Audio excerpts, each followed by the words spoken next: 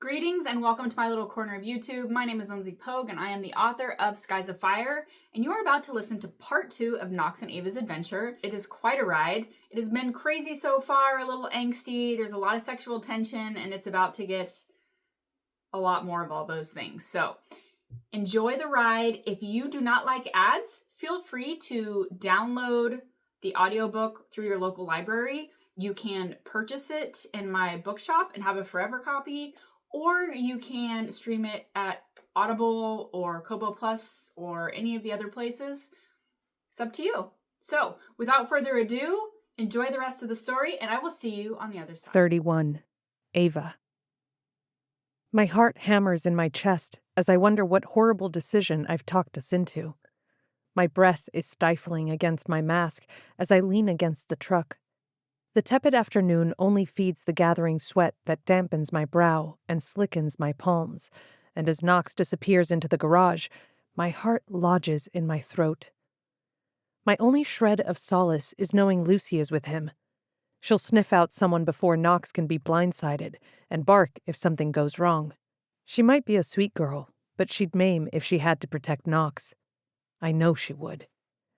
As that familiar void and tingling sensation threatens the edge of my senses, I squeeze my eyes shut. No, not now, I whisper.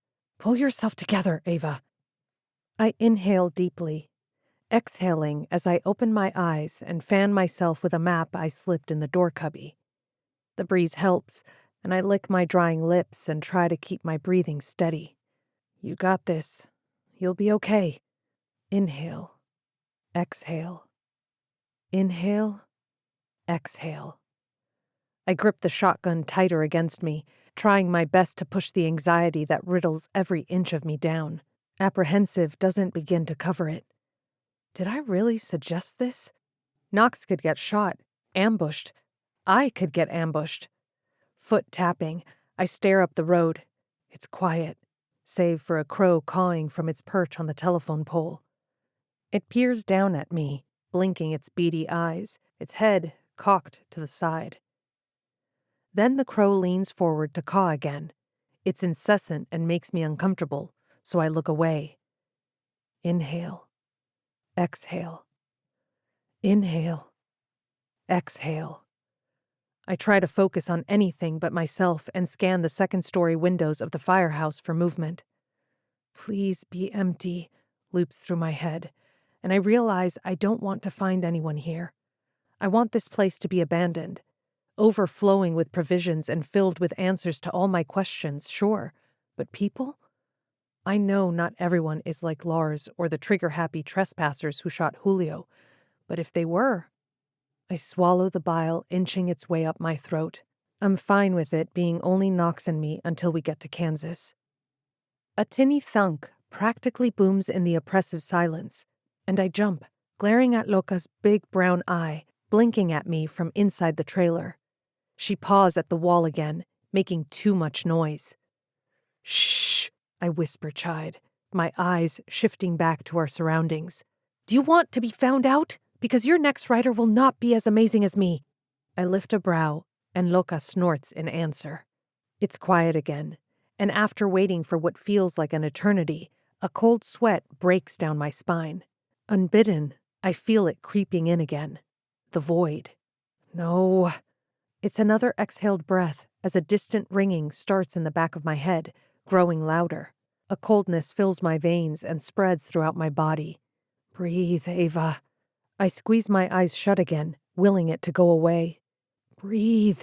But every inhale and exhale with my mask on is suffocating, and I can't tear it off fast enough. I grab the doorframe to brace myself, the fibrous mask crumpled in my grip. I drop into the passenger seat, afraid to open my eyes as I exhale slowly. I don't want the world to be black. I can't afford this right now. I know panic only makes it worse, so I try to think about cold water and a breeze. The longer I fan myself, the better I feel.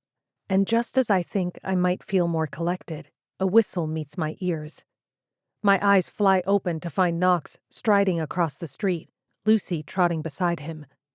Licking my lips, I straighten, exhaling with relief as my mind clears. It's abandoned, he says.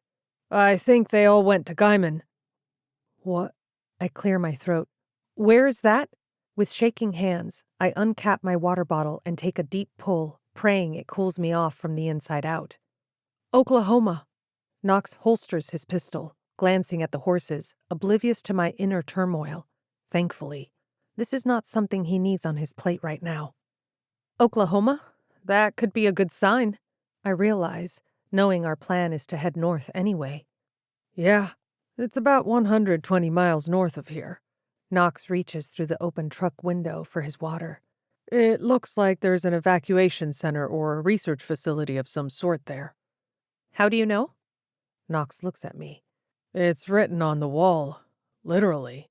His brow furrows as he eyes me up and down. Are you okay? It's easy to guess that my skin is more pallid than it should be. Yeah, well, I shrug.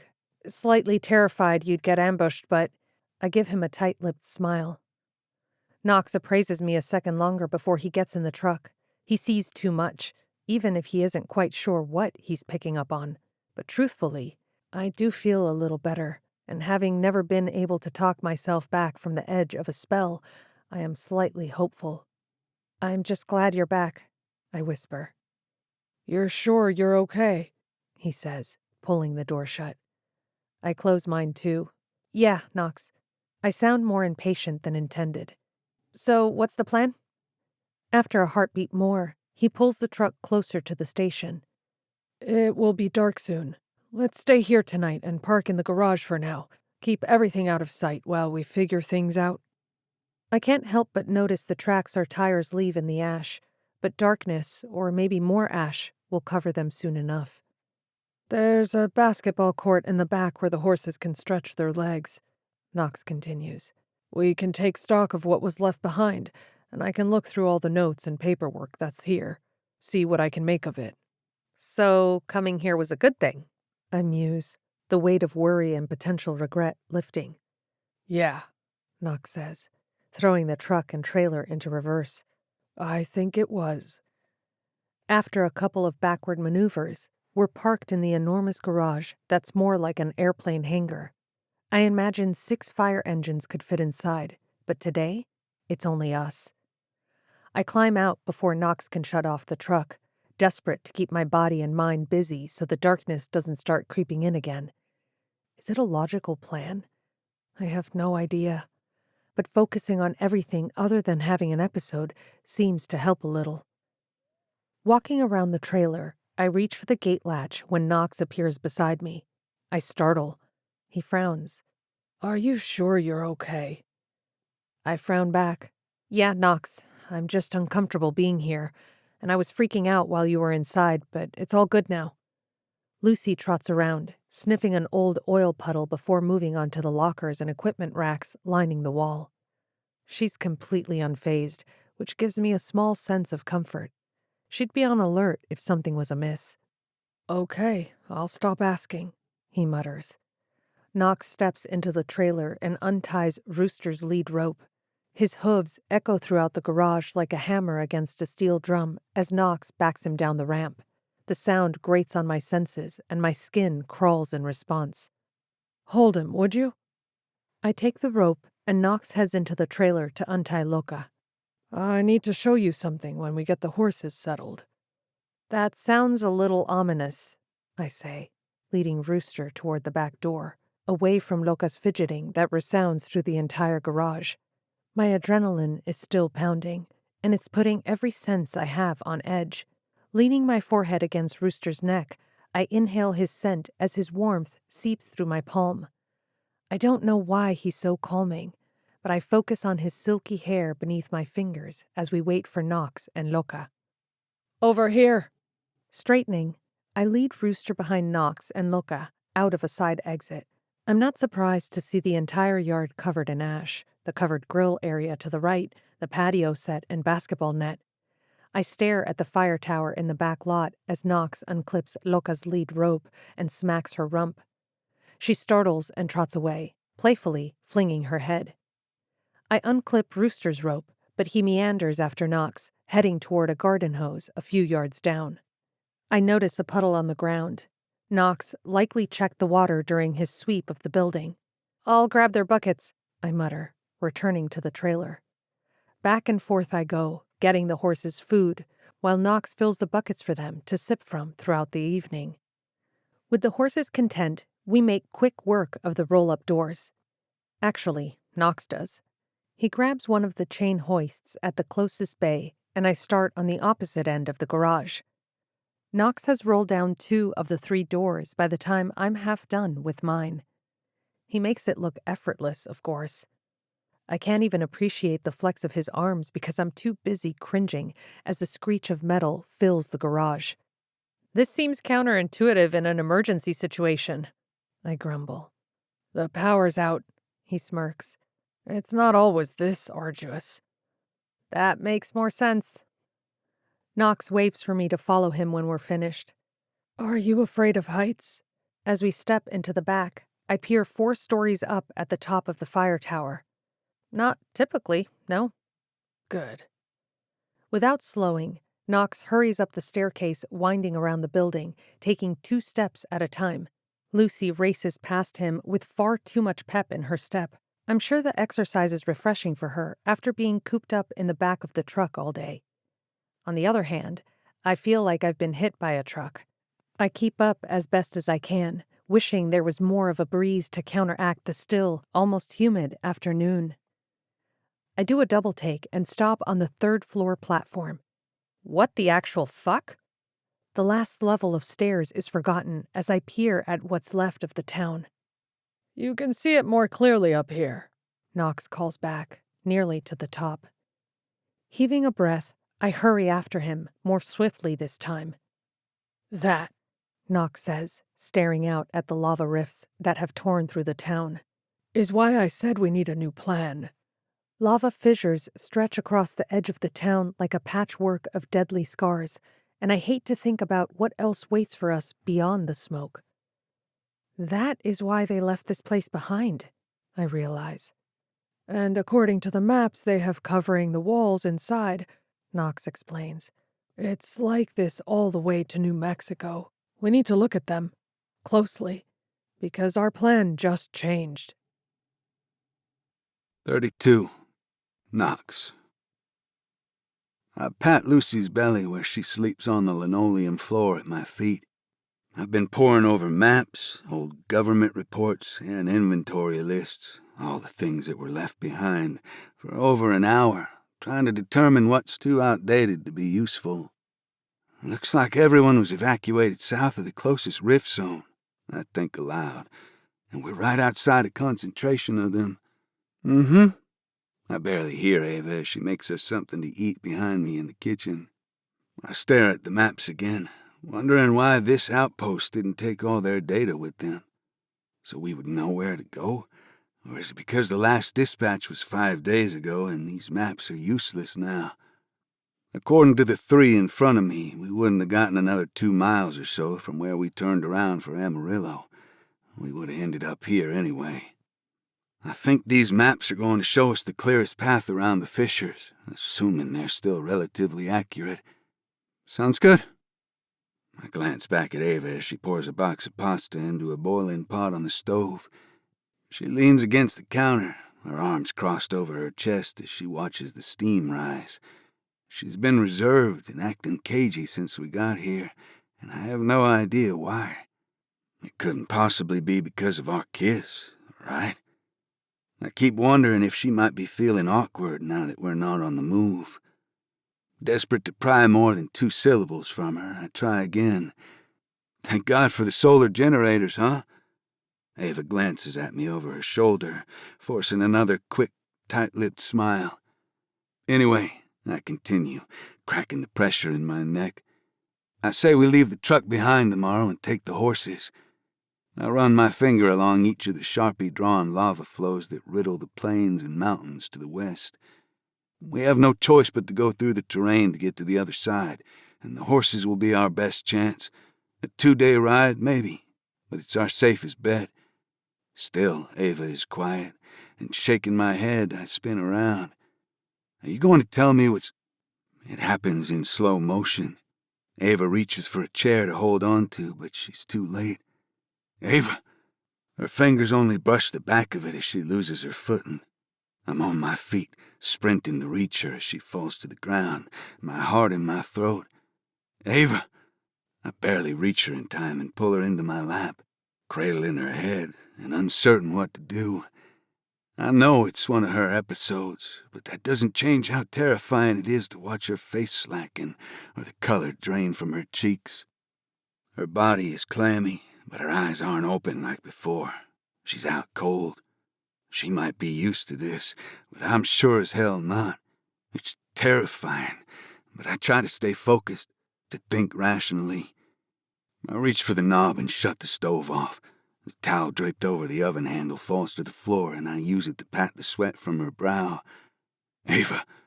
Her name is a harsh whisper as I search my mind for words from what feels like a lifetime ago. What did she tell me about these things last time? It was different from this, but will she wake up the same way? Tired and thirsty? I'm not sure if I should remove her long sleeves or leave her as she is. My thoughts are a blur as I lift Ava into my arms, kissing her forehead as I carry her into the bunk room. It's all I can do not to squeeze the life out of her, holding her to my chest, as if any of my strength might seep into her bones and wake her. The bunk room smells stale and unused, but the beds, a dozen of them split in 3 rows, fill the giant space. The room looks partially ransacked, the remnants of a whirlwind rush to leave. A couple of phone chargers are left on the nightstands, books are stacked beside reading lamps, and only some beds are covered with blankets. Carefully I lay Ava on a bed against the wall, easing her head down as gently as I can. I can't take my eyes off her face. I want her eyelashes to flutter, or the color to return to her cheeks. I even lay my ear to her chest to make sure her heart is still beating. Come on, I quietly urge, though I want to shout it as a command. It's been seconds, a couple of minutes at most, and she'll wake up soon, like last time. I think. I remove her boots and steal the comforter from the next bed over. I'll get you some water. In case she can hear me, I want her to know I'll be back, and I rush out of the room, Lucy at my side. This is the second time I've been this scared in the past week. Not even fleeing the ranch was this terrifying. At least then I had some control. Here, like this, with nothing to do but wait it out, desperation feels real and alive as it claws through my chest like a rabid wolf. Tossing the towel on the counter, I grab 2 water bottles from our stash and a box of crackers in case Ava wakes hungry, and I swoop my arm through her backpack strap along the way. I set the water and crackers down on the nightstand and drop Ava's backpack on the ground. Her cheeks finally have some color, and too anxious to sit and wait for her to wake up, I crawl into bed beside her, pulling Ava against me. I'm right here, I whisper. I place my hand on her chest to feel each breath, because it's the only salve for my nerves at this point. My arms tighten around her. I'm right here. 33. Ava. I stare at Knox, the way his eyes move under his eyelids in the pale moonlight, the way his brow is furrowed, even in sleep. I can still hear his voice in my mind. It's the echo of a dream, but I knew he was here, somehow. And for the first time in my life, when I woke up, it wasn't with panic, because Knox's arms were wrapped around me. I felt cared for and safe, and haven't stopped staring at him since. He's done so much for me. I only want to soothe what tugs at his brow and torments his dreams. I'm not a romantic or a creep, not a woman who would typically stare at a man while he's sleeping, let alone kiss him, but I want to. And I'm too tired to care if it's weird or what Knox's reaction will be when he wakes. I've wanted him in some capacity my whole life, as a protector at school, a friend, as someone who looked at me with something other than antipathy. And I want him now. Even having lost everything, it feels like I have all I need in a sense, too. The mattress creaks in protest as I lean in. The scent of smoke clings to him, and I'm acutely aware of my heartbeat, pounding so loud, I'm sure it will wake him as my mouth brushes his. Knox's breath hitches, but he doesn't flinch or pull away, and my apprehension fades. This is not like the kiss we shared by the truck this morning, which ended as quickly as it began. It feels more intimate, more raw, and such a long time coming. So I take my time, allowing the embers of what could be catch flame. I savor the warmth of his kiss and the faint taste of salt on his lips, the pounding of his pulse beneath his skin, and the flex of his body as I kiss him deeper. I'm all too aware of this man, the size of him so close to me, and his heat is like a homecoming, like he is the sun in the constant gray, and I lose myself in the gravitational pull I've always felt toward him. With a ragged breath, Knox kisses me back. His fingers lace in my hair, and his tongue seeks mine, so tentative and patient, so perfectly right, I think my heart might explode. But as his hand loosens in my hair and drops to my shoulder, he gently pulls away. "You scared the shit out of me today," he rasps, the remnants of fear and confusion still threading his voice. Images of Knox tearing through the firehouse, trying to fix me, fill my mind, and I squeeze my eyes shut. "I'm sorry. I haven't had a spell like that in years. I was trying to fight it off all afternoon, but—" "All afternoon?" Knox bites out. His back hits the wall as his body tenses. "You need to tell me this shit, Ava." When my eyes meet his in the night shadows, he's glaring at me. He's right. I know he is, and heat burns my cheeks. I would expect the same. I would want to help him in any way I could. I will next time, I promise. I'm not used to. To what? My throat tightens, and I force myself to hold his accusatory gaze. I'm not used to talking about it, I admit, willing Knox to understand. It's my burden, you know? I'm not used to having to share it with someone. You have so much on your mind already. I don't want to burden you more with this. It's completely out of your control. I rarely spoke to Mavie about my seizures because she had her own health issues to worry about, but I don't tell him that. I don't care, Ava. Things are different now, he says more softly. Knox brushes a fallen strand of hair from my face, and the back of his knuckle lingers against my cheek. We're in this together. His voice is stern but earnest, and my cheeks burn hotter. I have to stop myself from leaning into his touch, from melting into his strength. I need to know when you're not well, so I can help you, so I'm not blindsided. He takes a deep breath. You have no idea how scared I was, he whispers, and my heart squeezes so tightly I think it might burst. I need you, Ava. I can't do this without you, so let me help you, okay? Please? Knox's desperation, as controlled as it is palpable. No one has ever cared about me the way he seems to. His actions, the fiery gleam in his eyes, sometimes pierce my soul, and something inside me breaks. Okay, I whisper. My vision blurs with tears. I'm sorry. The last thing I want to do is make this harder for you. Knox lets out an incredulous laugh as his hand falls away. Ava, you just passed out for an hour, and you're worried about me? I wipe a rogue tear from my cheek, but another one falls in its place. Sorry, I get emotional after. It's stupid, but I can't help it. Knox pulls me into him. Don't apologize. The roughness of his voice tears at my heart even more. For being infuriating at times, maybe, he teases, but not for crying. I smile into Knox's shoulder and allow myself to melt into him. I hold on for dear life because, for the first time, I have someone stronger than me to lean on, and I don't have to bear the weight of everything on my own. It's a foreign, unnatural feeling, and yet a sudden lightness fills me. One time, I recall, remembering one of the worst days, I had an episode in a parking lot. This strange wave of numbness and fire overcame me, and I collapsed. I was conscious but couldn't move, and the pavement was so hot I can still feel the sharp asphalt biting into my cheek. I close my eyes, reliving it so clearly. I could see the cars parked around me, and I watched someone walk right by me and do nothing. They said nothing. It was the first time it had happened in public, and ever since that day, the panic I feel when I know it's coming is incapacitating. No one stopped to help you? My head shifts ever so slightly.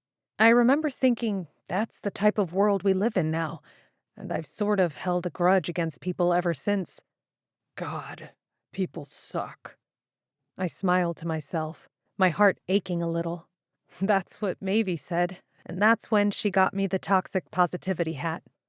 With rainbow lettering that suits you so well, he adds dryly. I chuckle, and Knox's arms tighten around me, our bodies pressed together on the double bed as he rubs slow circles on my back. I soak it in, listening to every methodical beat of his heart, having never felt anything like this before. Thank you, Knox.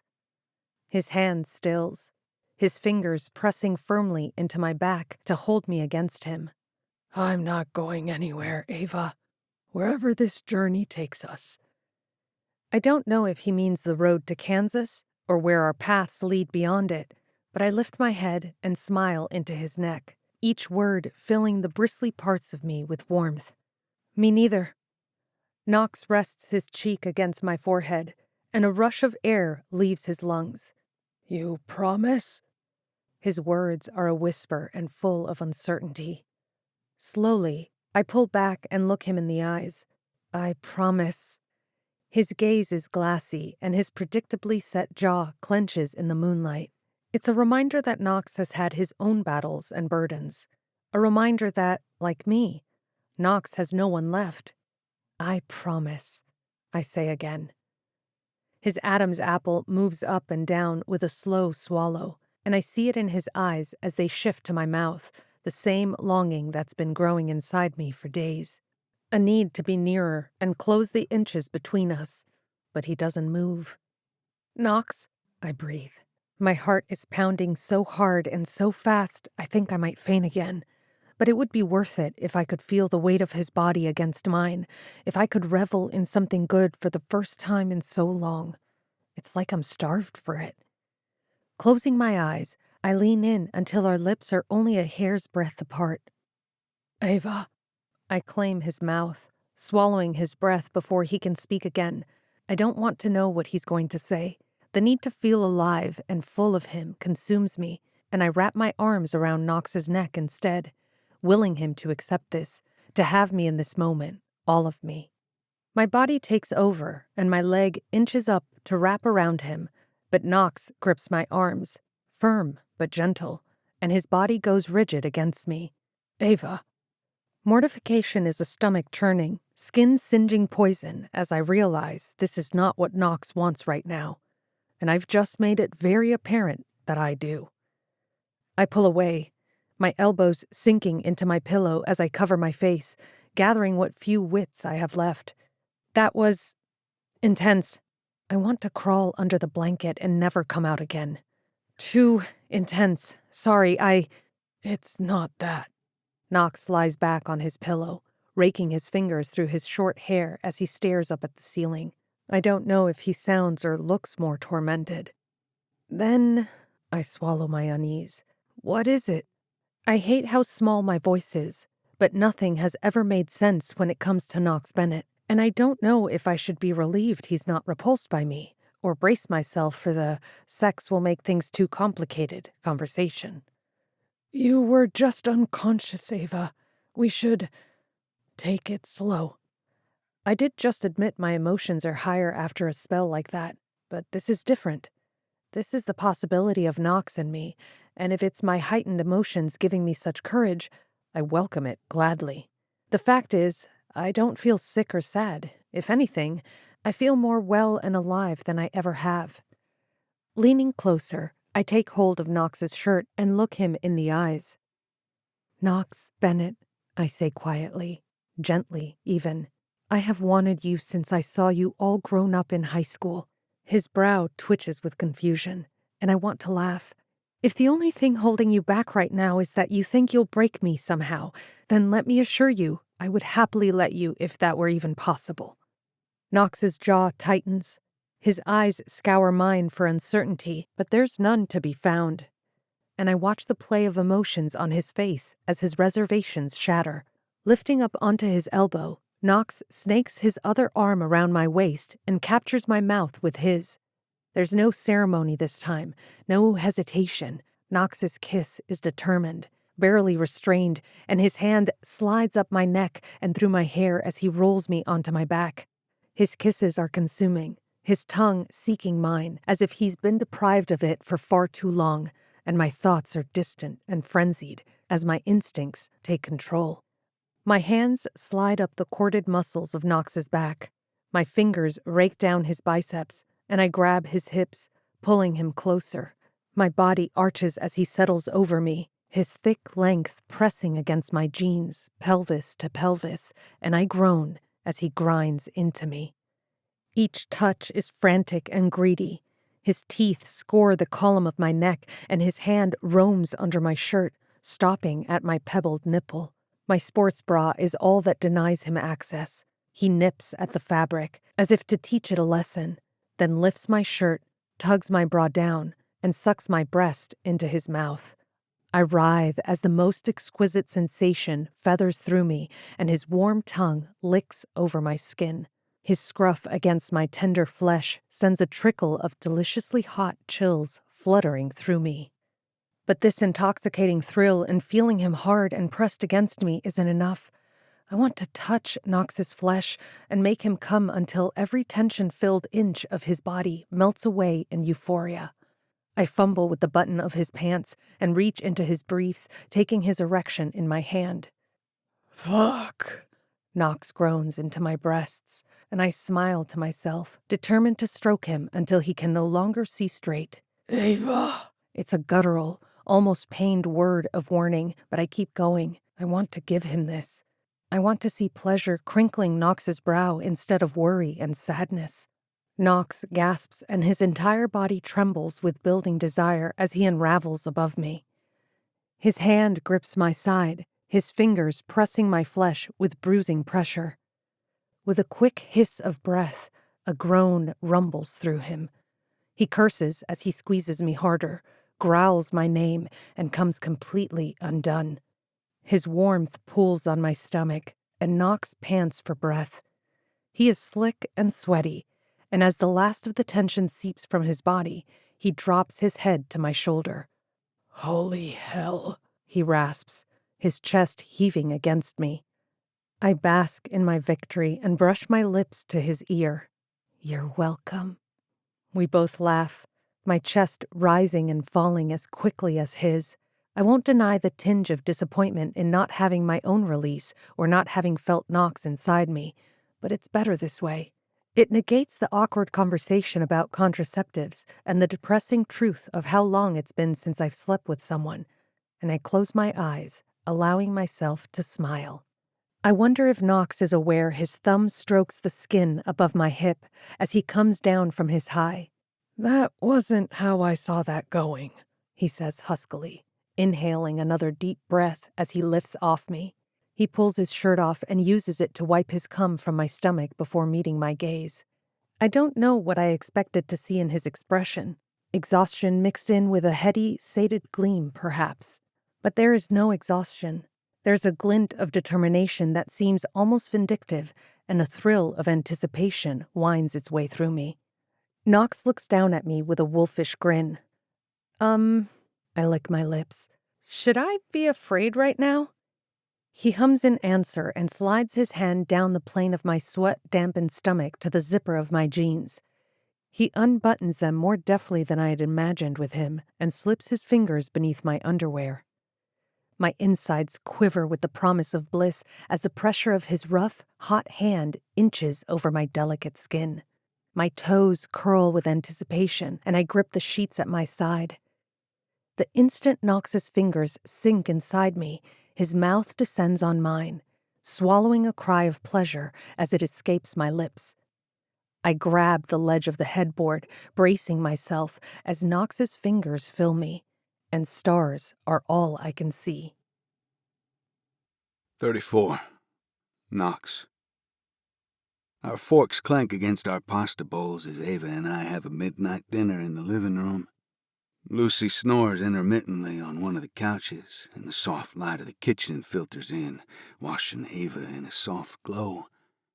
Remotely, I'm thankful for the solar generators, so I don't have to worry about power right now, and the tower out back with a view of the city if I feel too unsettled and need to check on things. Together, they give me peace of mind. So, I pride myself in Ava's slightly rumpled appearance instead, and savor what transpired down the hall an hour ago.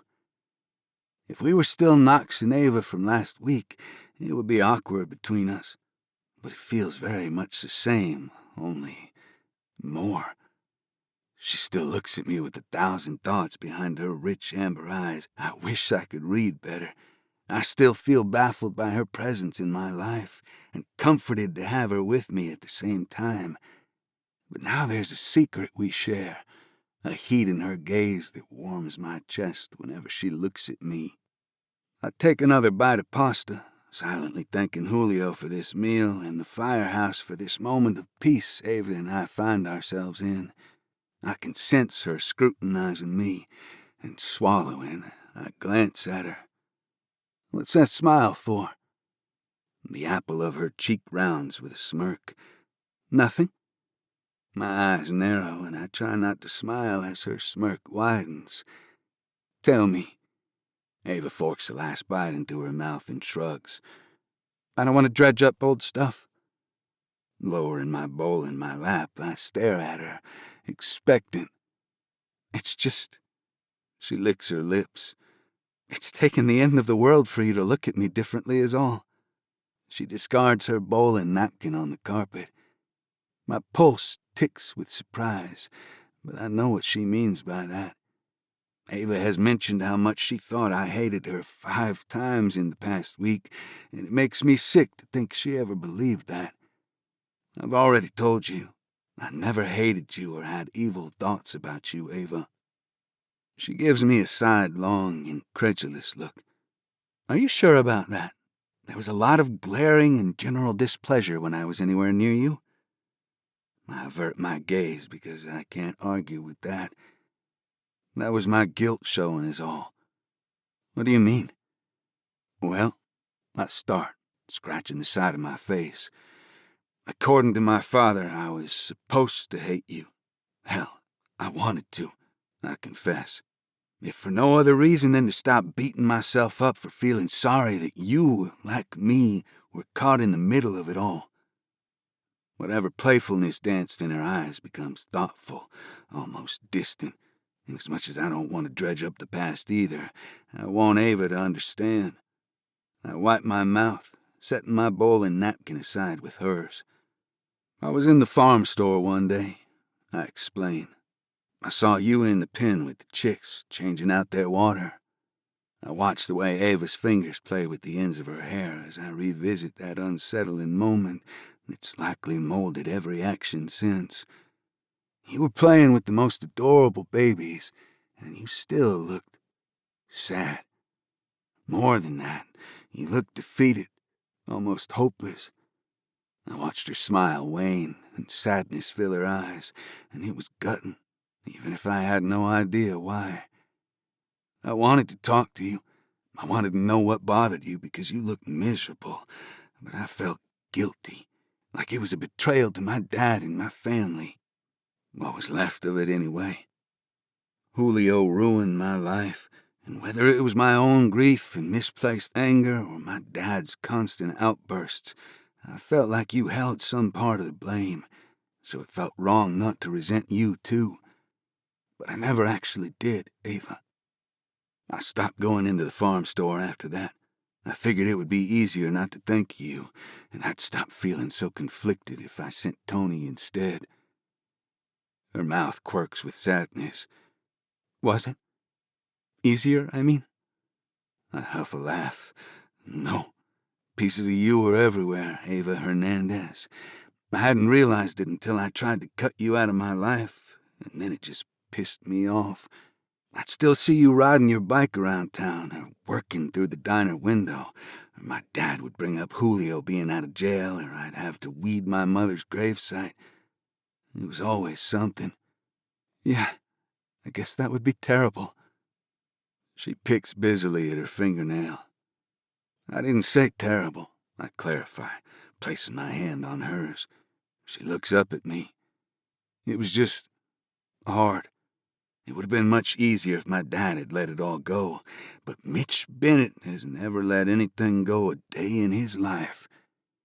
I lean back, my hand dropping into my lap as I think of him, of my brother, of Tony, wherever he is, if he's still alive. And I think about Scott and Lars and shake my head. God, even in school that guy was such a dick. After I graduated, I figured I would hear about some horrible thing he'd done, probably read about it in the paper. Lars, Ava realizes. There's a tinge of shame in her voice that gives me pause. He was right about one thing. I doubt that. I'm serious. Ava's gaze is unfocused and far away. Think about it. Somehow I've been in the center of it all. What happened at the feed store, what happened with your family, what happened to Scott. Her brow crumples. It's like I'm the cancer and... Don't even think that shit, Ava, I bite out. One woman is not the cause of all this, and Lars was a fucking idiot and a menace to society. He's had a chip on his shoulder his whole life, and the screw loose. He made his own decisions, just as you and I have. He just ended up dead because of them. And so did Scott. That's on Lars, not on you. Ava looks at me, really looks at me, as her gaze shifts over my face. I see the doubt in her eyes, like she's gauging my sincerity. We've been through a lot together, haven't we? 10+ years and counting. Ava spins her water bottle around on the floor beside her, and I realize something. Our lives have been entwined for as long as I can remember. I think of seeing her at church on Sundays, that day outside the school, at the diner and around town, always circling each other's lives in some way, no matter how small or fleeting. Small towns are like that, I guess. Yeah, I breathe. I guess. It's silent as we lose ourselves in the past, unwanted as it might be. What a mess our lives have been. So much grief and disparity, so much wasted time and heartache. Then I remember what she said. What about you? Ava looks up. What do you mean? Knox Bennett, I have wanted you since high school, I parrot. Ava's brow twitches with surprise, and her tan cheeks flame red as I repeat her words from earlier. All those years of awkward run-ins, I could always tell there was something you wanted to say. I just wasn't expecting your thoughts were anything like that. She snorts a laugh and rubs her forehead. Yeah, well, me neither, but that doesn't mean it's untrue. So you were serious. Part of me thought it was heat-of-the-moment ramblings. I'm flattered. Ava scoffs, and once again her water bottle is far more fascinating than it should be. I'm serious. I had no idea. Well, she drawls, now you do. I take a moment to admire Ava's profile, her bronze skin and the way her dark lashes fan against her cheekbones as she glances down, smiling shyly. Ava is beautiful and the strongest person I've ever met, and she doesn't even know it. Thank you, I say, and she glances over, for telling me. I know that's not easy for you. Her cheek lifts with a small smile and she shrugs. I mean, you're sort of the last guy on Earth. At least it feels that way. So, I bark a laugh. So it's lack of options. Noted. Ava winks at me and I toss my napkin at her. Brat. We sit in companionable silence for a moment, but the longer it stretches, the more uncomfortable it begins to feel. Should we talk about it? Her eyes snap to me. About what? She glances toward the bunk room. Talk about that?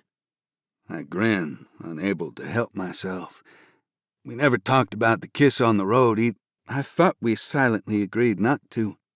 Ava, I don't think that's a thing. With a grumbled sigh, she turns to face me, and the quirk of a smile threatens the corner of her mouth. Fine. She grabs a pillow off the recliner, shoves it between her back and the couch, and settles in. Let's talk about it. She's testing me, trying to call my bluff. Chuckling, I climb to my feet. Calm down, Turbo. I collect our dirty bowls. I need provisions if we're going to have this conversation. Ava gets up, grabbing our dirty napkins and her empty water bottle before joining me in the kitchen. Provisions, you say? Yeah, I could use something stronger than water. Ooh! She claps her hands with excitement. I like the sound of that. My grin widens. We've never had this levity between us, and it feels nice. Tomorrow will bring enough troubles without us having to dwell on them tonight. I'm not ready to let reality back in yet. Don't get too excited. I set our dishes in the sink and turn to the floor-to-ceiling pantry. A bottle of wine stands on the top shelf, all by its lonesome, and I reach for it. What exactly, Ava starts, are firefighters doing with alcohol in the station? Not drinking it if the layer of dust is anything to go by. I angle the bottle away from us and blow the loose particles off. When that doesn't work, I wipe the label with a paper towel. Stag's Leap, Napa Valley Cabernet Sauvignon, 2016. I have no idea if it's any good. Ava and I look at each other and she shrugs. No one else is going to drink it? I can't help that my eyes go to her ample chest as she casually shoves her hands in her back pockets, and I avert my gaze before Ava notices. What do you think the odds are we find a corkscrew around here? Ava's grin turns devilish, and she holds up her finger. Please hold. She spins on her heel and patters across the kitchen barefoot, snags the flashlight on the counter by the door, and steps out into the backyard. She murmurs something, probably to the horses, but her words are indistinct. Lucy saunters in from her napping couch. She eyes the half-empty bowl of dog chow by the fridge as if it has a disease. Oh, we're playing that game tonight, are we? Rolling my eyes, I grab the gallon-sized Ziploc with her food and put another handful into her bowl. Low and empty are not the same, I tell her. Though we've had this one-sided conversation for years, I know she can understand me.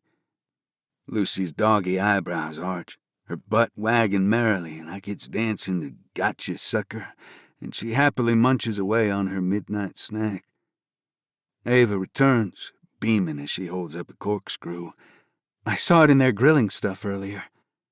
It's old school and a little rusted, but it'll work, and I pry it open. Good, fine. I raise my palm for a high five. Ava winks and slaps her hand to mine. It's warm and small, and I immediately think of her fingernails digging into my ass on the bed earlier. Why don't you... I'm on it, she chirps, and I watch her backside as she jaunts away. Those hips were my handlebars an hour ago, her legs wrapped around me like a vice. It all happened so fast that I barely savored any of it. Her curves and skin, that scent of hers that drives me mad. I can feel you watching me, she says, opening the cupboard across the kitchen. Biting back a smile, I refocus on the wine. By the time I uncork it, all the cabinets behind me have been opened and shut, and Ava returns with 2 cups. Here. She holds out 2 mugs. These will have to suffice as fancy wine glasses. Seems adequate, I muse. I wouldn't know how to hold a wine glass anyway. Pinkies out, Ava drawls. Obviously. She holds up a world's best grandpa mug. I want this one. Which leaves me with... I read the other mug. Potter County Chili Cook-Off, 2003. My eyebrow raises of its own accord. I bet it was magical, Ava quips, and we head for the living room with our libations. We resume our seats on the carpet, slightly closer to each other than before. "So," Ava starts, "we're really going to have this conversation, then?" I nod as she crosses her legs and props the pillow behind her back again. "Why aren't we sitting on the couch?" I ask, perusing the giant sectional and the 2 lazy-boy recliners we could choose from. Ava's expression dims. "Habit, I guess." She holds her mug out for a splash of wine. "What does that mean? You didn't have a couch at home?" My chest cinches at the thought, because I know she didn't have 2 jobs and live in a trailer park because she was made of money. "Thanks," she murmurs when her cup is half full, and I pour mine next. "We had a couch. It was a love seat, but it was Mavie's seat. I wanted it that way." She waves the conversation away. "Our place was small. We didn't have room for much. We can sit on the couch if you want." Ava splays her palm on the floor to get up. "No." I reach for her. "It's fine. I was only curious." I clear my throat before the tension can settle in, and I raise my mug. "To Potter County." Ava's smile returns. "And good wine." "Don't jinx it," I mutter, and we both take a sip. It's earthy and robust and makes my mouth pucker. But I don't hate it.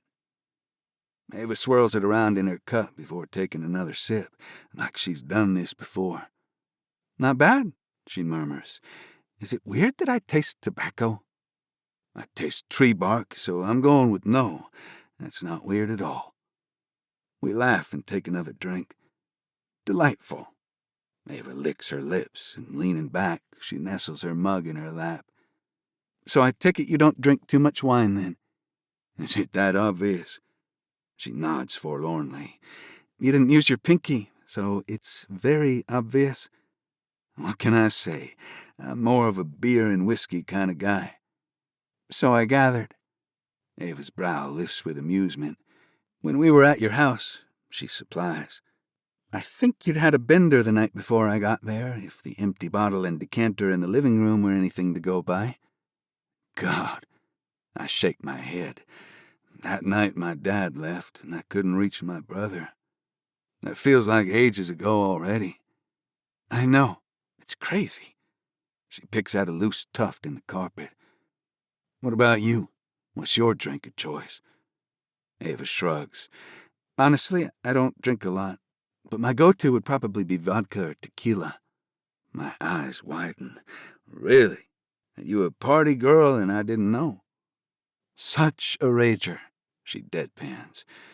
"I did have wine on a date once. Then I proceeded to get plastered because the company was so deplorable." I wince to cover up my disdain for this person, whoever he is. "That bad, huh?" Yeah." She shakes the bad memory away. "Well, you're not the only one. I've had some doozies, too. I will probably regret this, but I want Ava to know something about me that isn't tied to our past. Do you remember Caroline Masterson?" Ava frowns. "The girl who got caught giving Professor Grady's TA a blowjob in the chem lab at Southwest?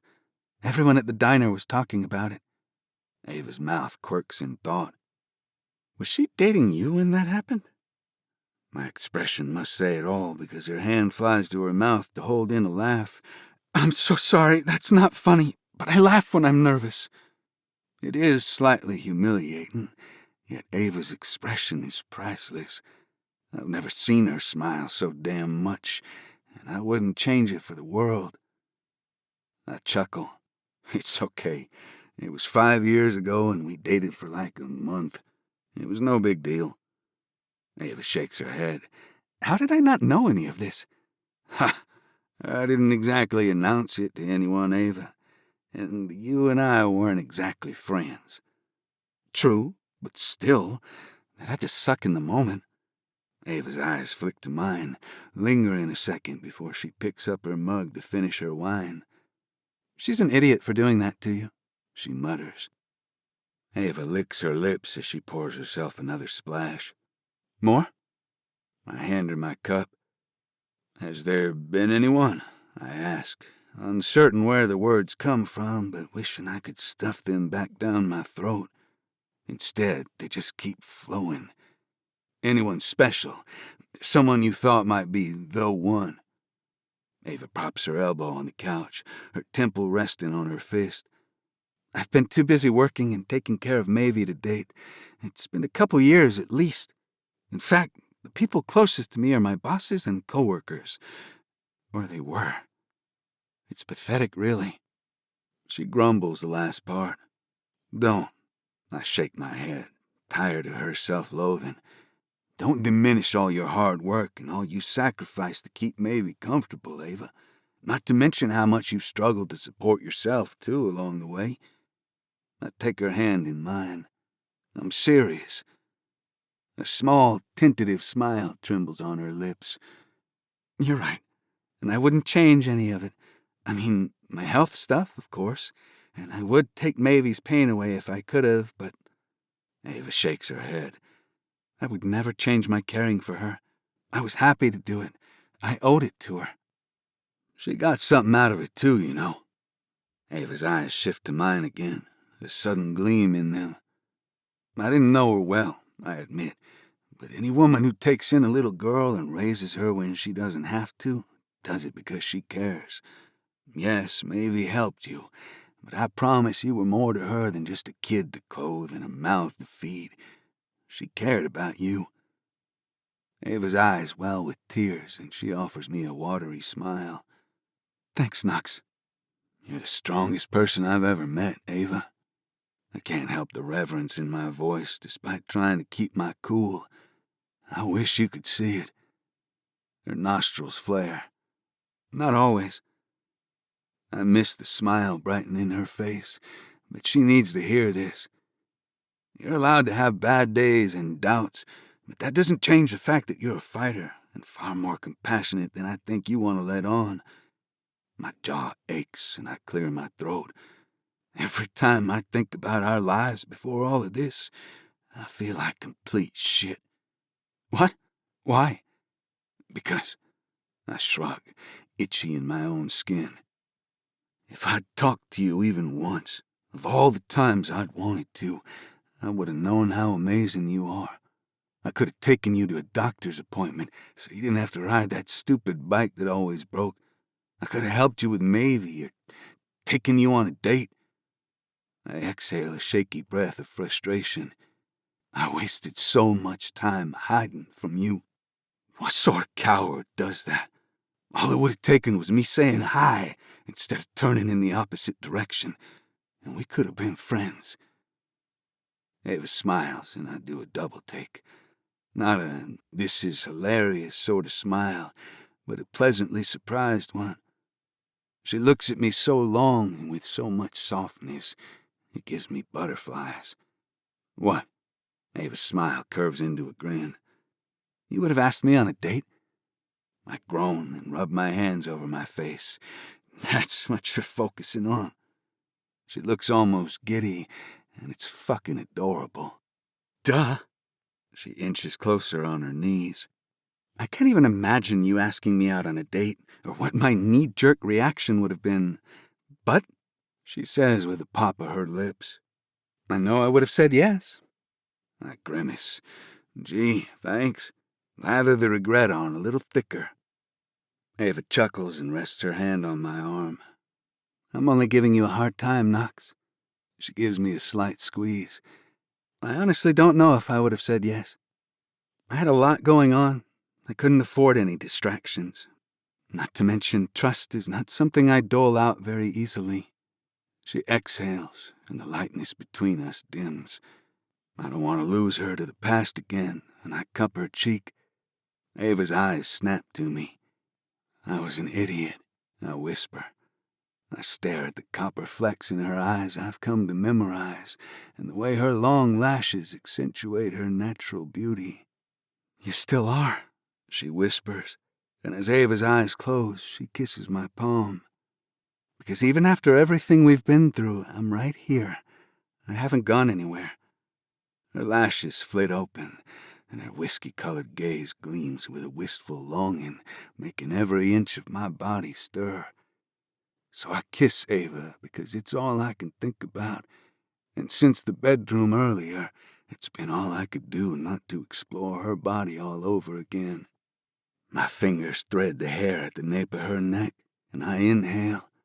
Our tongues already know this dance, seeking each other out again.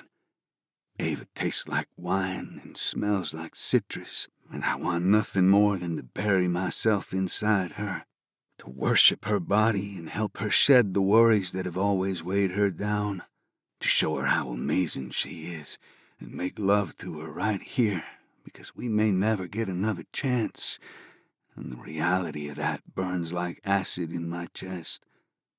Groaning, I rest my forehead against hers. I don't have a condom.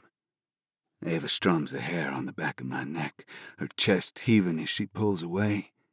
Well, she says with a sigh, it's a good thing I have an IUD. It's the most reliable method with all of my meds. She looks me in the eyes. And unless there's anything else I need to worry about with you, God, no. Then, she says, licking her lips, her eyes twinkle with anticipation, what are you waiting for? Despite Ava's bravado, I see the uncertainty in her expression. The desire in her eyes just barely overshadows her vulnerability. You, I breathe. I rise to my feet and gather Ava into my arms, kissing her long and deep, worried that she'll vanish before I can show her everything I can't find the words to say. I think I've been waiting for you. 35. Ava. I wake with a start, my heart pounding, and I don't know why. I glance around the bunk room, blinking through a sliver of light peeking through the windows. It's daytime. I have a moment of panic, like I should be doing something. Then remember. Last night. My hand flies to my chest, my bare chest, and I peer down as it all comes flooding back. My attention snaps to Knox, asleep on his stomach beside me, tangled in blankets. I cover my mouth, stifling a giddy laugh. Yeah, that freaking happened. I run my fingers through my tangled hair, exhaling the strange unease I woke with. When I look at Knox again, though, jubilant butterflies take its place. I was not expecting what happened last night. Him. Any of it. Wanting Knox and having him are two very different things, and to top it off, us together felt like more than convenient sex. Much more. Like, despite our distance over the years, it was always leading to this. Knox and me together, predetermined and forever in each other's gravitational orbit. Pulling the comforter to my chest, I lie back, sinking into the mattress.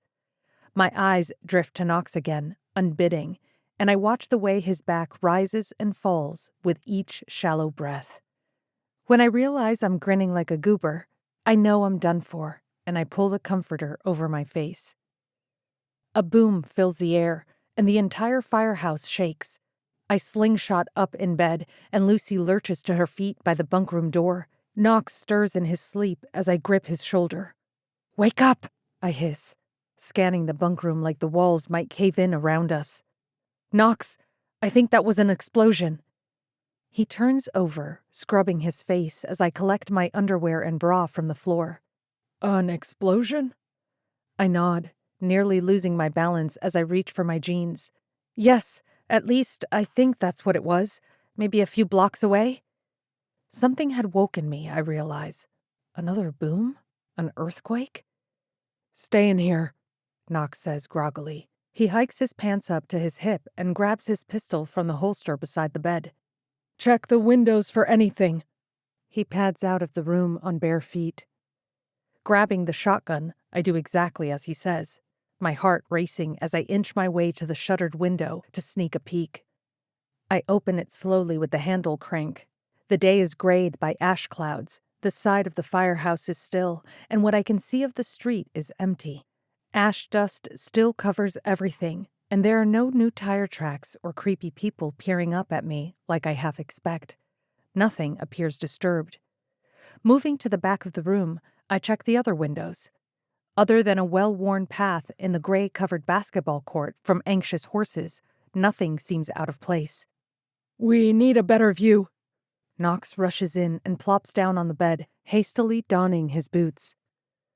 The tower? He nods as I pull my boots on too. There's a moment when our eyes meet and linger, exchanging an "it was fun while it lasted" look, since reality has set back in with the subtlety of a cannon.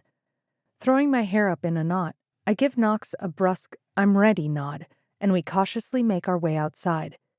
I have no idea what time of day it is, maybe close to noon, if I had to guess, and the weather is cool again without the sun. I shiver, but it might be nerves and apprehension. The ground shook, I explain. I don't think it was an earthquake, though. I mean, it could have been, I guess, but it didn't feel like it, not with a boom like that. Knox scans the backyard for movement. I think we're about to find out. We hurry up the stairs, zigzagging our way up the fire tower. We're not yet to the top when I notice a smoke cloud on the horizon. Either something exploded, Knox says, a little breathless. Or someone set a fire, I finish for him. We stare at the billowing smoke, catching our breaths. I mean, it could be a collapsed building, I hedge. Maybe from the earthquakes? Knox looks at me, his pensive brow and clenched jaw predictably back in place. I don't want to hang around to find out. Agreed. We stare at each other, silently bracing ourselves for whatever comes next. You're faster with the horses, I tell him. I'll gather our things. He nods, and I recognize the disappointment in Knox's expression because it's the same way I feel. Our break is over and far too soon. Thankfully, our exit plan was decided yesterday, even if we hadn't anticipated such a hasty departure. I turn for the stairs. I'll make sure we have everything we need from the truck. Grab the maps, Knox says, falling into quick steps behind me. Like the flip of a switch, we're back in survival mode, like the last 12 hours together never even happened. 20 minutes later, our things are packed, and what doesn't fit in our backpacks is strapped to Loca's and Rooster's saddles. They are our best hope for maneuvering around the rifts in the terrain that are undrivable. Assuming the maps are still accurate, Knox says, unhooking his stirrup from the saddle horn. We'll use the frontage road along Route 87 until the fissures get bad. I think it's the best route without staying too close to New Mexico. Since we're on horseback, it should be easier to maneuver. I adjust my toxic positivity hat.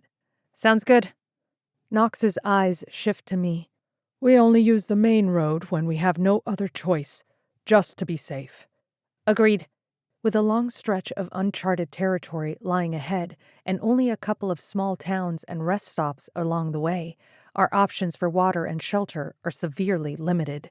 Still, I'm anxious to get out of Amarillo. It feels like we've worn out our welcome, and I would rather leave this place behind before my memory of it can be tarnished. I tighten Loca's cinch the way Knox showed me and do a final saddle check. Hey! My attention snaps to Knox. He's standing a few inches from me, his hazel eyes shining with warmth. Hey, I breathe. When he looks at me, heat spreads through my chest up to my cheeks. Less than an hour ago, we were naked in bed. Knox reaches for a strand of hair fallen from under my cap and tucks it behind my ear. This isn't how I wanted things to go this morning, he says thickly. His face is scruffier today, and I reach for his cheek. I know. I don't want Knox worrying about me or overthinking what happened between us, not while we need to get out of here safely. I shrug it off, unable to resist a smirk. It was fun while it lasted. Oh, it's not over. A devilish smile lifts the corner of his mouth, and leaning in, Knox presses a kiss to my lips. It's firm and urgent, and a little desperate, like he doesn't want it all to be forgotten. When he pulls away, the gold flecks in his eyes glimmer. That fine with you? I nod dumbly, lips parted and a little breathless. Yeah. I clear my throat. Totally.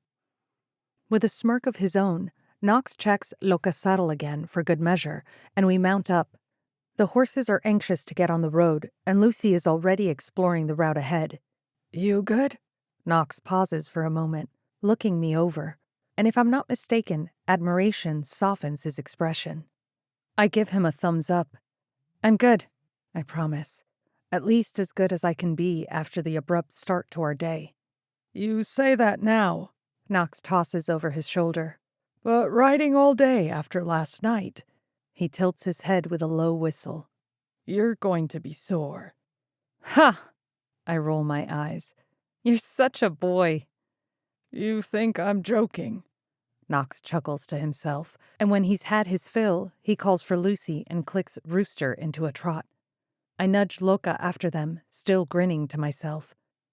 We keep to the side of the road as we head north through town. The world isn't as still as it seemed yesterday. Birds are chirping in the distance, and the haze we've been shrouded in for days disperses with the breeze. Knox eyes our tire tracks, which are still visible from yesterday. It's funny, I muse. Before all this started, I would have thought we'd be looking for people, not trying to steer clear of them. Yeah, well, I'd rather it be just the two of us than risk another Lars or Julio situation. And after what my dad saw, Knox shakes his head, I think it's better this way. I nod, knowing he's right, at least until we find the facility in Gaiman. I offer him a pensive smile, knowing there are no simple or easy decisions to make anymore, and we continue down the road. We weave our way around abandoned cars and looted rubble. Gertie graffiti gleams on a water tower. This time, though, it's a cartoon mural of her sitting on the moon in a lounge chair, a long-necked dinosaur stretched out beside her, both with shades on as they watch Earth catch flame. I might not have mocked Gertrude's collision with the moon, but I never took it as seriously as I should have either.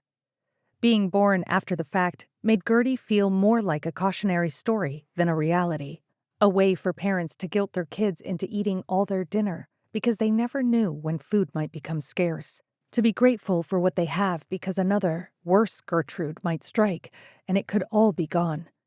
But when all you hear about are catastrophic and extreme weather events, changing migration patterns, government preparation projects, and research, it all becomes background noise.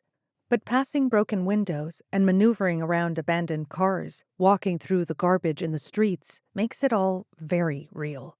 We pass a plaza completely lit up with open signs flashing red and interior lights flickering with each power surge. Solar? I ask Knox, feeling strangely exposed and vulnerable as we pass. I'm almost as afraid to keep staring inside as I am to look away, uncertain who might be in there. That would be my guess. I don't see Thai Kitchen and the laundromat being open for business on a day like this. He points toward an off-shooting road. Another plaza is lit up, even though soot covers the side of the buildings like a small fire broke out some days back. Hold up, Knox hisses. He pulls Rooster to a stop before we round a corner. Lucy, stay. His voice is low and sharp, and the adrenaline I've been trying to keep at bay starts whirring through me. I don't have to ask Knox what's wrong because I see their reflection on the glass storefront across the street. People. There are 4 of them dressed entirely in black, their faces covered, and automatic rifles strapped against 3 of their chests. Military? I whisper as they load something into a white van. Could be. Or a private militia. What are the odds they happen to be here at the same time as that explosion, yet have nothing to do with it? Not good. Then let's go, I urge. I haven't had to shoot my gun at someone yet, and I don't want today to be that day. If we can see them in the reflection, they'll be able to see us, and I don't want to wait for their reaction. Knox watches them in the window a few seconds longer. I know it's a gamble either way. We stay and expose ourselves to 4 men with guns, or we pretend we were never here at all, and we hastily continue on our way, leaving possible help behind. Scott didn't die so that we could get caught up with people who look more dangerous than Lars, Knox whispers, as if he's trying to convince himself. His eyes never stray from the window. Let's go. He spins Rooster around, and I happily do the same with Loca as we change course and head down a side street. When we're a block away and less likely to be heard, it feels like I can finally breathe. We nudge the horses into a run and get the hell out of Amarillo for good. 36. Knox. When I was 7, I saw the lava beds in Hawaii with my family. I thought it was cool then, an endless desert of rolling black hills. But this is the last thing I want to see in Texas. Despite the markings on the map, the terrain is more unsteady than I'd hoped.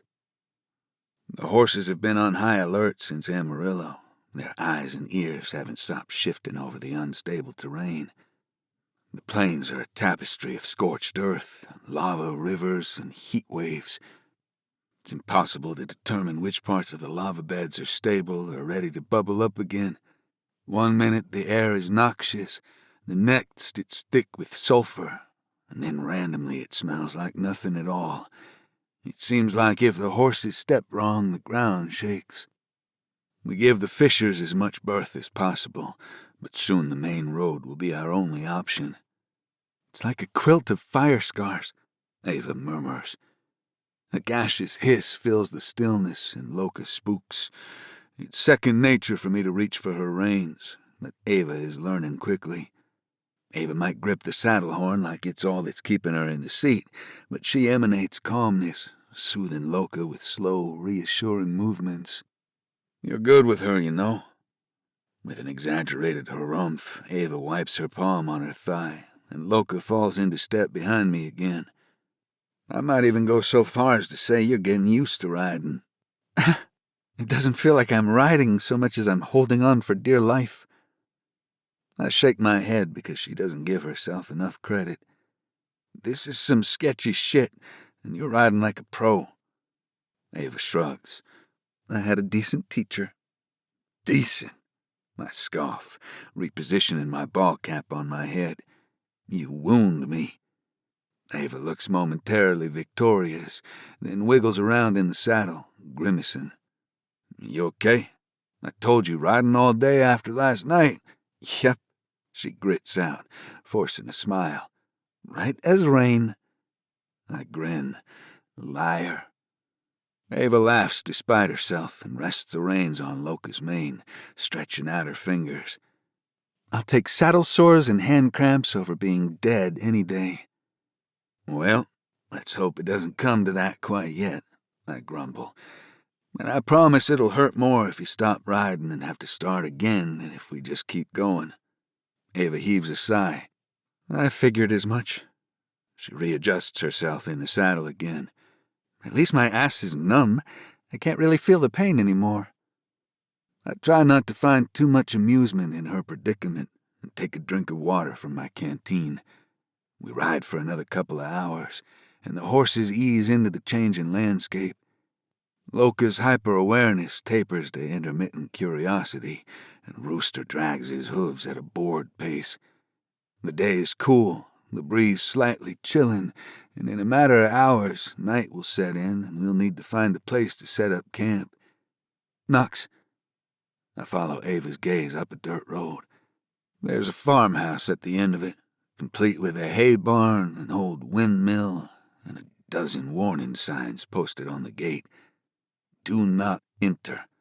Trespassers will be shot on sight. Private road.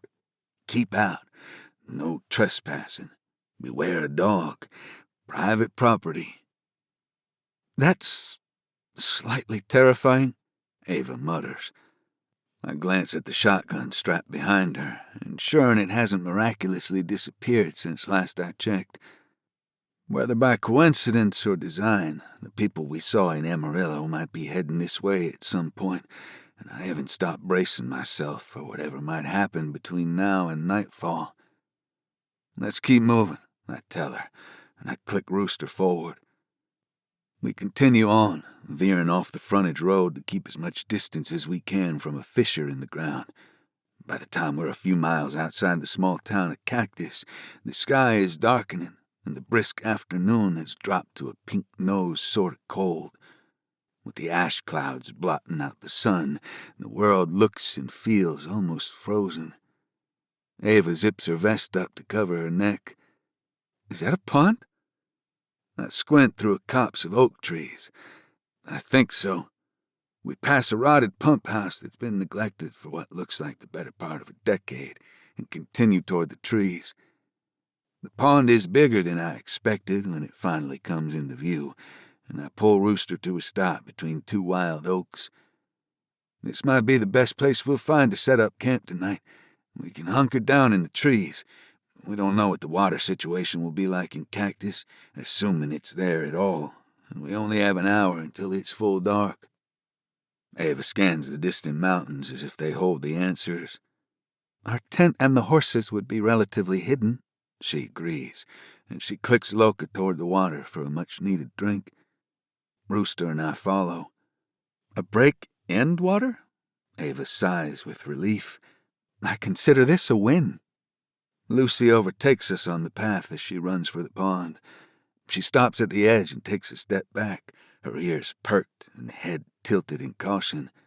I groan inwardly and climb down, leading Rooster a few steps closer. Shit. Exhaling, I rock back on my heels and run my hand down my face. You've got to be kidding me. Ava dismounts and inches closer. The horses' heads hang low and curious as they sniff the water, but they lean away like they know better, like they can smell the death. The water's surface is dotted with dead fish. Ava hands me Loka's reins and crouches at the water's edge, grimacing as she steadies herself on sore legs. Her ponytail falls over her shoulder as she leans forward, and reaching out, she holds her hand above the water. Her eyes snap to me. It's warm. I figured. I consider how many lava tunnels run beneath us and peer back in the direction we came. Do we keep riding then? Ava pulls her hat off and rubs her brow. I think we have to. I hand her reins back and climb into Rooster's saddle again. And let's hope we find some decent water in Cactus. Otherwise our rations will be dismal tomorrow, and we still have at least a day of riding to get through. She finishes for me. I nod, but if water is unsafe here, I have little hope it will be any better in Cactus, especially if everyone uses well or reservoir water. Ava tugs her hat on again. Then we better go before I can't get back in my saddle. She winces as she lugs her leg over Loka's back. The pond starts gurgling first, and then hissing air echoes around us. The ground rumbles and shakes, and Rooster rears up. My body jolts back. The gray sky whips past me, and the sense I'm falling is the last thing I remember. 37. Ava. Nox! My scream is lost among the ear-splitting horse cries and the bubbling pond. Crows caw as they scatter somewhere in the distance. The trees creak as they settle back into place, and I grip the saddle horn, shushing Loka in a half-hearted attempt to calm her as she spins and tugs against me, winding up to bolt. When she steadies enough for me to climb down, I wrap her reins around the tree branch and practically fall to my knees beside Nox's unconscious, crumpled body. He's contorted on his side with his backpack and flannel bunched around him. I shove Lucy away from his face to get a better look. This is not happening. This cannot be happening. I blink, focusing on his chest, willing it to rise. Nox is big and strong and healthy. He is fine. He will be fine. But despite my internal pep talk, I can't tell if Nox is breathing, and as utter terror grips hold of me, I bend over to listen for a heartbeat. His chest finally rises, and I hold my breath, waiting for it to fall. It does. Again and again. And still, distrusting my own eyes, I press my trembling fingers to Nox's wrist to confirm a pulse. His skin is warm, and the life beating inside him soothes me, though only a little. When I'm content my mind isn't playing tricks on me, I roll back on my heels and cover my face with my hands, desperate to keep my shit together. As every horrible scenario threatens to rear its ugly head, I try to keep focused. Did he hit the tree? A rock on the ground? Was it something in his backpack that knocked him unconscious? I examine Nox's body for obvious broken bones or traces of blood. There are no hoof prints or proof Rooster stepped on him, but those 5 chaotic seconds are a blur. For all I know, Nox's back could be broken. Can you hear me, Nox? I press my palm to his chest, gentle but firm. I need you to wake up. Nothing. Not a flutter under his eyelids or a hitch in his breath. His lips don't twitch, and neither do his fingers. He's completely out. Squeezing my eyes shut, I blow out a breath, run my sweaty hands down my pants, and reorganize my thoughts again. If it's a concussion, he'll wake soon. He has to. Knox, I know I shouldn't move you, but I need to see if you're bleeding. I swallow again, my throat suddenly dry. If he's bleeding, I'll know he hit his head. But what are the repercussions of such a blow? I try not to consider it, clenching my trembling fingers into fists. I take another deep breath, lean in, and pull the collar of his shirt down with one hand, moving his backpack away with the other. The moment I see blood on the dirt and the flannel collar, a sob bubbles out of me, along with an unwanted slew of what-ifs. Falling onto my butt, I press my hands over my face and force myself to inhale. I make myself think of Mavie, of anything and everything I learned from hospice that might be helpful. But my mind is blank. All I can see is Mavie with her painted fingernails lying lifeless in bed. I only exhale when my lungs burn with more than fear and sadness. In and out. In and out. I can't just sit here. I need to do something, take action. Blinking back tears, I tug my pack off to look for my first aid kit. Head wounds bleed a lot.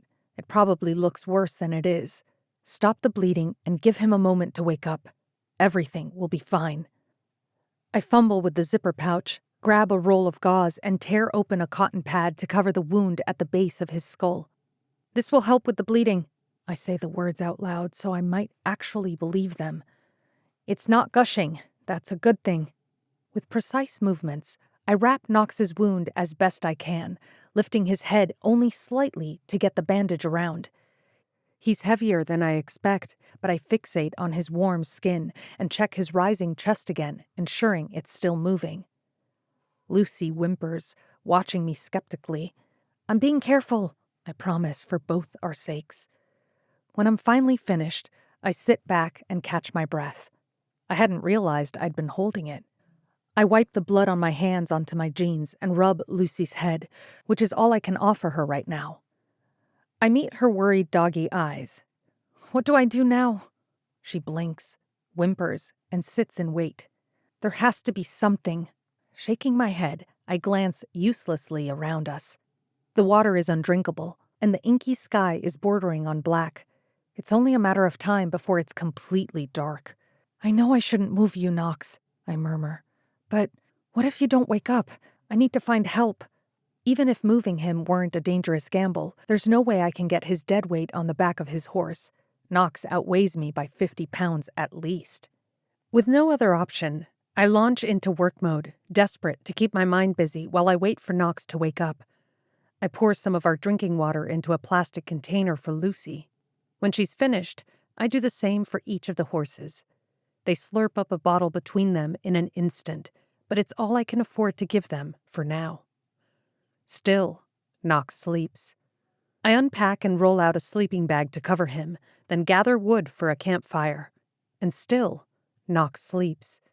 My mind spins as I question the differences between sleep and being knocked out. What did that hit to the head do to him? What is it doing to him right now? I brush silent tears away as I light kindling in a small tuft of tinder I put together, blowing the flames higher when they catch. When I'm finished, I grab Knox's water bottle to place beside him, just like he does for me when I wake up from one of my seizures. But still, Knox sleeps, and hysteria starts inching its way in. I have to go for help. Ignoring my sore legs, I crouch beside him, resting my hand on Knox's forehead. He's warm, but not overly hot. He's breathing, but it's been 30 minutes and he's still not awake. The longer he stays like this, the worse off he might be when he wakes. If he wakes. What if he wakes and I'm gone? What if he doesn't know what happened and he's alone? What if he leaves while I'm gone to go looking for me? My nostrils flare as I shove each paralyzing thought down as far as it will go. I have to at least try to help because I have no idea what's wrong with him. I peer north through the sparse trees at the ominous plains and unwelcoming landscape stretched beyond. There is nothing out there. Remembering Cactus, I consider writing there, banking on people still living in the tiny town and willing to help. If they all went to Gaiman, though, and Knox is still asleep when I get back, I'll have to find a way to get us there, too. The farm with the trespassing signs. It's the only place we've passed remotely close to here, but they might shoot me on the spot. Or I bite the inside of my cheek. I could get lucky, and they'd be willing to help. Maybe they won't be there at all, but a place like that might have a truck or trailer or a goddamn tractor for all I care, something I can use to get Knox to Gaiman. I stare at Lucy lying forlornly beside him. You have to stay, I tell her. Her ears perk up as I rise to my feet.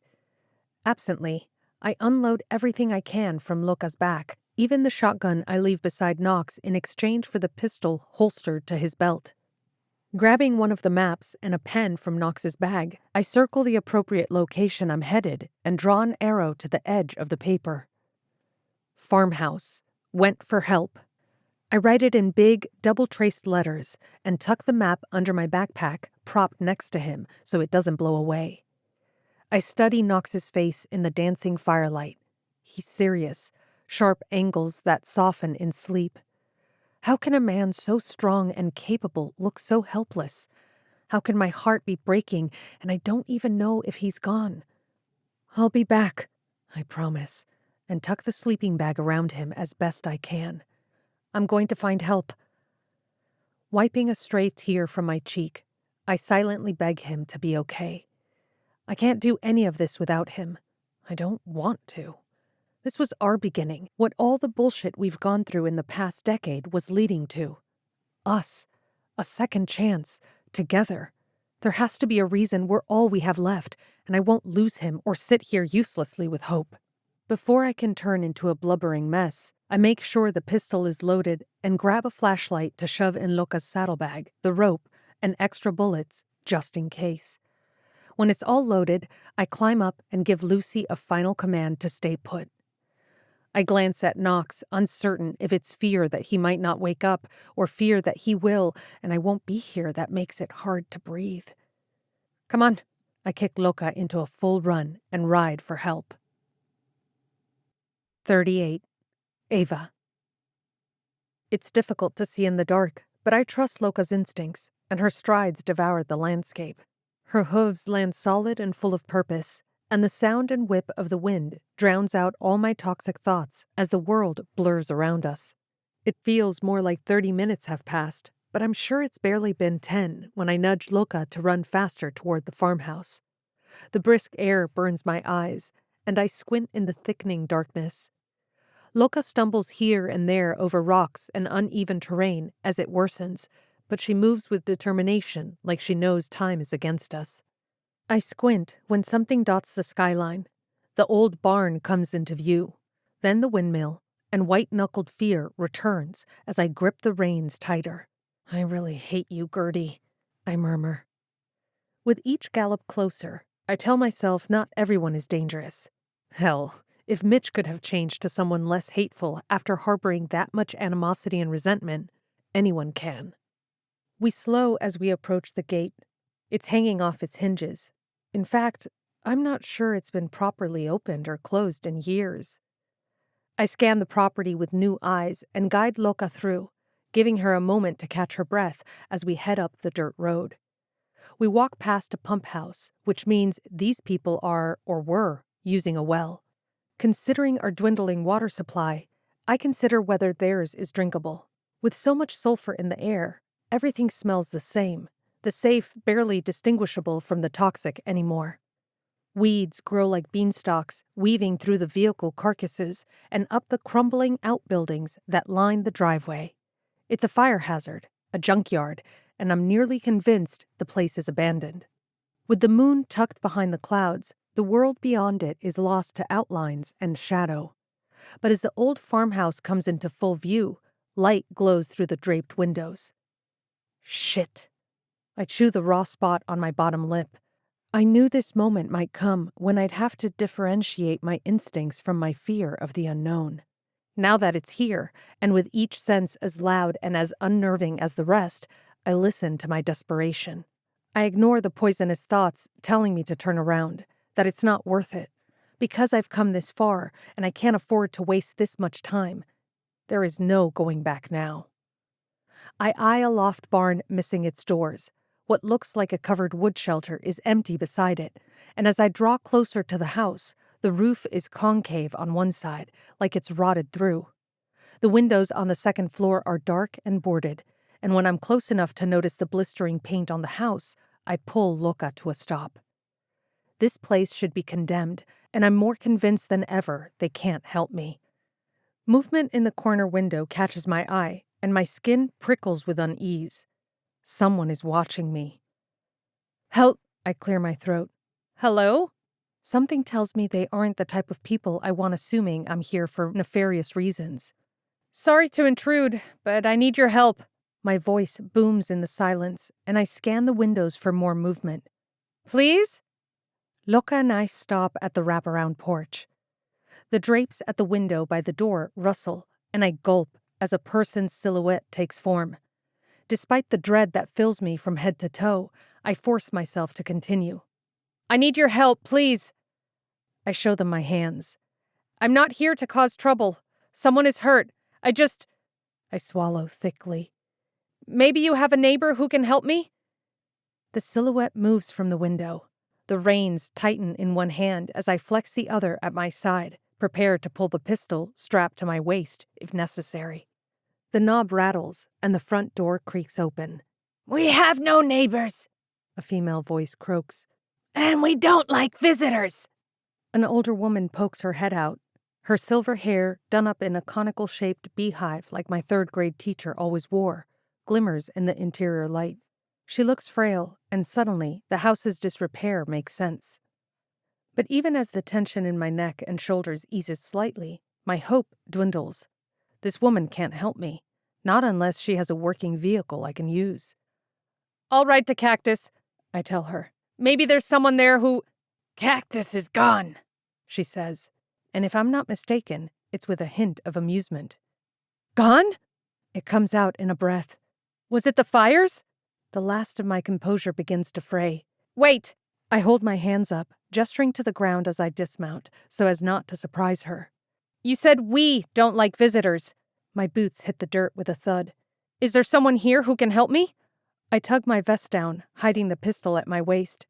I have an injured friend who needs medical attention, or a vehicle maybe, so I can transport him. The woman peers warily down the road. It's only me, I swear. My friend is back at camp, where he was injured. I take a step closer. Do you have a vehicle? I try again. My husband's truck, the woman says. She opens the door fully and steps into view. She's in her beige nightgown and slippers. She has a shotgun nearly as big as she is, clutched at her side, but it doesn't unnerve me to see it, like I expect. In fact, it's strangely comforting. I might think there was something wrong with this old woman if she opened the door unarmed to a stranger during the apocalypse. Can I use his truck? I swear I will return it. The woman nods, if a bit reluctantly, and again, I don't blame her in the slightest. Thank you, I say gently, taking a step closer. I know you have no reason to trust me, but I'm desperate. I swear I'm not here to cause any trouble. If your husband can help me, I'll do whatever I can to repay you both. She looks at Loka and me again, and I imagine she's wondering why I don't have a vehicle of my own. All right then, she grumbles. You can tie your horse there. She points to the porch post, and her gaze practically burns a hole through me as she waits, watching, skeptical. The porch protests as I head for the house, just like my aching legs and thudding heartbeat. I stop at the door a few feet from the old woman. She stands no taller than my collarbone, and deep lines etch her face. Despite the gruffness of her voice, her eyes are softer than I expect and glisten in the dim light. I appreciate this more than you know. Hurry now, she grouses, waving me in. You're letting out my heat. I step inside, but it's not the heat I feel as she shuts the door behind me. It smells like sulfur and a backed-up septic tank. My hand flies to my mouth as I clear my throat, swallow, and exhale through my mouth. What's wrong with them? My head snaps to the woman as she weaves her way through the maze of boxes. This place is like a hoarder's haven. What? The woman crouches by the fire in the hearth. She's so frail, her fingers tremble as she tears cardboard into pieces and tosses them into the dying fire. Your friend. She gives me the side-eye. What's wrong with them? Oh, he, fell off his horse. I scan the room, uncertain what I've walked into. He's unconscious, I add. There's a path between stacks of towering boxes leading to 2 closed doors on the left side of the living room, and a kitchen disappears around the corner on the right. I'm Ava, by the way. Sheila, or Buttercup to my husband.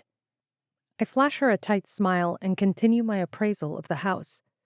Every piece of furniture is vintage. Every box I see is decades old, if the outdated logos and faded colors are anything to go by. Boxes that once held laundry soap, sponges, jars, and toilet paper are now stacked empty. If I didn't know any better, I'd say they robbed a warehouse at some point, only it must have been nearly 50 years ago. I have some old medical books over there on that shelf. You can take a look at them while I get us some tea. See if they can help your friend. Don't trouble yourself, please, I say. I glance at the bookshelf, barely visible behind a mountain of cardboard. I need to get back to him as soon as possible. If I could speak with your husband about the truck? Sheila's already in the kitchen, and noting the dying fire, I crouch to throw in a few more pieces of cardboard for her. I figure it's the least I can do. Sheila, I say a little louder, I really don't want to trouble you. If you could get your husband. You'll have to wait, she calls from the kitchen. Lenny will help you when he can. I peer at the staircase, completely blocked by boxes. And where is he exactly? There's clanking in the kitchen. Indisposed, she says, as if telling me to mind my business. I glance at the 2 closed doors, assuming one is the bathroom, then shove my hands in my back pocket, trying not to touch anything or knock it over. The layer of fuzz covering everything practically glows in the firelight, but the pictures framed on the mantel catch my attention. A woman with rich blonde hair and chubby cheeks and a slender framed man stare back at me. They're in dirty pants and collared shirts with tool belts slung around their hips. A half-constructed house is erected behind them, the very one I'm standing in. It creaks, and I scan its decrepit state, saddened for Sheila, for what she once had and what she lives in now. The faucet squeaks in the kitchen, and I continue my perusal of the place, not wanting to snoop, but too anxious to stand still. I peek inside a few of the open boxes, careful not to knock anything over. If Sheila is anything like Miss Madison, who lived 2 trailers down from us, she'll know if anything in her cluttered home is out of place. Most of the boxes are empty, though, awaiting their turn for the burn pile. I spot a stack of newspapers amid the clutter and gasp. No way. I read the date, then the headline. Unprecedented happenings. I move it aside and pick up another. How to hold out during the next ice age. Preparing for the end. What scientists are saying. Catastrophic climate shifts. A new era of survival. Man versus moon. The deeper I delve into the pile, the more I understand. Gertrude changes the course of life on Earth. Moonies, I whisper, taking in each box with new eyes. All that they stocked up on, all that they did to prepare, and this is the state they are living in? Here, Sheila says, startling me. She shuffles into the living room with rattling china on her tea tray, her mouth pressed in a thin line of concentration. She looks like she might drop the tray at any moment, so I reach for it, not having the heart to tell her I can't stay and socialize. A dozen questions flood my mind as I set it on a doily in the center of the glass coffee table, flanked by 2 high-backed chairs. They're the only 2 spots in the entire house uncluttered enough to sit on. This close to her, I notice the glint in Sheila's eyes is more of a glaze, and wonder if she's been crying, and the hollowness of her cheeks transforms her face in the shadows. Damn it, she wags her finger. I forgot a spoon. No, it's okay, really. Sheila waves me away. I can't remember the last time we got a visitor, she replies over her shoulder. She turns for the kitchen again, and I note the tape in her hair, near the nape of her neck, holding it in place. With the state of this house and her beehive hairdo, I'm starting to think Sheila hasn't been out in the world much lately. I glance at the 2 closed doors, listening for movement inside, but all I hear are the drawers opening and closing in the kitchen and the crack of dying flames. I carefully lift the cup closest to me and eye the purple, hand-painted roses. As I suspected, sulfur fills my nose, and gagging, I jerk my hand away. The tea sloshes over the rim and onto the threadbare rug at my feet. If there's any tea in this, I can't tell, and there is no way the old woman can miss the potent scent of rotten eggs. I glance back down at the tray, a teapot and 2 cups, no sugar or honey or cream. Here we go. Sheila shuffles over and sets a spoon by the teapot. To use for what, I'm not sure, and when she looks at me, a trickle of blood drips from her nose. You're bleeding. I look for something to wipe it with and pause, finding nothing. It happens, she mutters, smearing it away with the back of her hand. It's the pits getting old. Sheila lowers herself into the high-backed chair closest to the fire and brings the tea to her lips. Don't drink that. I reach for her cup, but Sheila glares at me and moves it out of reach. I beg your pardon? The sulfur. Can't you smell it? She glances from her teacup to me, her frown deepening. So what? It's been that way for months. I gape at her. Months? I shake my head. Sheila, too much sulfur will make you sick. I think about the steers at Knox's ranch and how the concentration of it drove them to insanity and death. Beggars can't be choosers, she gripes. You're lucky I'm sharing any with you at all. Sheila takes a defiant drink, her eyes not leaving mine. Is that what the world has come to? She licks her lips. I welcome you into my home. I'm sorry, I lift the teapot lid to see no herbs steeping inside.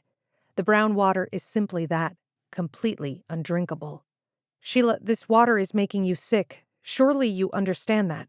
I eye her bony frame up and down, but as the old woman stares at her dying fire, I realize she's not listening to me anymore. Her hands continue to tremble, and her eyes shimmer in the failing light. In my gut, I know it's too late for her anyway. I should go, I say, glancing at the closed doors behind me. I don't know if Lenny exists at this point. I thought you needed help. Sheila sips from her cup, her gaze fixed on the fireplace. I'll find it somewhere else. I turn for the door. Thank you for... Lenny, Sheila says quietly, eyes still on the embers. The fire needs more cardboard, but she doesn't seem to care. He takes care of the hunting and fixing the house, and he was the one who would bring me news about life out there. As her voice trails off, I'm unsure if it's her sudden use of was or life out there that gives me pause. Sheila, I hedge, glancing at the stack of newspapers from decades ago. When was the last time you left this house? She takes another sip from her teacup before answering. When we got word of Gertrude, we knew it was only a matter of time before the world fell to pieces. Her hoarse voice is far away and thoughtful. I didn't want to raise my child in a world like that. Scanning the room with new eyes, I note that some of the old boxes were filled with diapers and baby food at some point. You had a child in this house? I ask carefully. Did. Sheila's voice is soft, wistful. Lila. She died when she was a year old. I knew she was jaundiced, but we never saw a doctor, so I don't know if that's what took her. My hands fall to my side, and I feel for Sheila. I really do. But Knox is what's important right now, not a 70-year-old woman who has not and clearly will not leave her house. My stomach churns as the truth of that sets in. Why did you bring me in here if you can't help me save my friend? I said I didn't leave the house, she repeats, finally looking at me. But Lenny did. She nods toward the second room with the closed door. Sheila? I run my hand down my vest, ensuring the pistol is still there should I need it. Is Lenny in that room? She nods. He has a truck you can use out back, but... But what? I haven't been able to go in there since he... She clears the trepidation from her throat. If you want the keys, you have to get them yourself. Sheila stands up, hip and shoulder bones accentuated as she runs her hands nervously down the front of her silky, discolored nightgown. They should be in his coat pocket, likely draped on the back of the chair.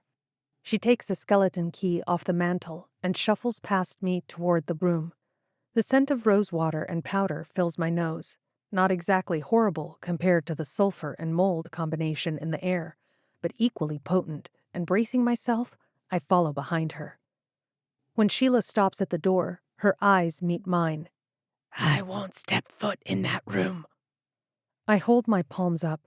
I won't ask you to, I promise, though I have no idea how long Lenny has been in there, and I'm terrified of what I might see. I need that truck, though, and nod for her to unlock the door. Sheila takes a step back and averts her gaze, like she's as uncomfortable as I am. Rolling my shoulders, I reach for the handle.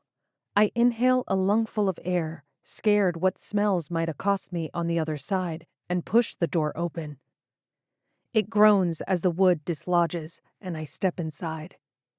Light from the doorway pours in, illuminating a human-sized form on the bed. Thankfully, it's covered, and I peer around for the chair. Where's the... The door shuts behind me, and I spin around, shrouded in complete darkness as my eyes adjust. Sheila! The lock clicks before I can find the knob. What the hell are you doing, Sheila? I told you, beggars can't be choosers, She mutters. I'm sorry, child. Sheila! I pound on the door. Sheila, let me help you. Whatever it is, I can help. I know you can. The icy burn of dread fills every inch of me. What? She shuffles around on the other side of the door as I strain to listen. That's the only reason I didn't kill you on the spot. Sheila, what are you going to do? What I have to. The floorboards creak as she walks away. Sheila, let me out of here, I demand, but the racking of a slug in the shotgun barrel steals my breath. Whatever horrors I considered she might try with me are replaced with the certainty that Sheila is starving and desperate, and as she shuffles farther away, I know it's Loca she wants. Sheila, don't you dare touch my horse, or I swear to God I will kill you myself, I shout. Let me help you find food. I have some back at camp. When I hear the front door open, my fear turns to fury. I am so tired of feeling desperate, of being weak. I kick at the door and ram my shoulder into it to no avail. Once, twice.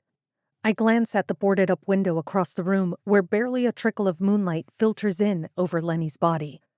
Pulling the pistol from my waist, I stand back, aim for what I can make out of the knob, and gritting my teeth, I pull the trigger. I hit the door but miss the handle by an inch. The light filtering through the hole illuminates the room more, and I aim again. This time, the door splinters in the door jamb, busting it loose, and I yank it open. I sprint through the maze of boxes, knocking most of them over, and head straight for Sheila on the porch as she struggles to hold the shotgun up high enough to aim at Loca. I careen into the old woman, and Loca's head jerks up in the chaos. Sheila and I collapse on the porch. I curse. She shrieks and wails as my weight crushes her, and before I can stand, her teeth sink into my forearm, and I scream. Tearing my arm away, I lurch to my feet, shoving Sheila back down by her forehead as she tries to stand. She grunts and hisses as her back hits the ground, and with a wobbly arm, Sheila reaches for the shotgun. I don't think so, I grit out. I grab the shotgun and step out of reach. My chest heaves, my mind whirls, and I don't know if I should hate this woman or feel sorry for her. You don't understand, she cries, staggering to get to her feet. And if you didn't just bite me like a feral fucking animal, I might have more sympathy for you. She shakes her head. You don't know how it feels. The hunger, Then you should have asked for help, I growl. For a trade. I offered to help you, and now you get nothing, I shout, angrier with myself than I am with her. Shotgun in hand and pistol holstered in my belt, I turn for Loca. Wait! You can't leave me here alone. I'm sick. You said so yourself. I'm hungry. I toss Loca's reins over her head and mount up, the shotgun gripped in my hand. It's heavy and awkward, but I'd carry it 1,000 miles if it meant she couldn't have it. Luckily, I know it won't come to that. You can't leave me unarmed, she shouts, desperation tearing through her voice. My pulse pounds in my ears, and I can barely catch my breath as adrenaline catches up with me. My hands shake, but I ignore it and walk Loka along the railing and past the porch. Heaving my arm back, I toss the shotgun as far as I can. It only makes it a yard or two before landing with a heavy thud in the overgrown weeds, but it might as well be a mile away to Sheila. You need food? Go and hunt something then. And with a final glare at a teary-eyed Sheila wobbling on her feet, I kick Loka into a gallop and ride away as fast as I can, letting the wind tear over me as I hold on for dear life. I feel pride and hate myself in equal measure, knowing how close I was to something worse happening, and my entire body begins to shake. The past 20 minutes feel more like hours, and I have no idea what to do now. Knox could be awake, or he might still be unconscious. I have no place else to go if I head south, and the thought of running into more people, bile rises up my throat. Loka weaves us through the broken gate, and we veer north toward the pond. We take the road this time because I'm desperate to see Knox, to ensure he's where I left him and still breathing. Only as the adrenaline wanes do I feel the sting in my arm and remember the bite. My nostrils flare, and I grip back my absurdity, fear, and utter disbelief. I don't know if Sheila broke the skin beneath my long sleeves, but that's a problem for later. Drops of water hit my face, sporadically at first, until thunder rumbles somewhere in the distance and lightning cracks across the sky. A sudden downpour following. My clothes are drenched within seconds, my body cold and shivering, even more as the wind whips over me. Visibility is even less than it was in the darkness alone, and I bite my lip to keep it from trembling. The distance back seems longer somehow, and though it's a straight shot back to the pond, I begin to wonder if I've gotten turned around somehow. Loka slips in the mud, and I urge her onto the asphalt for better footing. Eventually, light and shadow forms in front of us, and confused, I squint to see it through sheets of rain. It stretches along the road ahead. As the raindrops illuminate, another rumble meets my ears, only it's the sound of an engine. No, I squeeze my eyes shut, praying that's not what I think it is. My wet hair is loose from my cap and whips me in the face as I peer over my shoulder at an approaching vehicle. A van. And as it gets closer, I realize it's the van from Amarillo and the people in black. No, no, no. Fear grips me anew, but it's too late to hide. There's nowhere to go, and they've already spotted us. With a barbed wire fence lining the empty pastures on either side of me, I can only urge Loka faster. The vehicle speeds up, the engine growing louder the closer it follows. Hey! Someone shouts. Leave me alone! It's a desperate shriek as I urge Loka faster and faster. I'm pushing her to a breaking point. I can feel it in her trembling muscles, but the van drives at a constant pace behind us, and I realize I'm leading them right back to Knox. Suddenly, numbness washes over me. Their van will outlast us, and with nowhere else to go, exhaustion wins out. I slow Loka from a gallop to a trot, and finally, a sob breaks loose. They don't have to know about Knox. It's my only comforting thought as I lift my face to the pelting rain, Loka's ribs heaving under me. The van slows, the brakes squeaking as it finally stops a few yards behind us. I hold the reins so tightly my fingers ache, and when the van doors open, I grip the pistol at my side and turn Loka to face them. 39. Knox. It's the throbbing that stirs my senses, the numbness, the tingling, and the inability to lift my arm. Peeling my eyes open is a feat of its own, and I blink at the white ceiling cast in a flashing green hue. Soft breath tickles the skin beneath my jaw, and I register the weight of someone lying against me. The unease I woke with fades a little as I find Ava curled into my side, her head on my shoulder, her arms wrapped around mine as she sleeps. I swallow what feels like a spade full of gravel and glance around. We're in a cement medical room, with a glass case on the other side, stocked with supplies. A monitor beeps beside me, and antiseptic lingers in the air. Pale light filters through a door cracked slightly open, but there's silence beyond it. I look down at Ava again, searching my memories for morsels that make sense. We left Amarillo for Guyman, avoiding the road in case the people in black followed us. We stopped for water and the dead fish. I remember the quake and rooster rearing back. I was going to fall. I knew it the instant he spooked, and then I felt a rip of pain.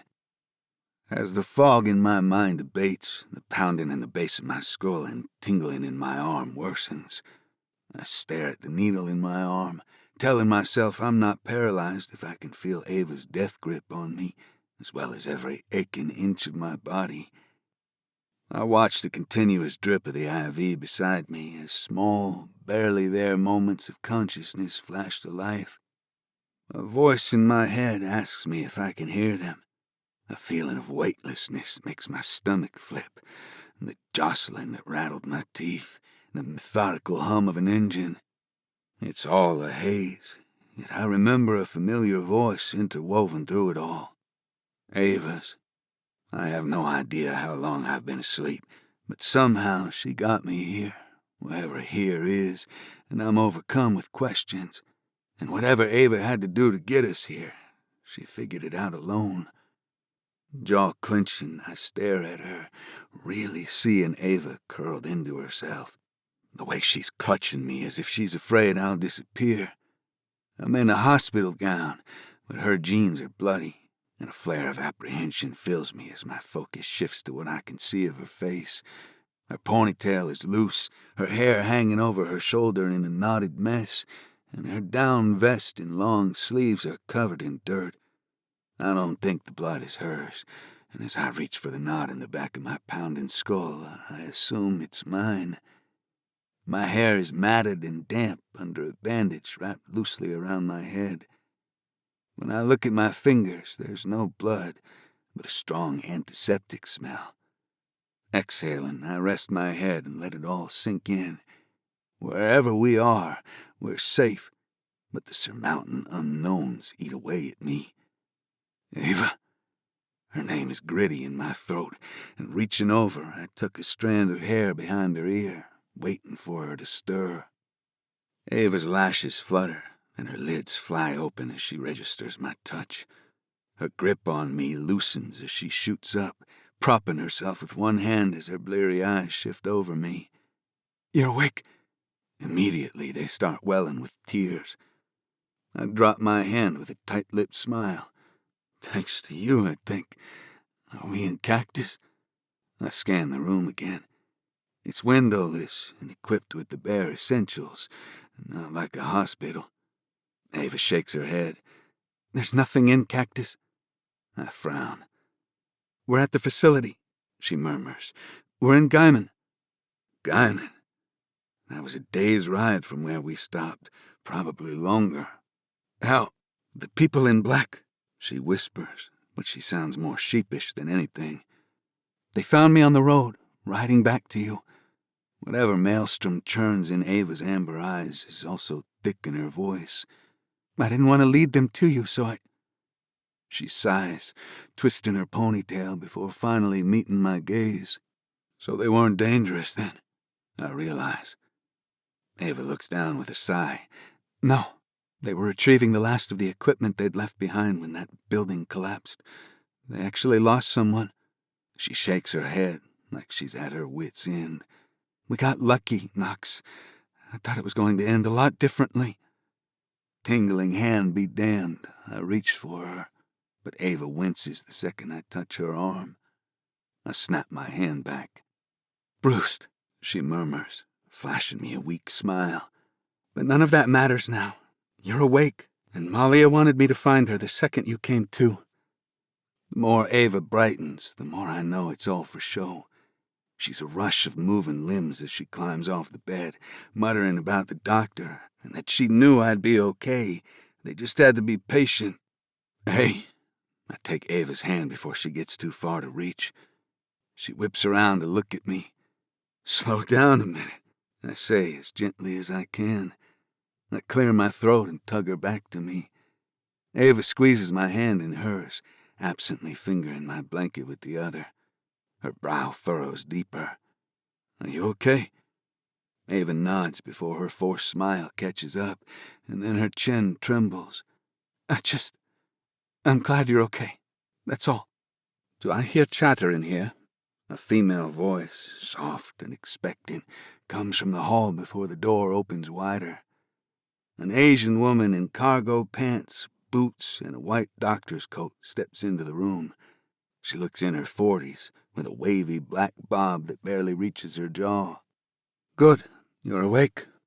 She smiles, more believably than Ava, and walks around the bed to the other side. Knox, I'm Natalia. It's nice to finally meet you. She clasps her hands in front of her. She has kind eyes that crinkle in the corners. You too. She cleaned your head wound and gave you fluids, Ava explains. Malia nods absently, staring at my chart. Dehydration is no joke. She pulls a penlight from her coat pocket. Look at me, please. She holds it up for me to follow. Believe it or not, the actual wound isn't terrible, though the swelling is a bit concerning. We need to keep an eye on it, but from what I can tell, a concussion and a few scrapes and bruises should be the extent of things. I squint in the bright light, and when Malia's satisfied, she smiles. Any questions? Dozens, actually. How did I get here? I look at Ava. Where are things? The horses and Lucy. The animals are fine. Our stuff is here, Ava promises. Dylan and Andrew brought us here in the van. And, Malia adds, looking at Ava, they returned a few minutes ago with the horses. That's why I came to speak with you. Ava nods. I'll go check on them, see that they aren't too shaken. Actually, Ava, why don't I have a look at you now that Knox is awake? Ava takes a step closer to the door, shoving her hands in the back pockets of her jeans like she does when she's anxious. When I'm finished with the horses, they could use a familiar face and a head rub after the night we've had, especially Loka. Again, I frown because I'm missing the entire story. Every nervous tick of Ava's body tells me as much. I'll be back soon, she promises. And I'll bring Lucy in if I can get her to leave the kids that were lavishing her with attention out there. With another forced smile, Ava strides out the door. What isn't she telling me? I pry my eyes from the empty doorway and meet the doctor's dark gaze as she glances away from the monitor. Honestly, I'm not entirely sure. She's been so focused on you, she hasn't given me much. But what? My hands fist with apprehension. Andrew said she was agitated when they found her, like she was running from someone, or that something scared her, other than your wounds, of course. She was running away from them, most likely. When we saw you guys in Amarillo, we thought you were dangerous, and we were trying to avoid you in the road. Perhaps that's what it was, Malia says, and she motions for me to sit up. Gently, she prods the swelling at the base of my head. Sorry for my cold hands, she mutters, removing the gauze. The bleeding has stopped, and you could probably use 1 or 2 stitches, but I didn't want to tempt fate while you were unconscious. I'll let you decide if you want sutures now that you're awake. Your vitals are normal, though I'd like you to sleep here tonight. She looks at me, expectant. Yeah, sure. I don't know that I have much of a choice, or where I'd go otherwise. Thanks. You're welcome. Now, Malia clasps her hands together again. The important question. Do you need to use the bathroom? All my apprehension vanishes the instant she asks. Desperately, I admit. With a knowing smile, Malia removes my IV, covering the wound with a cotton ball from the canister behind her and a piece of tape. The instant she pulls my covers back, cool air accosts my exposed skin, since I'm only in a hospital gown and underwear. The toilet is down the hall. I'll walk you to it. Carefully, I swing my legs over the bed, noting the socks on my feet, and I'm instantly grateful when they hit the cool concrete. Malia takes my arm and helps me stand as I get my bearings. My head pounds a little, and blood rushes through my limbs, but there are no twinges or shooting pains, no broken bones. She offers me her arm. Do you feel nauseous at all? No. I shake my head. Not at the moment. Good. What about increased pain anywhere? Anything fractured or broken that we missed? No. I breathe, clearing my throat again. I'm good.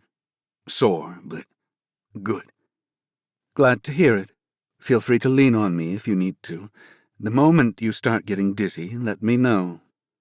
I grunt instead of nod, my bladder ready to explode, and allow the doctor to help me out of the room. How long was I asleep? I scan the walls for a clock. According to Ava, you were out about an hour when they found her on the road, and it took us a couple more to get you here and settled, so about 5 hours, give or take. I can feel the doctor's eyes on me, and when we get to the restroom, she pushes the door open for me. Did you see anyone else while you were out there? She asks, but there's too much caution in her voice for it to be strictly curiosity. I pivot to face her. No. Why? Malia's eyes squint as she smiles and nods to the bathroom. I'm just trying to put the pieces together is all. I really have to go, but I want to know what the thinly veiled apprehension is all about. I know you woke up in a strange place, Knox, she continues, and you have a lot of questions, but I need you to take it slow. Give yourself a few hours to acclimate and assess how bad you're really feeling before you start wandering around.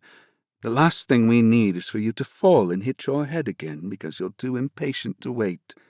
She switches on the bathroom light. The overheads flicker a moment as they buzz to life. I'll wait here for you. Take your time. I'll be quick, I tell her, because I don't know how I feel about this place and these people. Not yet, anyway, and I need answers. 40. Knox. When I wake again, the room is the same as it was the first time, only Lucy is asleep on the floor and Ava is gone.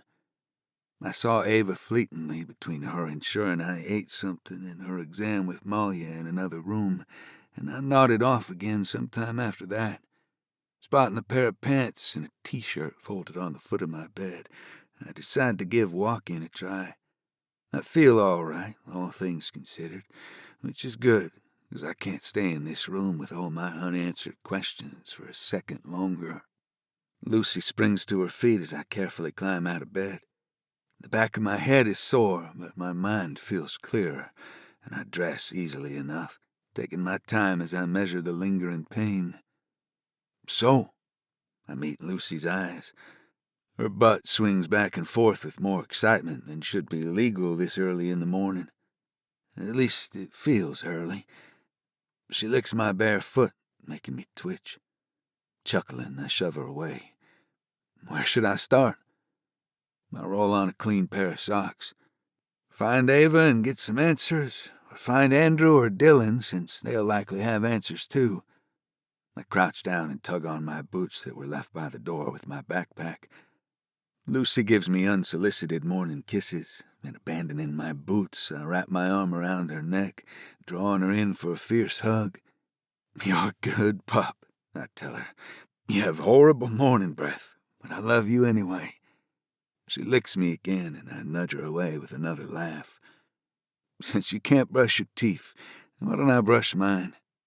With a final rub behind her ears, I stand up, grab my bathroom pouch from my pack, and head into the bathroom. It's made with cement bricks, like the other room. There is no glass in the shower, only an inset space you have to step into. A long, narrow window dotted with raindrops faces a field, letting in natural morning light. It's clean, industrial, and new, and if I had to guess, this is one of the government's retrofitted shelters they spent billions of dollars building over the past decade. I let the water run as I brushed my teeth, waiting for it to warm a little before splashing a handful on my face to chase the lingering grogginess away. The scent of sulfur is non-existent, and I slurp a mouthful of water from my hand, unable to resist. As it coats my tongue and throat, I think I'll never take drinkable water for granted again. Lucy waits patiently by the door as I study the reflection staring back at me and shut the water off. Other than the dark circles under my eyes and the 3-day-old scruff on my face, I look much like I always do, which is lucky. My fall, Ava on her own, it could have ended much worse than winding up here with a bump on my head, 3 stitches, water to drink, and Lucy at my side. I decide to start the day like I would any other and give myself a close shave. When I'm done with my morning rituals, I head back to the exam room and leave my things where I found them.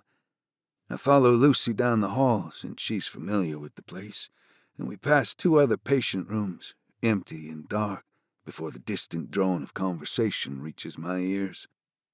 I step into a scantily furnished reception area and peer around. It's nestled in the corner of a giant utilitarian building with cement pillars every dozen feet and tinted floor-to-ceiling windows, filling the space with gray morning light.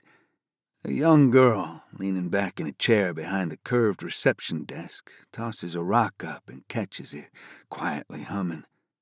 She's a smaller version of Ava, with dark hair and tanned skin. Only her cheeks are rounder and her eyes are lighter. I can't tell if they're green or dark blue as her gaze darts up and down with each toss and catch of the rock. She's maybe 9 or 10 years old, with a doctor's coat hanging off her that's 4 sizes too big, and she has no idea I'm standing there. I clear my throat. The girl catches the rock with a start and eyes me up and down. Wow! She pushes a giant pair of glasses up the bridge of her nose, only for them to slide back down. You look like hell. My eyebrow lifts, though my expression gives nothing away. Thanks. Her ponytail whips her in the face as she tugs herself closer to the desktop, but she barely notices, too focused on the folder in front of her. Knox, is it? She sets her rock aside. It's an arrowhead, I realize, and it gleams in the morning light. That might be. I step up to the desk as she peers at me over the rim of her glasses. And you are? You can call me Dr. Robinson. I'm taking over for Malia while she's resting. You're supposed to be asleep. She has gumption, I'll give her that. I got tired. She looks at me. Of sleeping, I say dryly. I glance around for an adult I might speak with, unless this place is managed by child prodigies. Dr. Robinson, is it? She nods. What's my diagnosis? It was touch and go there for a while. The little girl shrugs, flipping through the papers in the folder, though she's not even reading them. But I think you'll live. I hum in understanding. That's a relief. Dr. Robinson has no idea how much of a relief, but any playhouse concern she has for me is entirely forgotten when Lucy abandons all other distractions and prances over to her. The little girl's blue eyes light up, and she jumps up from her seat. Hello, doggy? Her name's Lucy. She pulls a face, that's a dumb name sort of look only a kid could get away with. You don't look like a Lucy, she mutters, petting her under her chin. My eyes narrow on the girl. And you don't look much like a doctor. The girl ignores me, but I notice the closed laptop on the desk and a walkie-talkie discarded next to an open-faced Stephen King book. Where? Knox. An older man with a trimmed gray beard and a bald head walks toward us. He looks like a civilian in his Dockers and thermal shirt, but he walks with rigid purpose, like a man in uniform would. He takes a slurp from his mug. I was just getting some chow. He cants his head toward Dr. Robinson. What are you doing over here, Harper? She glances sheepishly at me. I was looking after the patient for Malia. I see, the man mutters. And smudging up my glasses while you're at it.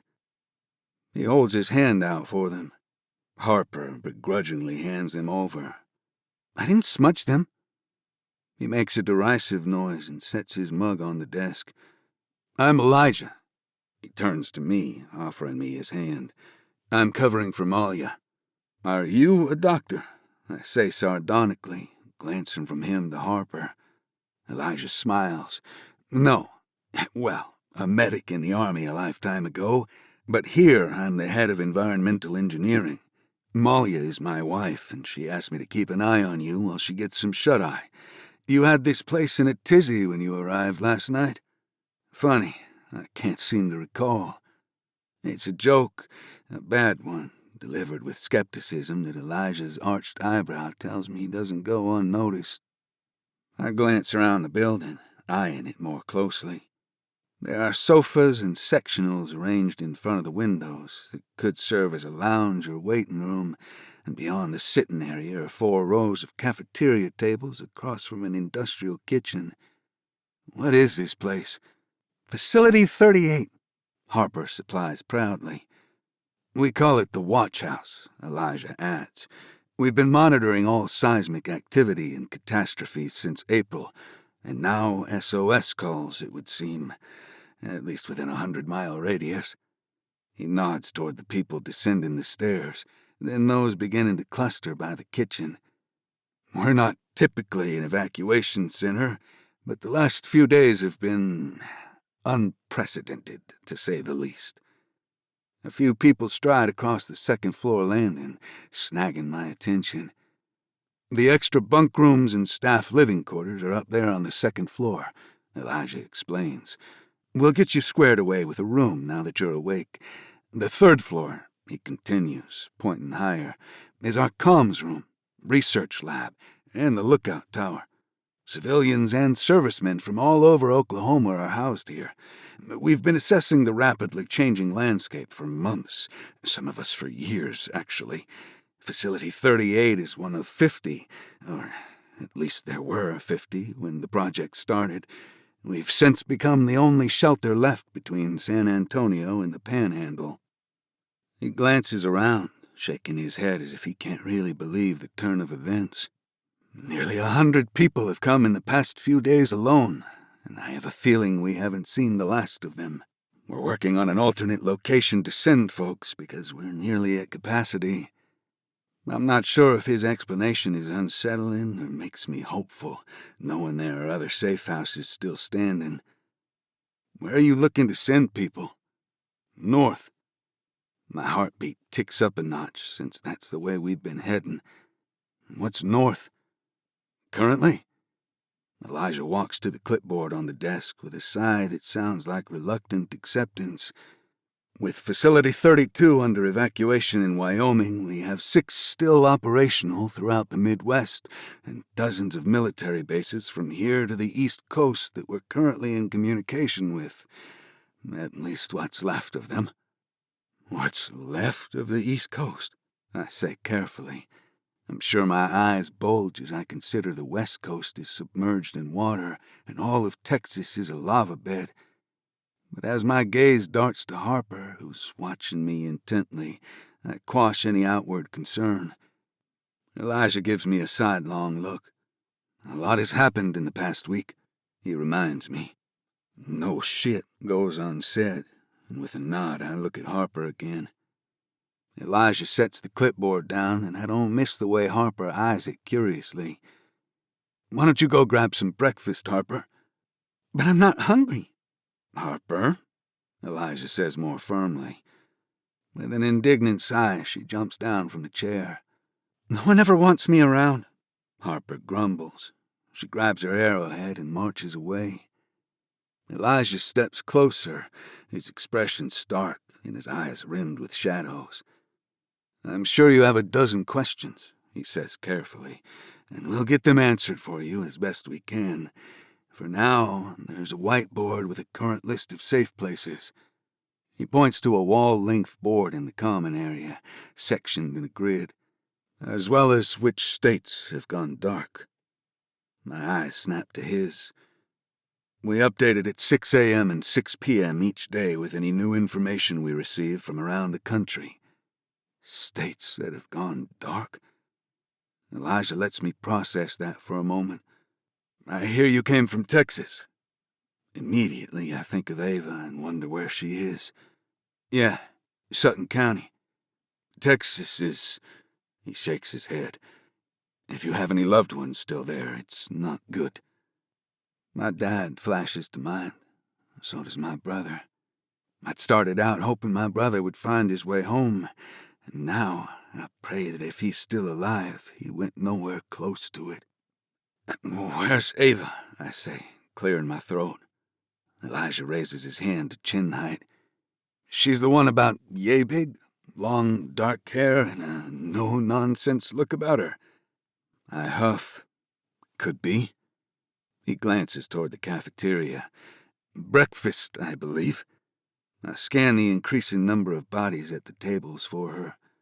"If I may," Elijah starts, and his careful tone gives me pause. "Has she talked to you about what happened last night?" My body stiffens. "Not really, no. As far as Malia knows, Ava hasn't talked much to anyone since she's been here, which is fine, but she has been asking questions." I frown, uncertain why that would be a problem if this place is what he says it is.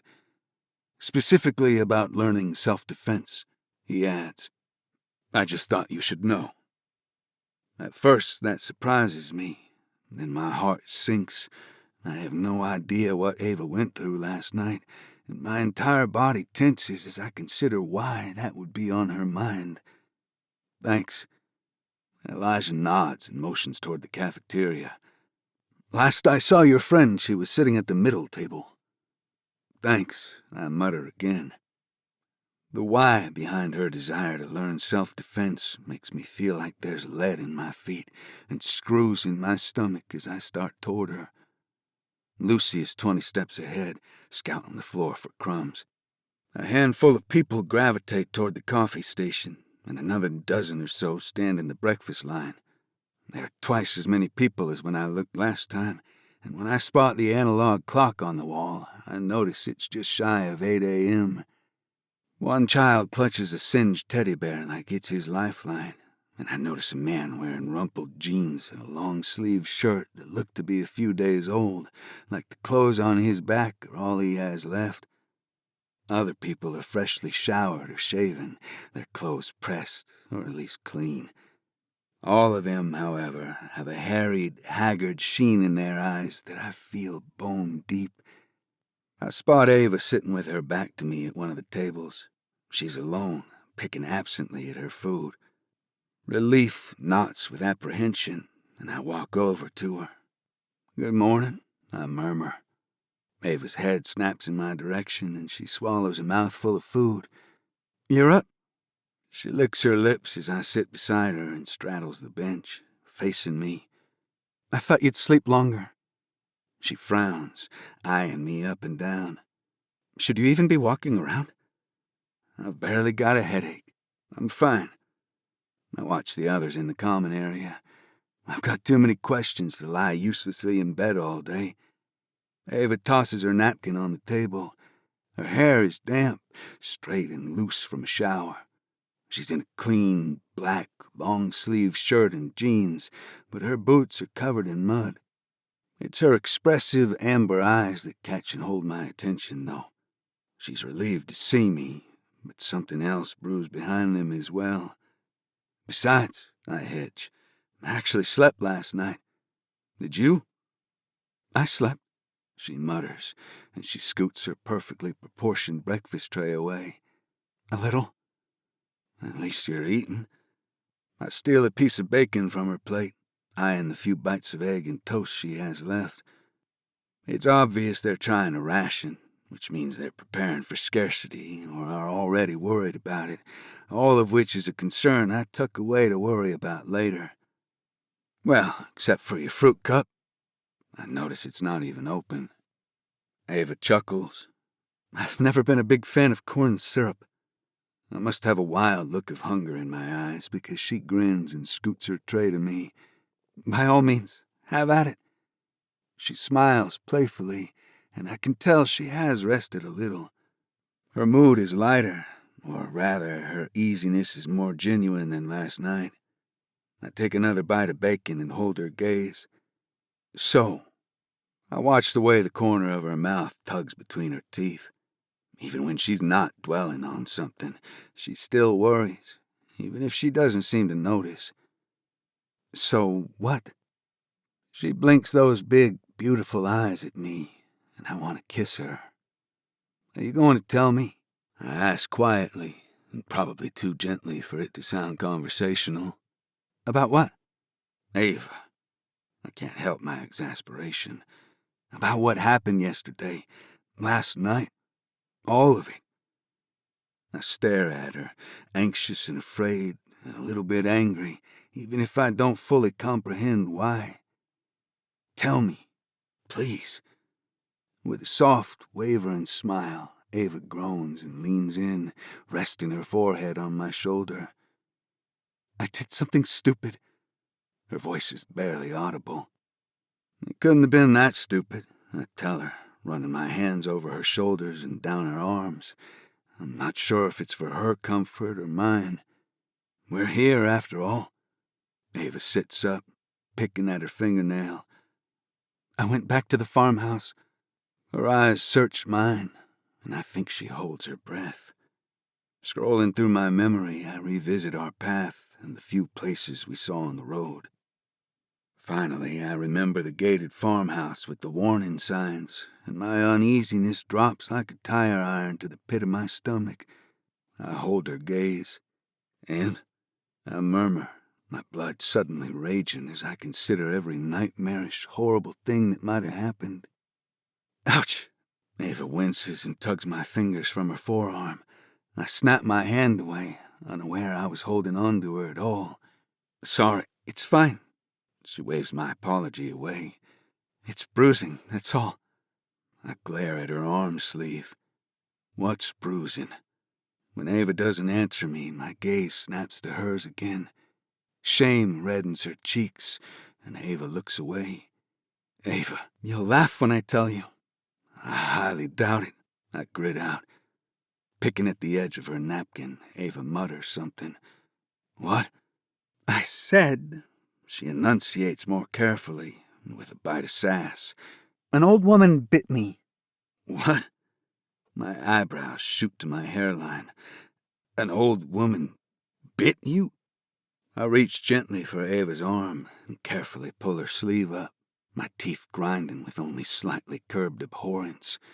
A black and purple bruise blooms around the indented teeth. She wasn't right. No fucking shit, Ava. An old woman bit you. Why did you go back there in the first place? Ava glares at me. Are you serious? Because you were unconscious, Knox. For all I knew, you were dying last night. She points toward my recovery room. You were out cold, and I had no idea where to go or how to find help. So yes, I went back to the only place I could think of. Guilt worms its way through me, or it could be self-loathing for putting Ava in that position in the first place. Is that all that happened? Was there anyone else? No, she mutters, raking her fingers through her damp hair. It falls back into her face as she looks down in shame. There was no one else there. Not alive, at least. I'm sorry, I whisper. I wrap my arms around Ava, pulling her closer. I didn't mean it like that. I wasn't expecting that. I would have gone back too. I've never found comfort in someone else's warmth before. Not since my mother.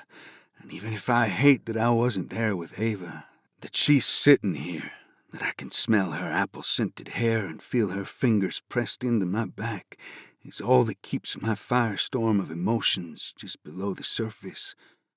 Sighing, Ava pulls away and rests her elbow on the table. I feel like there were a dozen things I should have done differently, but at the same time I can't think of a single one, at least not with so many uncertainties. I take Ava's other hand from her lap and lace my fingers with hers. What the hell was wrong with her? Was she rabid? It's a small, horrible attempt at levity, but Ava doesn't laugh. Not rabid, she says, shaking her head, but she was sick, and she was starving. I don't know the last time she drank clean water or ate a real meal. She frowns to herself. I don't think she's stepped off her porch in 50 years, Knox. Her husband is still lying on his deathbed. My jaw ticks as I stare at Ava in disbelief. You saw that? Ava sighs in answer. She was going to shoot Loka. That's why she locked me in his room.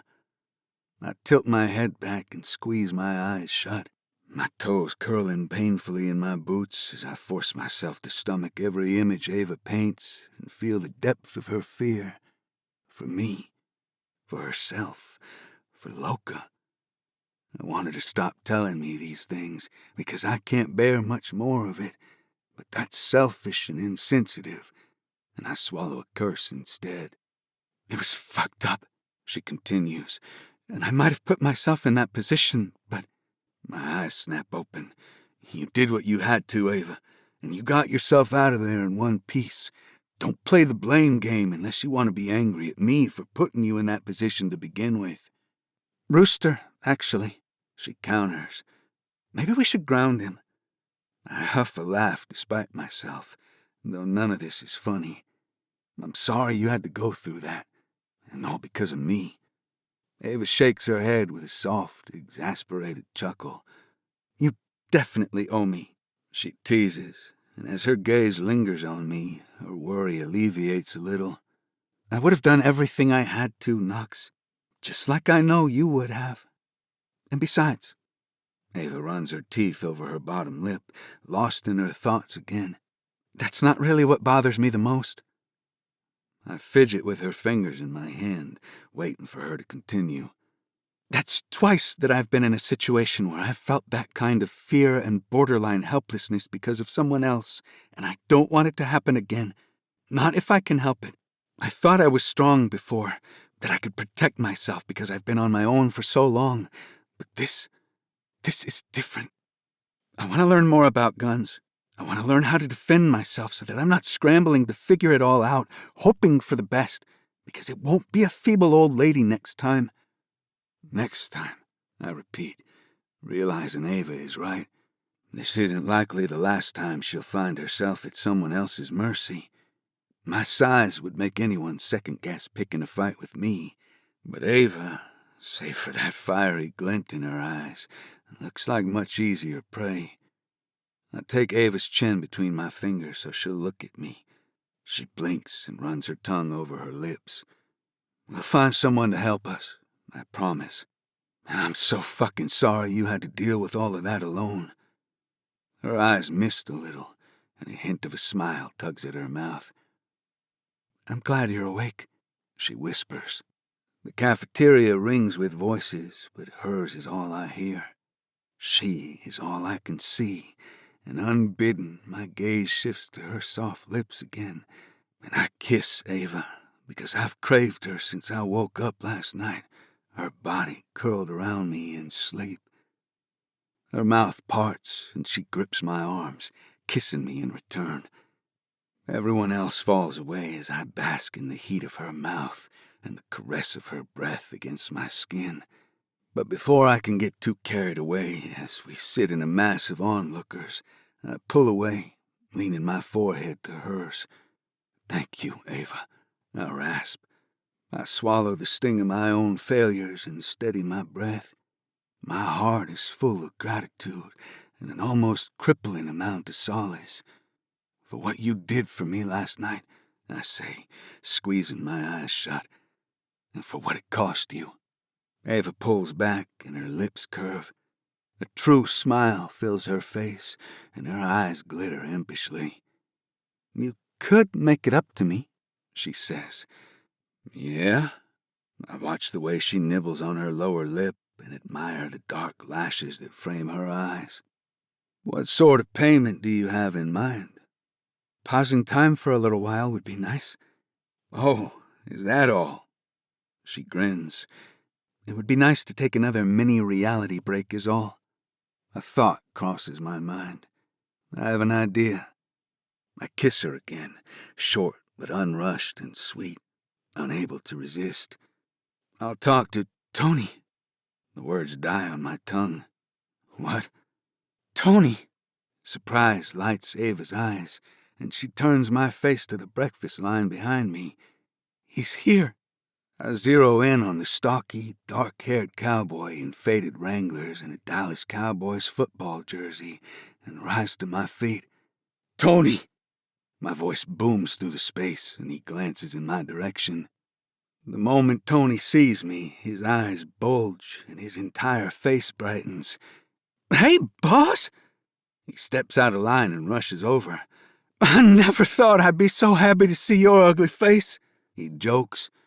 I pull him in for a hug, and tears fill my eyes as he claps his hand on my back.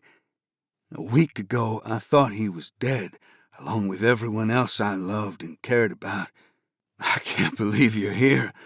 I can barely find my voice through the shock, so I squeeze him tighter. "I'm no longer your boss, so stop calling me that." "Fair enough," Tony agrees. When I finally pull away, all I can do is stare at him like he might not be real. When Tony notices Ava, he stills. It's only a split second of surprise before a shit-eaten grin fills his face. "And you're with Ava Hernandez?" He glances between us, then reaches for her, pulling Ava in for a hug. "Color me surprised. I didn't see that one coming either." "It's good to see you, Tony," Ava rasps. The two of them have always gotten along, so her stilted hug surprises me.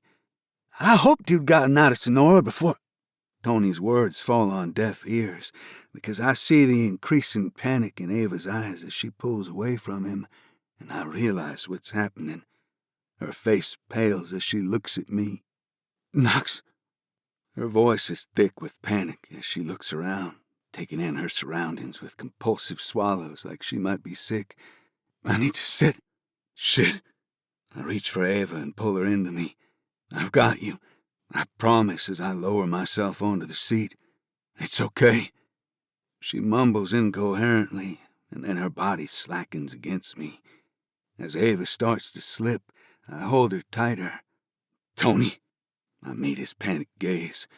"Find Elijah or Malia." 41. Ava. I sit on the edge of an exam table as Malia checks my vitals. My mind is still heavy with fog, but strangely, I feel lighter than I do after most episodes, embarrassed for causing a scene, but safer, I guess, having Knox here with me. He rubs his chin from a chair beside me, a harried look on his face and his elbows braced on his knees. Our roles today have completely switched, and it's exhausting. "Your vitals are fine, Ava, but you probably already know that, if this is a regular occurrence." I nod because she's right. I've gone through this a dozen times before, and other than waking up with IVs in my arms during ambulance transport after passing out in public places, I am always completely healthy by the end of it. "How often is regular?" Malia asks, taking a step back. "A couple times a month while I had my prescription. I ran out a few days ago." Malia purses her lips. "And how long has that been going on?" "Well," I glance at Knox. "The short story is, I've had a version of these episodes my whole life, but the summer before I started high school, I was diagnosed with petit mal seizures and put on meds to regulate them." "And you saw a specialist who diagnosed you?" I nod. "I went through a series of tests, and even though my results were inconclusive, they found abnormal synapses in my front lobe." I add with air quotes. Malia takes a seat on the rolling stool and sets her clipboard aside. "And you've been on the same anti-epileptic drugs since, and with the same doctor?" She's casual and soft-spoken, and even if I'm currently her only patient, she's attentive and curious, which puts me at ease. There is no side-eye with her, no judgment. "I've been on a few different prescriptions over the years," I explain. "I had adverse reactions to some of them. Prescriptions, not doctors." "Well," I correct with a shrug, "I guess I've had some adverse reactions to my doctors too, but that's not what you're asking." I loathe the wobble in my voice. It's born of years of fear and anxious frustration. I've been on Xarelto, Lamictal, and topiramate that I can remember off the top of my head, and I've seen 3 neurologists in the past 6 years because of my medical coverage. Malia stretches her legs in front of her, crossing her ankles. "And these episodes worsened in high school, you said?" "More or less." She tucks a loose strand of hair behind her ear. "I know you're out of your pills now, but before this week, do you think they've been helping? Groaning, I run my hands over my face. Not because I'm exasperated with her, but because the more I talk about this out loud, the more I wonder what the hell I was doing all these years, forking out money for pills I couldn't afford. The pills didn't stop them from happening, I admit. If that's what you're asking. Malia glances at Knox, but he's staring at me and doesn't notice. One last question, she says carefully, and I can tell I'm not going to like it. This week aside, have you had significant trauma over the years that stands out to you? Instantly, my gaze shoots to Knox too, lingering on him as I consider where the hell I should start and how much to say. Malia glances between us and clears her throat. Would you like to speak privately? No, I shake my head, snorting a nervous laugh. It's fine. Knox knows most of my trauma already. I swallow thickly, but this time, I have a question for her. Can I ask you why you want to know? I'm sensing you're about to drop a bomb on me that I should prepare myself for. Malia offers me a cautious smile. Have any of your doctors ever mentioned vasovagal syncope? I frown, barely able to say the term in my head, so I would have remembered hearing it. The sensations you experience before you lose consciousness sound exactly like it. The vagus nerve is part of our fight-flight-freeze response system, specifically the latter, and when it's overstimulated, it can cause heart rate and blood pressure to drop so low that blood flow to the brain is reduced. It's quite common, actually. Lightheadedness, feeling sweaty or clammy, tunnel vision, and the ringing in the ears you mentioned, they are all symptoms. Other people experience the same reaction when they have excessive bowel movements and food poisoning, or when they faint at the sight of blood.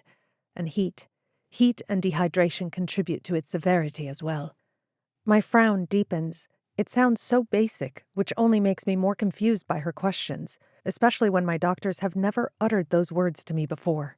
Vasovagal syncope, fainting spells, can also be known as anxiety attacks, the body's reaction to severe emotional distress and certain triggers, Malia adds carefully, which gives me pause. There's an unnerving certainty in her expression and resolution in her voice, and while I loathe thinking all my doctors have been wrong for so many years, something inside me deflates, because I think Malia could be right. Why? I ask, licking my lips. Why don't you think it's epilepsy? For starters, absent seizures are common in children, not in adults. Children usually grow out of them. Add to that the list of neurology meds you've cycled through, your lack of convulsions, and the fact that seizures aren't detectable, yet your spells have been. Epileptic attacks usually come out of nowhere. People can't typically prepare for seizures, which is why some patients rely on animal companions to help alert them. Malia stares at me as I absorb the weight of everything she's saying. As the dozens of appointments and bus rides and phone calls and bills, as the years of struggling with my brain health is reduced to anxiety. I always know when my spells are coming, I say, reiterating out loud one of the biggest reasons I believe Malia is right. I have seconds to worry about them, sometimes minutes to grow more anxious as I try to stave them off. I stare at her, which I assume is why it never works. Perhaps.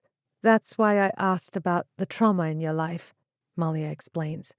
I'd like to know if you see a correlation with certain events over the past 10 years that may have worsened your episodes. Acute frustration makes it difficult to speak as the pieces fall into place. My mother died when I was young, I confess, staring at the cement floor. And 10 years ago, my uncle, my guardian at the time, took someone's life in a car accident and went to prison. Even if that's only the tip of the iceberg, the list in my head continues. I think about Mitch's harassment and threats, Lars's constant bullying, and how every day has been a struggle to keep my head above water, especially since Mavie got sick. And all of it, every extra shift I had to take to help pay our bills, every sleepless night and added worry only compounded it, and it all started 10 years ago. Knox's gaze bores through me, and I squeeze my eyes shut. I can't handle the guilt I'll see on his face if I look at him because he unnecessarily shoulders part of the blame. I can't imagine what you have been through, Ava. Malia's voice is kind. And though I could be wrong, I don't think I am. In fact, I think this is good news. My eyes open and fix on her. Malia doesn't look triumphant in the slightest. She seems happy for me, hopeful. Anxiety can be handled, she continues. It's not easy, of course, especially now, but it can be reduced, and learning how to control your anxiety will help you in the long run. I don't get it. Knox's voice is loud compared to hers, startling me a little. He stares at Malia. Why hasn't she had one while we were fleeing wildfires, or while she was trying to find help last night? Instead, it happens when she's feeding the horses or making dinner. That makes no sense. It may seem that way, Malia explains. But panic and anxiety are not the same. Ava isn't having these attacks when she's upset because, oftentimes, when we're too busy holding ourselves together, it's the quieter moments when it all catches up with us. Think of anxiety like bottled-up toxins. Once that bottle is full, it overflows or bursts. Malia's eyes meet mine. That's why, if you can learn to manage your stress better, it will help. And the good thing about anxiety is there are many natural ways to cope and medicate yourself if needed. You won't have to rely on a pharmacy to manage your health, especially with the unpredictable state of things. You have the control, Ava. It's not an easy path, but it is possible. The same can't be said for seizures. I have the control, I repeat, shaking my head in disbelief. I find that hard to believe, seeing as I've been trying to control this for as long as I can remember. Yes, but until now you were taking anti-epileptics that change the chemical balance of your mind. Once they are out of your system, we can focus on what will help you, not hinder you from getting better. I stare blankly at the wall, my grip on the exam table tightening. I'm not saying that your doctors didn't know what they were talking about, because they did find some inconclusive results in your neurological scans. But, she says crisply, inconclusive to me means they never had a definitive diagnosis. Which means you're probably right, I finish for her. She purses her lips. I believe I am, but for now, it's all speculation. Our equipment is limited here, but I can run a blood panel to see if you have any vitamin deficiencies, and I'd like to check your hormone levels. The results will help us determine where to start. Only when your body is balanced will we be able to accurately gauge which approaches are working and which aren't. Yeah, I nod, suddenly more exhausted. Sure. Perfect. Malia grabs her clipboard. I'll be right back. Thank you, I blurt as she leaves the room. I'm sure she has better things to do with her time other than cater to me, and she's not even getting paid for it. Malia flashes me a quick smile. You're welcome, Ava. I inhale a lungful of much-needed air as her footsteps grow fainter, then make a pathetic brain explosion noise as I look at Knox. That was a lot. He walks over to me, the furrow in his brow deeper. Yeah, it was. His eyes shift over my face. Are you okay? I'm good. I'm just over all of this. I can imagine. He shoves his hands in his pockets, assessing me. You seem convinced she's right, though. It's a hard pill to swallow, but I know she is, I admit, and the words feel right. Or maybe I just want her to be, because nothing I've done this far has worked.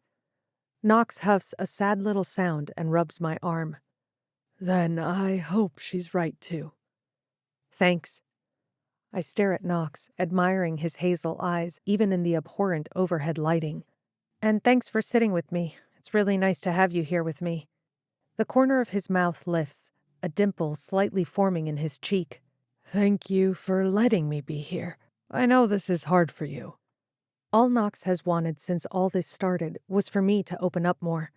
Now he gets to be a part of it, whether he wants to be or not. Welcome to the craziness. Knox kisses my forehead. I didn't give you Loca by accident, remember? Har har, very funny.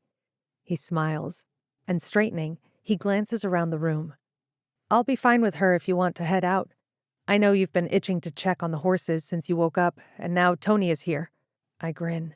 Their reunion would have been picture-worthy if I'd had my phone on me. You should go. I'll find you when I'm done here. Knox eyes me skeptically. You're sure? Yeah, trust me. Malia is far less terrifying than Dr. Singh was. I think I can handle her. I wink at him and gather my hair into a ponytail. Now go. Give the horses some love for me. I'll come back when I'm finished, if you haven't found me yet. Despite his reluctance, Knox leaves me to my thoughts, and honestly, I'm happy for the breathing room. I lean back on the exam table with a sigh that feels like my first real breath in the last 20 minutes. Mavie passed away, then Scott showed up. Lars killed Scott, and I was stuck with Knox. Knox took care of me when I thought he hated me. Mitch showed up, and we formed an unspoken truce. Knox diverted his trip to Kansas to drop me off in Sweetwater. Julio died in my arms, and Knox was there for me again. Now, we're here when I thought last night would end far differently. Mentally, I tick off the events of this week in my head, all of it a mix of dread and surprise. After what we've been through in the past few days alone, I know anxiety is something I can and need to manage better. I'm determined to. I sit up, catching movement from the corner of my eye. The Hispanic girl I saw in the cafeteria this morning stands in the doorway, fidgeting with something in her hand. She stares at me. I stare back. Since she came into my doorway, I assume she has something to say, but as the seconds tick by, I cave first. Hello. She tilts her head. Hey. Her mouth presses together in consternation as she looks me up and down without the slightest bit of reserve. Are you with Knox? I grunt at her candor. Something tells me she's not only asking if we're traveling together. Yeah, I am. My eyebrow lifts on its own accord. Why do you ask? She shrugs, but I get the feeling she's sizing me up. Knox was in here this morning, too. I try not to smile. He had a small accident yesterday, I explain. I don't know if she has a little crush on him or if she's simply curious about me or us as newcomers, but she's definitely giving me the once-over. But he's fine now. I know. I blink at her, pressing my lips together to stop another smile, and glance down the hall for Malia. So what brings you to exam room 1? Are you looking for someone? The girl turns what I think is an arrowhead over in her hand and leans against the doorframe. Not really. Just bored? She nods, but she looks more than bored. There's something about the way her blue eyes shift to the obsidian, the way she fingers it like it's the most precious thing she has, that resonates with me in a strange, unexpected way. She tucks a strand of loose, dark hair behind her eyes and heaves out a sigh. I'm Ava, by the way. The girl lifts her head and shoves the arrowhead into her pocket. Harper. It's nice to meet you, Harper. How long have you been here? She wanders into the room, running her finger over the metal shelf until she stops at the glass cabinet. A few days. Are you here with your family? I note the way her finger pauses on the glass before she drops her hand at her side. No. Harper's mask of boredom and indifference slips as she turns and her cheeks redden. Shit. The flash of what looks like hurt that's there 1 second is gone the next, tugging at my heart. A hollow pit in my stomach immediately follows. This girl could have lost her entire family this week, and I so casually bring it up. I clear my throat. Are you from Texas, like me? Harper shakes her head and plops down in the chair Knox was sitting in. My group home was in New Mexico. We came here when they evacuated Santa Fe. My heart sinks deeper. It should be a relief Harper hasn't been alone through all this, but for some reason, it isn't. Are you going to be okay? She asks, and this time there is concern in her eyes as she stares at me. Ah, I nod with understanding. You saw my little fainting spell out there, did you? Harper blinks at me. Yeah, I'll be fine. Thank you for asking. Sorry if I scared you. She shrugs again, and the tips of her shoes brush the floor as she leans back in the chair. Is Lucy yours? Harper folds her hands in her lap. No, she is Knox's dog. I smile. She's a sweet girl, isn't she? Harper nods, glancing around the room. I like dogs, but they never let us have them in the group home. I had one when I was a kid, though. When you were a kid, huh? I grin. And what was his name? Freckles. He was a Dalmatian, but he ran away when I moved in with my grandma. It sucked. I bet it did. I'm sorry you lost your friend. Harper stares up at the ceiling, drumming her fingers on the arms of the chair. I asked Jenny if we could at least get a rabbit or a hamster or something, but she said they stink, and her boss wouldn't let her anyway. So I take it you like animals then? With a head bob, Harper lifts her head and looks at me. I'm going to be a veterinarian. I can't help my smile as I imagine her no-nonsense bedside manner delivering any sort of news to her patient's owner. That's a big job, and a good one. You must like animals a lot. I pretty much love them, she confesses. Well, I say with a shrug, maybe Knox will introduce you to his horses while we're here.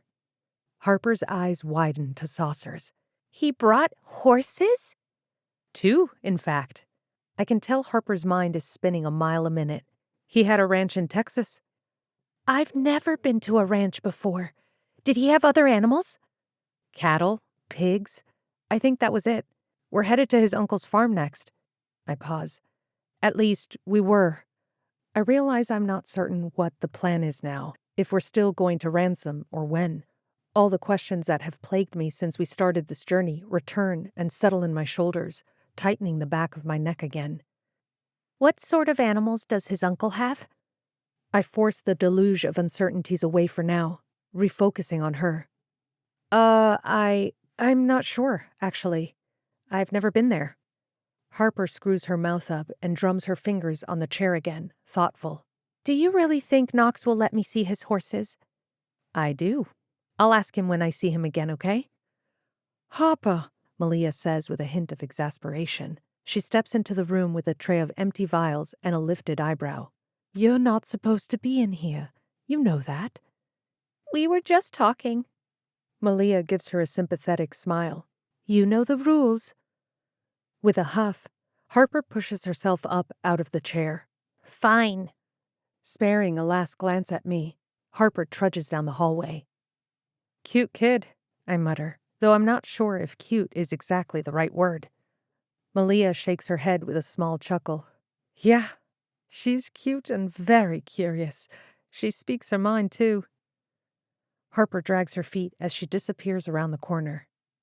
Jenny, Malia continues, the social worker who brought the children in on Tuesday, mentioned Harper's mother was a founding member in one of the major Mooney militias they busted up 6 years ago after the researcher kidnappings in Las Vegas. Harper has been moving around from different homes and facilities since she was 3. I can't figure out if she's restless being cooped up here, yet another new place, or if it's just another week for her. A lump lodges in my throat. No family in a world as crazy as this? I can only imagine how alone Harper must feel. That's really horrible, sad, enraging. Malia finishes for me. She grabs a cotton ball and tape from one of the drawers in the cupboard. I know, and yet a part of me wonders if somehow those kids are better off than the rest of us. I meet Malia's gaze. She shakes her head, almost thoughtful. Most people have lost lifetimes of friendships and loved ones in the last few weeks alone. But for kids like Harper, this cruel life is all they've known, and I can't help but think if, in a way, it has better prepared them for whatever comes next, unlike the rest of us. Whatever comes next. I stare down the empty hallway as Malia pushes up my sleeve. A little part of me concedes she might be right and wonders if Harper isn't a version of me, lost in a spiraling world she's simply trying to exist in. I pray that, whatever does happen next, the little girl will be okay. 42. Knox. I know Ava's gonna be okay and all, but you don't seem as freaked out about what happened in there as I am, Tony says. We make our way out the double doors into the back lot of the facility. I nearly bark a laugh, ignoring my headache as we walk shoulder to shoulder across the lot. I am, trust me, it's just not the first time I've seen her like that. Nose to the damp ground, Lucy scopes the place out. Remotely, I realize it rained while I was sleeping. I scan the back lot, which is more like a compound, with storage buildings and a hangar for a garage across from us, a puddle-riddled parking area to the right. Honestly, when I saw her with you in the cafeteria, Tony continues, I was floored. I'm still trying to figure out how the two of you could have possibly ended up here together in the first place. You've been avoiding her for nearly a decade. I rubbed my shoulder, realizing how hard I must have hit it yesterday during my fall.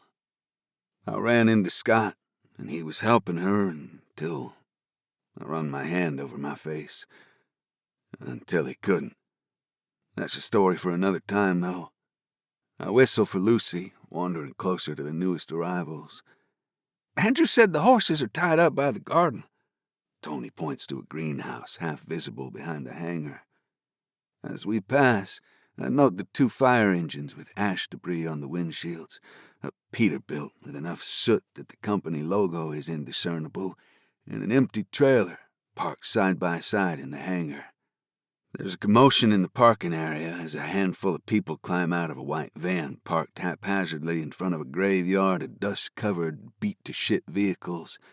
As newcomers pile out, I think of the van Ava and I saw in Amarillo. This way! The facility employee motions for everyone to follow him as they adjust their bags and backpacks. Most people move like zombies, rumpled and dirty, and exhaustion hovers over them like a cloud. A couple walks hand in hand, the packs on their backs so heavy they have to lean forward to stay upright. A teenage boy has his head wrapped and walks with a limp. We'll get you checked in, the worker says. Then we'll answer your questions.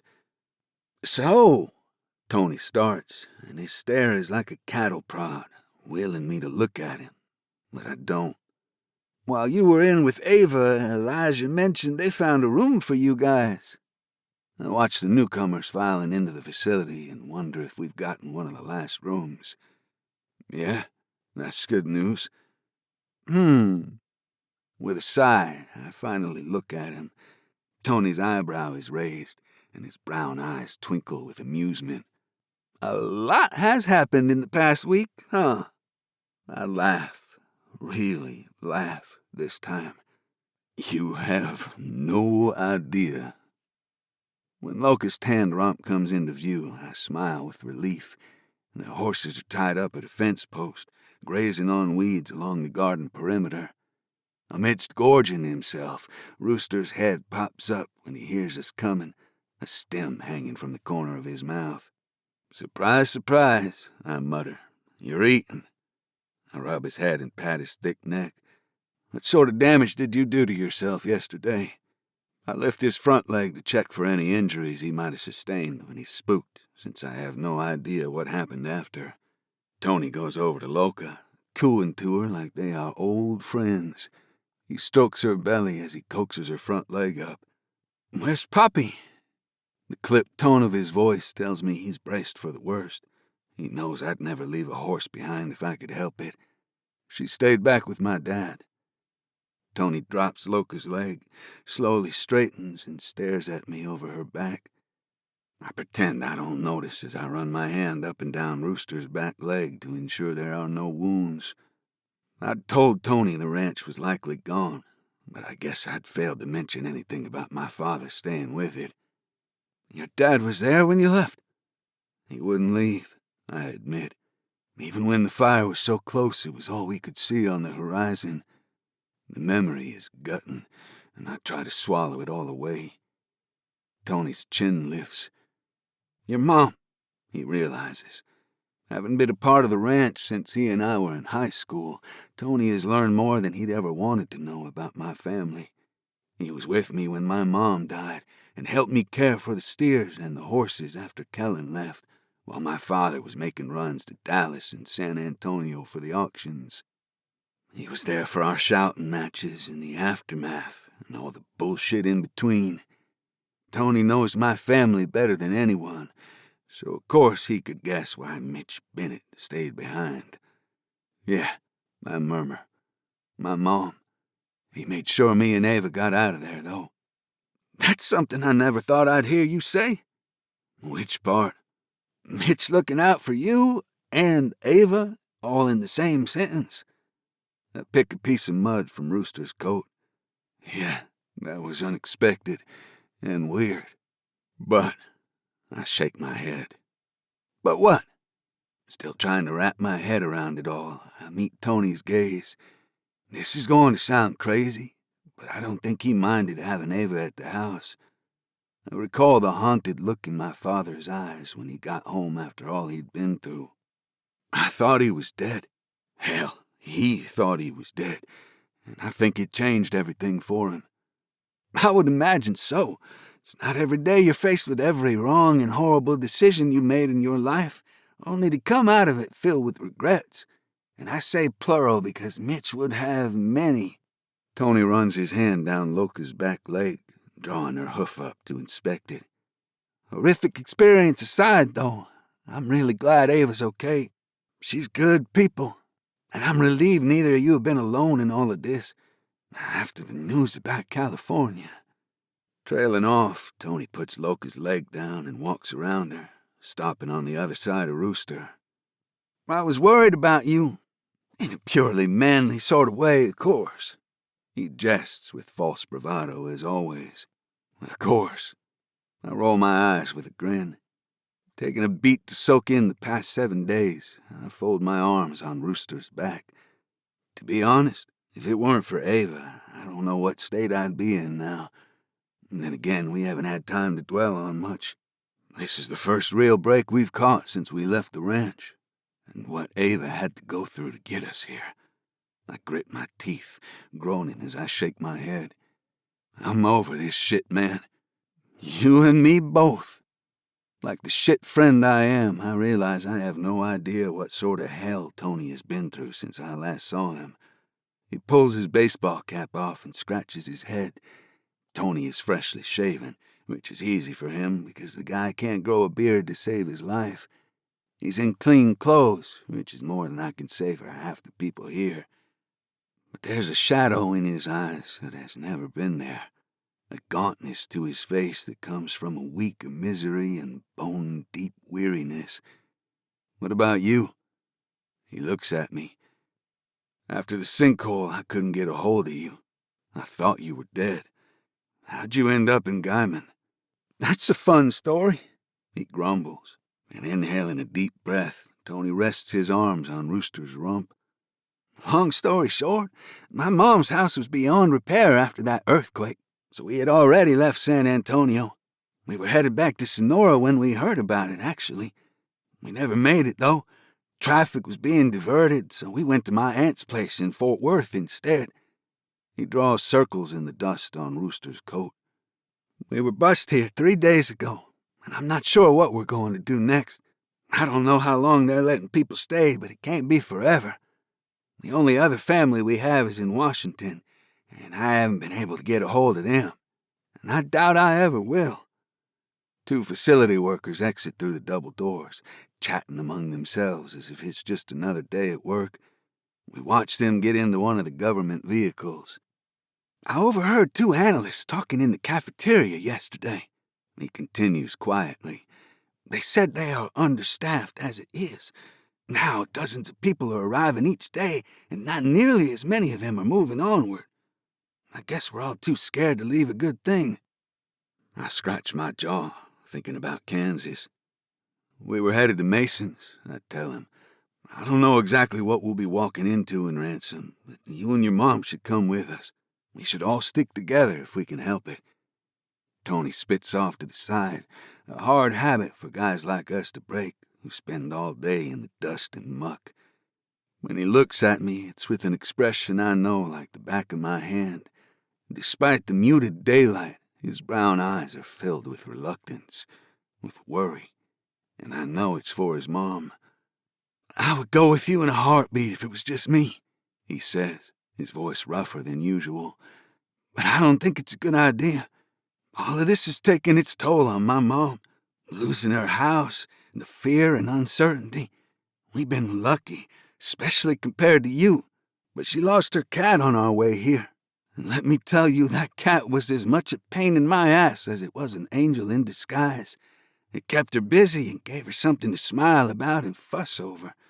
But after the evacuation center, at one of the rest stops, the damn thing bolted. He sighs with a ragged breath. My mom's health wasn't great before, and without that damn cat to focus on, it's like she's aged a year in the last 3 days. Unless you're certain Mason's place is safe, that he's even still there, I'm not sure I should risk it. She hasn't even come out of our dorm room yet today. Tony, my brother in all ways but blood, looks at me with regret and misery and a tinge of defeat, but I can't hide my disappointment. I understand. And the truth is, I do understand. If my mother were with me and ailing, many of my decisions would have been different.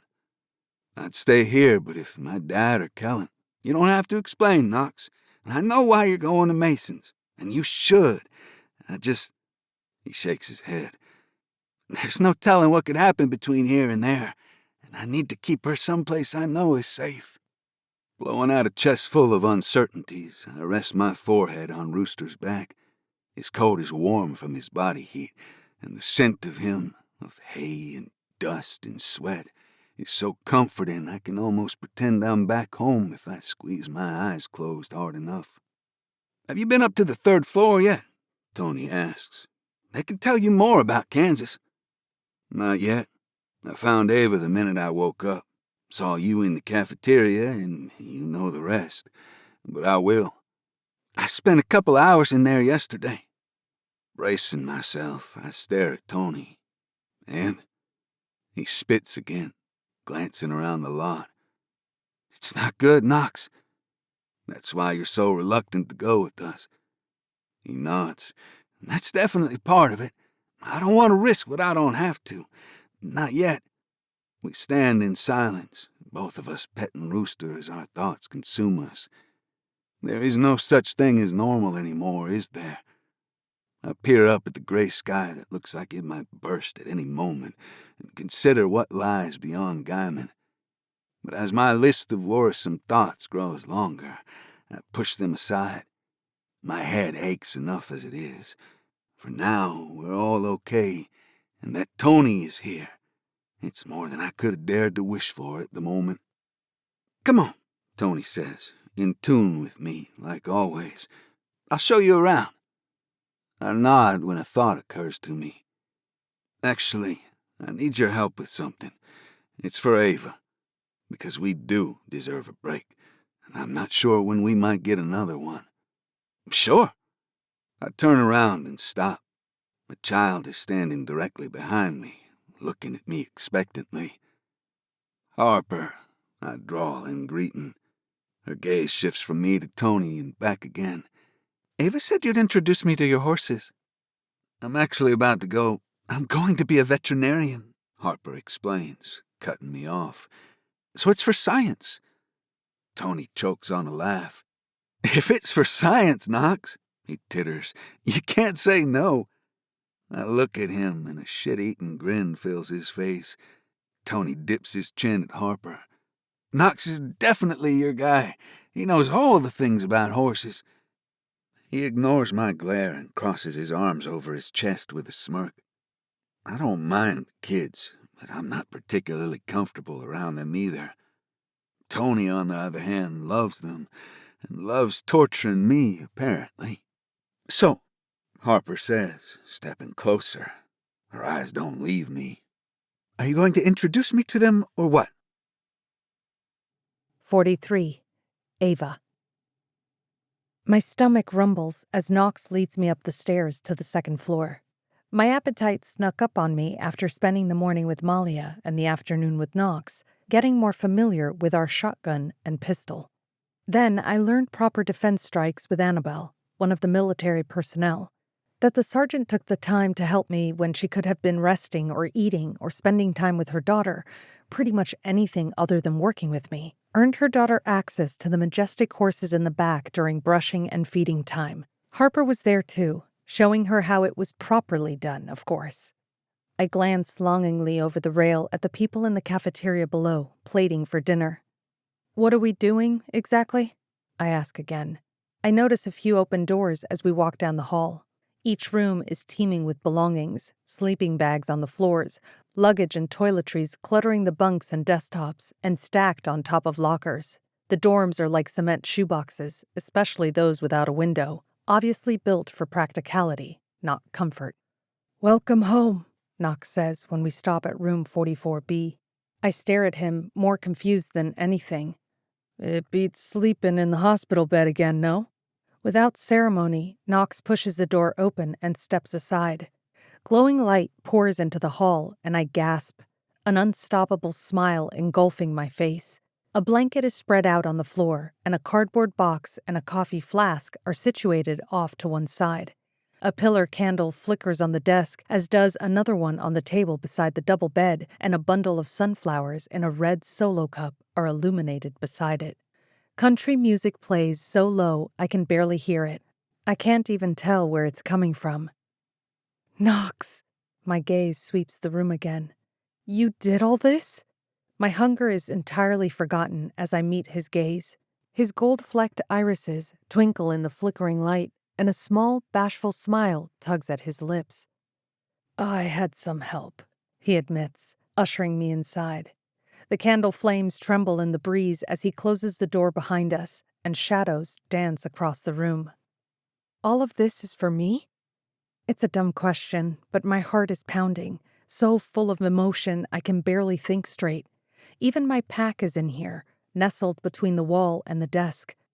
I thought an actual date was long overdue, he whispers in my ear. And you wanted to escape from everything for a while.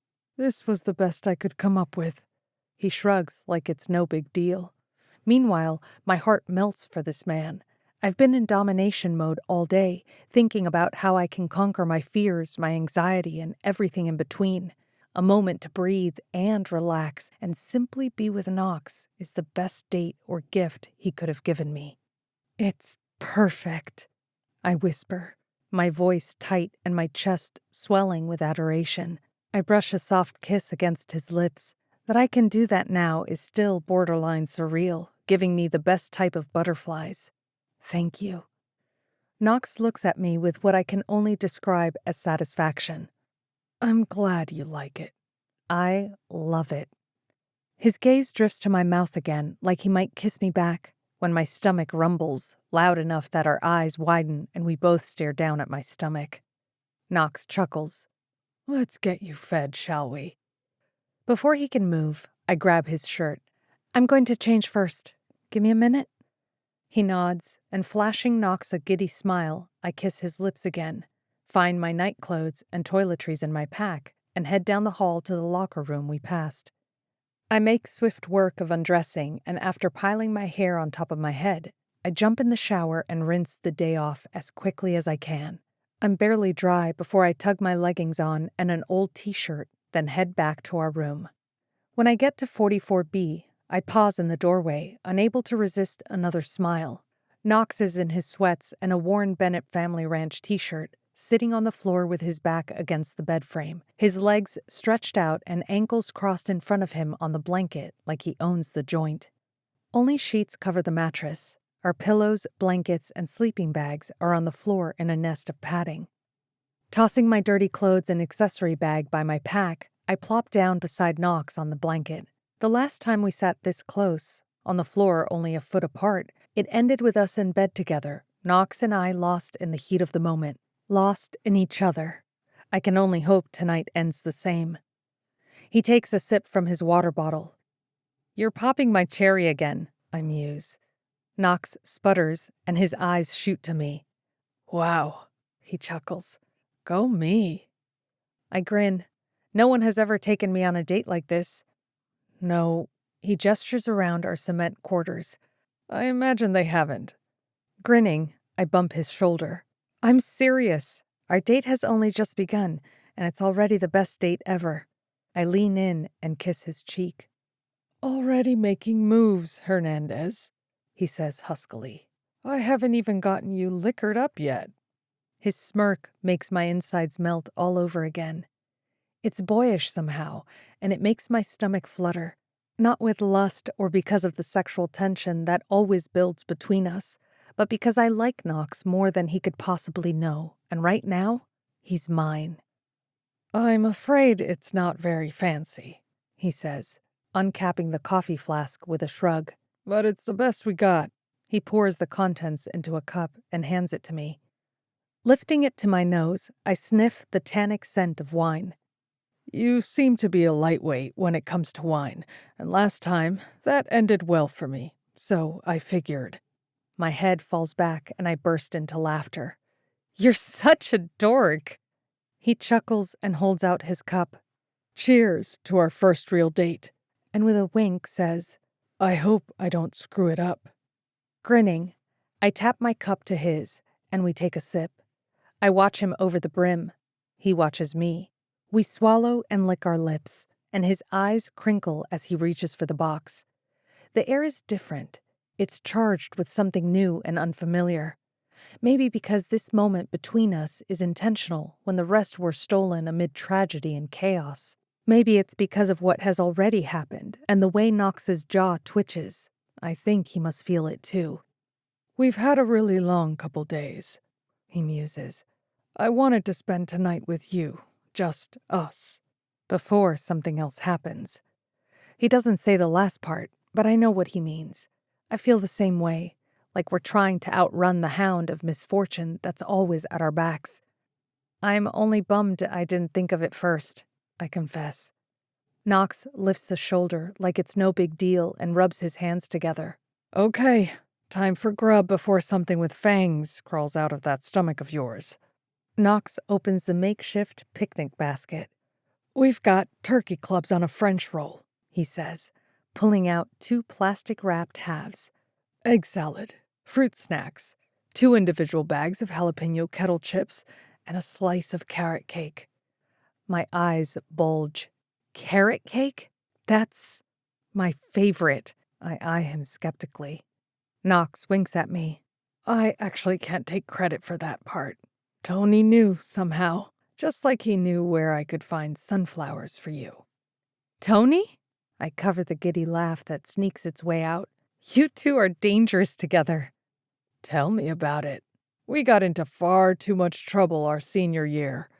My dad told me we could no longer be friends, which I ignored, obviously. He was worried I wouldn't graduate. I watched Knox from the corner of my eye, realizing his mother's death likely had something to do with his rebellion. What? Knox's fingers freeze in the plastic wrap. Nothing. I smile wider. I was just thinking how glad I am that Tony's here and he's okay, and that you never stopped being his friend. Knox exhales a deep breath. Me too. It doesn't seem real, if I'm honest. His eyes lose focus for a second. Then he smiles at me and hands me my sandwich. For you. When Knox's half is unwrapped, we tap sandwiches and take our first bite. The lettuce crunches, and I don't think Swiss cheese and mustard ever tasted so good. I'm starving, I admit, through a mouthful of food. Just ignore all the moaning, okay? His eyebrow quirks, and a salacious grin lifts his stubbled cheeks. One can only hope. I elbow him, worried I might choke if I allow myself to laugh. You know what I meant. I wipe the corner of my mouth and take another bite. We eat between our laughter and companionable silence, the low music emanating from a small speaker on the desk, cushioning any awkwardness. It's one thing for Knox and me to have slept together or fought for our lives together, but it's the quiet moments like this that feel the most intimate, the most important. Knox makes a face when he eats a fruit snack, unimpressed as it sticks to his teeth. Here. He hands the packet over to me, and I gladly accept. So, how did it go today after I left you with Malia? Knox opens his chip bag. I steal one of his kettle chips before answering. Fine. She said the blood panel results won't be ready until tomorrow, but she gave me some breathing exercises to practice when I start to feel wound up. She did tell me something I think you'll appreciate, I confess. She said I should practice talking about things more to expel the negative pent-up energy. That way I'm not stewing in all the things weighing me down 24/7. Knox looks knowingly at me. Maybe I should be a doctor. Ha! You and Harper could open a practice together, I wink at him. But seriously, Knox says, licking his lips. I agree. Do you now? I drawl, eyeing him skeptically as he shoves another chip into his mouth. Manly, stoic Knox, who likes to pretend he's unaffected by everything for my sake, even if I know how difficult all this has been for him. especially with the added burden of worrying about me. It's a two-way street, you know. Just because you don't have anxiety attacks or whatever doesn't mean you shouldn't share your burdens with me too. You've said it a dozen times. We're in this together. Knox studies the chip in his hand more carefully than is necessary before popping it into his mouth. See? I can't help my smirk. It's not easy to be vulnerable. I'll do it, he says, his gaze finally shifting to me. He tilts his head. If you do, I will. This time, when his eyes linger on mine, they are filled with a silent promise and maybe even a plea. There's no humor or machismo, and I believe him. It's a deal then. Good. Great, I counter, then take a gulp of water from my bottle, completely forgetting about my wine. Maybe we should have a code word. A code word for stress? Knox's shoulders lift with a chuckle. It better be something good, because we'll be saying it all day. Wait, I glance around. Where's Lucy? Knox scoffs. Lucy who? He shakes his head with a sigh. Now that Tony's back, she barely cares about me anymore. I highly doubt that's true. Knox shrugs and balls up our garbage to put back in our food box. I think it's time, he says, lifting out the carrot cake. Now, do you mind sharing, or do I need to go down and get my own piece? Playfully, I roll my eyes. I guess I can share. You guess? Knox chuckles again, and the sound soothes my fluttering nerves. He has never been as sexy as he is now, his handsome smile growing, his laughter filling the room. I shrug. I'm sort of full, so otherwise, you would have told me to screw off and find my own peace. I grab his t-shirt and tug his mouth to mine to shut him up. He tastes like fruit snacks and smells like Old Spice deodorant, and all my lady bits perk to attention as I breathe him in. I don't know when this man became all that matters to me, but I'm struck with the realization that, last night, I might have lost him, and that thought is so devastating I kiss Knox harder, deeper. I grip his shirt tighter and inhale him until he floods my mind, my chest, and makes my heart swell so much it aches. Ava? Knox pulls away. His gaze shifts anxiously over my face, his lips parted as he catches his breath. Are you okay? I search his eyes for a center of gravity as my heartbeat trips and stumbles, but Malia's advice is what fills my head. Instead of bottling up or suppressing my feelings, I exhale and give them a voice before I chicken out and shove them away to dwell on later. I could have lost you, I whisper. The lines in his crumpled brow deepen, and Knox swallows, regret filling his eyes. Your fall, I explain.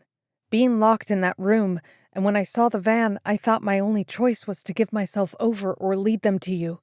I shake my head. Of all the people I've lost, you... My throat closes. My eyes burn. I don't want to do any of this without you. Knox's nostrils flare, and he brushes my hair off my forehead. And I'm going to do everything I can to ensure you don't have to. His words are earnest, his gaze imploring, and before I can respond, Knox's mouth covers mine. His lips are soft, but his kiss is urgent, his tongue greedily seeking mine. Hot chills travel over every inch of my body down to my toes, and I groan. This, I think, is perfection. Knox, I breathe his name, wrapping my arms around his neck, careful of the back of his head. Grabbing my hips, he pulls me onto his lap, his fingers pressing into my backside as I straddle him and settle against his erection. We both groan, and cupping his jaw in my hands, I lower my forehead to his and breathe his name again. I have loved you for as long as I can remember, I want to say. When you looked at me at church and when you stopped to help me. When I saw you around town with your friends, even when I thought you hated me. We stare into each other's eyes, our noses touching, and Knox's breath caresses my cheeks with each exhale. Instead of telling him any of that, though, I show him how much he affects me instead. I roll my hips into his, soft fabric all that's between his center and mine. I move my hips again and again without breaking eye contact, more feverishly until Knox squeezes his eyes shut and his head falls back. Fuck me. I claim his lips, swallowing his groan as I move faster, intending to do just that.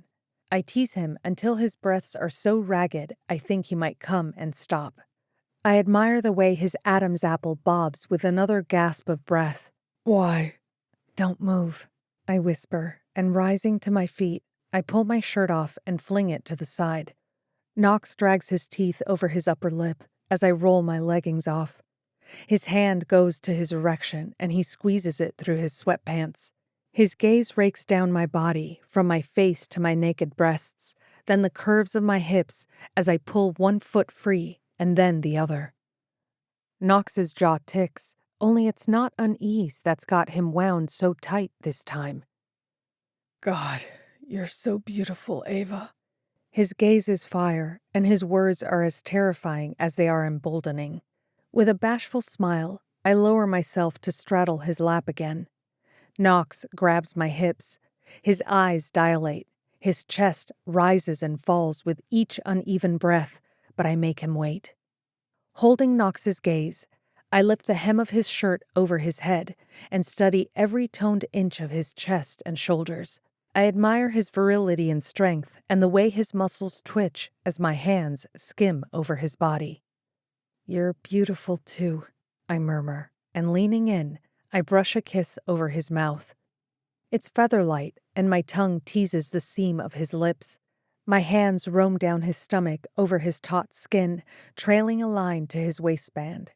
Knox's breath hitches, he gulps, and my fingers slide beneath the elastic. Lifting onto my knees, I free him from his sweats and lower myself over his length, basking in the rightness of Knox Bennett filling every inch of me. Holy fuck. His voice is guttural, raw, and I can't help but moan with pleasure. Knox splays his hands on my hips, pressing into my skin as I move against him, slow and steady, up and down, rolling my hips as my entire body burns for him. We're breathless. Our skin slickens, and my thigh muscles burn. Knox curses again, and as he claims my breast with his mouth, I gasp, and every nerve ending ignites. Wildfire ripples through my blood, so consuming my body trembles, and Knox takes over. He lays me on my back, and we move together, a ritual of worship and a joining of souls as we lose ourselves to the rhythmic sound of drumming heartbeats and abandon. The country music croons in the background. Knox rasps my name, and there is no moment stronger than this, no closer we could ever be. And I revel in the delirium that I have my person for as long as the universe will let me. 44. Knox. Our room is dark, and Ava breathes deeply in sleep. Her hair tickles my nose as she nestles into my arm, and I cherish the moment. Unsure when I'll get to hold her like this again, I squeeze her tighter against me. Unspoken or not, last night we made a promise to one another that it would be us against whatever comes next, and yet my path leads away from here, away from safety and farther into the unknown, which is the last place either of us wants to go. As much as I want to keep my promise, I can't stay here wondering who might be waiting for me in ransom. He would eat me alive. At the same time, asking Ava to go with me puts her in more danger. I stare a hole through the wall, suddenly too restless and slightly claustrophobic in a cement shoebox without windows. I press a kiss to Ava's temple and gently pull my arm from under her. She stirs, rolling over so her back is facing me, mumbling. "What's that?" I whisper, kissing the soft skin of her shoulder. "Is it time to get up?" "No." I can barely see her outline in the darkness, but I tuck the blanket around her, willing her to rest. It's still early. Go back to sleep. She nestles deeper into the blankets. "Where are you going?" "I need a shower." Ava groans. Sounds like so much work. I bite back a chuckle as I sit up. Feeling around for the table lamp, I flick it on, blinking as I take in what looks like a war zone in our room. Our clothes and picnic remnants are scattered across the floor, our mostly untouched wine cups and the half-eaten carrot cake discarded on the desk. Scrubbing my hands over my face, I climb to my feet, tug on my sweats, and grab fresh clothes. I'm not sure how I know it's dawn. Maybe it's my internal clock and the not-so-long-ago routine of livestock to feed and chores to do at sunrise. Tucking my bathroom bag under my arm, I switch off the light and escape the room. The industrial sconces lining the walls dimly light the way, and I ignore the cold floor on my bare feet. All the dorms are still closed, and the clock above the bulletin board reads 6:15. No one is idle in this place, so it's only a matter of time before the facility is teeming with life, and I take advantage of the quiet. The locker room door creaks as I push it, echoing off the tile and cement. The pungent scent of damp towels mixed with floral shampoo and air freshener hits my nose first. Then the overhead lights flicker when I step inside, reflecting in the row of mirrors above the sinks across from me, causing momentary blindness. 6 shower stalls are partitioned by neck-high walls lining one side of the room, and lockers line the opposite. I bypass the offshoot to the toilets and head straight for the bench at the lockers, making a mental checklist of the questions I need answers to today. What does the facility know about Kansas? Is it safe to travel there directly? And are the roads drivable? I discard my things on one of the benches, grab a towel from the marked closet, and pull off my sweats before heading to the closest shower stall. There are recycled water signs, which makes sense for a place like this, and as I step under the lukewarm spray, I hope that means there are other facilities like this all over the country, that this isn't our one and only option. I turn the water temperature higher and let it run over me, basking in the glory of it. Being warm and clean is a salve on any worry, and I allow optimism to nudge its way in.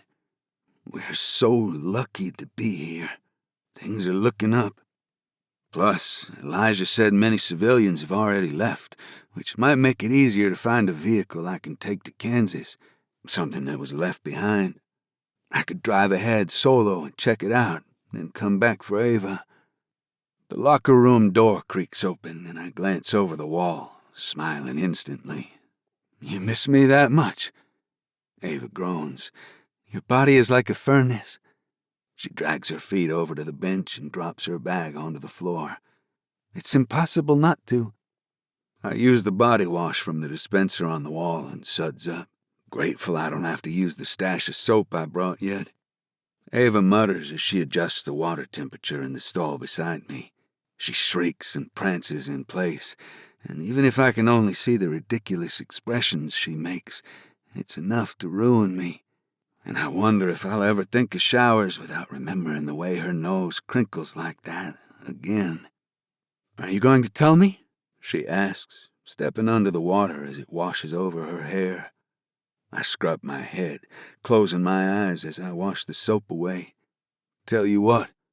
What's on your mind?" I smile to myself. How do you know there's something on my mind? "Knox, we agreed," she chides. I meet her gaze over the cement partition. "You think you know me so well?" She gives me her arched eyebrow, no-nonsense expression, and I look away. "So?" she prompts. Closing her eyes, she tilts her head back beneath the spray. "So," I start. "I was thinking that after we go to the comms room, I might see if I can get a vehicle to drive to Ransom. Check things out." Ava snorts. "Only?" She looks at me as she rubs shampoo into her hair. The suds drip down her cheek. Ava has never looked so comfortable in her own skin, or so normal. Even if we're in an industrial locker room in a facility filled with evacuees. "1 hour could be a day's worth of travel these days," she continues. "And you're not going ahead without me. Ava, Knox, she growls back. I have to smile to myself because she's stubborn, if nothing else. Okay. Her eyebrow lifts before she dips her head under the spray again. Try as you might, she says, wiping the water from her face. You can't get rid of me that easily, Knox Bennett. Ava smirks at me, water dripping from her nose and lashes. I smile, not only because having Ava with me makes me the most content I've ever been, but it feels good to have someone who would go up to bat for me like I know Ava would. She'd do more than that. She'd scratch their eyes out, jump on their back. She'd even knock an old lady out to save my horse if she had to. Good, I say, shutting off my water. I wouldn't have it any other way. 45. Ava. Knox and I finish breakfast, and after completing another night shift for Malia, Elijah takes us to the 3rd floor to meet the team responsible for keeping this place running and, beyond that, ensuring our safety. Kevin Montgomery is the facility director, Elijah explains as we reach the landing. He was a lead researcher at one point, but now he's running this place, or rather, he's the one everyone goes to for direction. Elijah glances over his shoulder at us. Things have a way of changing quickly around here, as I'm sure you can imagine. It wouldn't be a normal day if it didn't, Knox mutters. We meet each other's gaze and follow Elijah through the double doors he opens with a keycard. As we enter a 2-level comms room, my steps falter. A map of the United States stretches the length of the room to my left.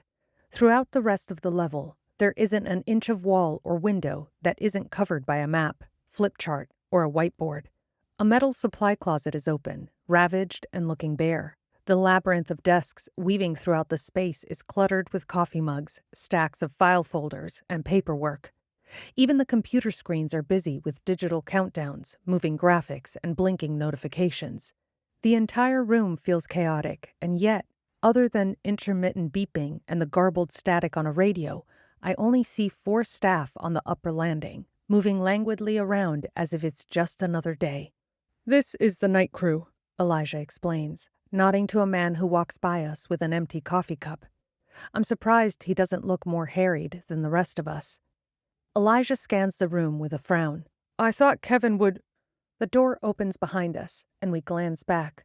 A middle-aged black man, bald, with a salt and pepper goatee and glasses, stops in his tracks. I study his wrinkled, army green uniform as he looks between the 3 of us. His brown eyes widen slightly. Visitors, he muses, eyes shifting to Elijah expectantly. This is Knox and Ava. They came in 2 nights ago from Sutton County, Texas. Kevin's brow furrows at the mention of Texas, and he studies the both of us more closely. Then you 2 have been through a lot to get here. He takes Knox's hand for a firm shake, then mine. Welcome to Facility 38, currently your one-stop shop during the apocalypse. Elijah snorts a laugh and drains the last of his coffee. On that note, I'll leave you to it. Thanks, Knox murmurs, and Elijah throws up a wave before stepping out of the room. We both look at Kevin. He takes another sip from his mug and exhales when he looks at us again. Well then, if you're up here, that means you're one of the few visitors actually trying to leave. Hopefully, Knox says dryly. We've been through hell to get here, so it seems dumb to move on, but you have family you're trying to get to, Kevin supplies. And I'm going out on a limb, but I take it we don't have anything on the whiteboard downstairs about it, so you're hoping for some good news. Yes, actually, Knox says. We're headed to Kansas. We have horses, so we don't technically need transport, though if the roads are okay, a truck and trailer would be helpful. And to know what we're up against. Horses? Kevin bobs his head, looking pleasantly surprised. That's a first. For me too, I mutter.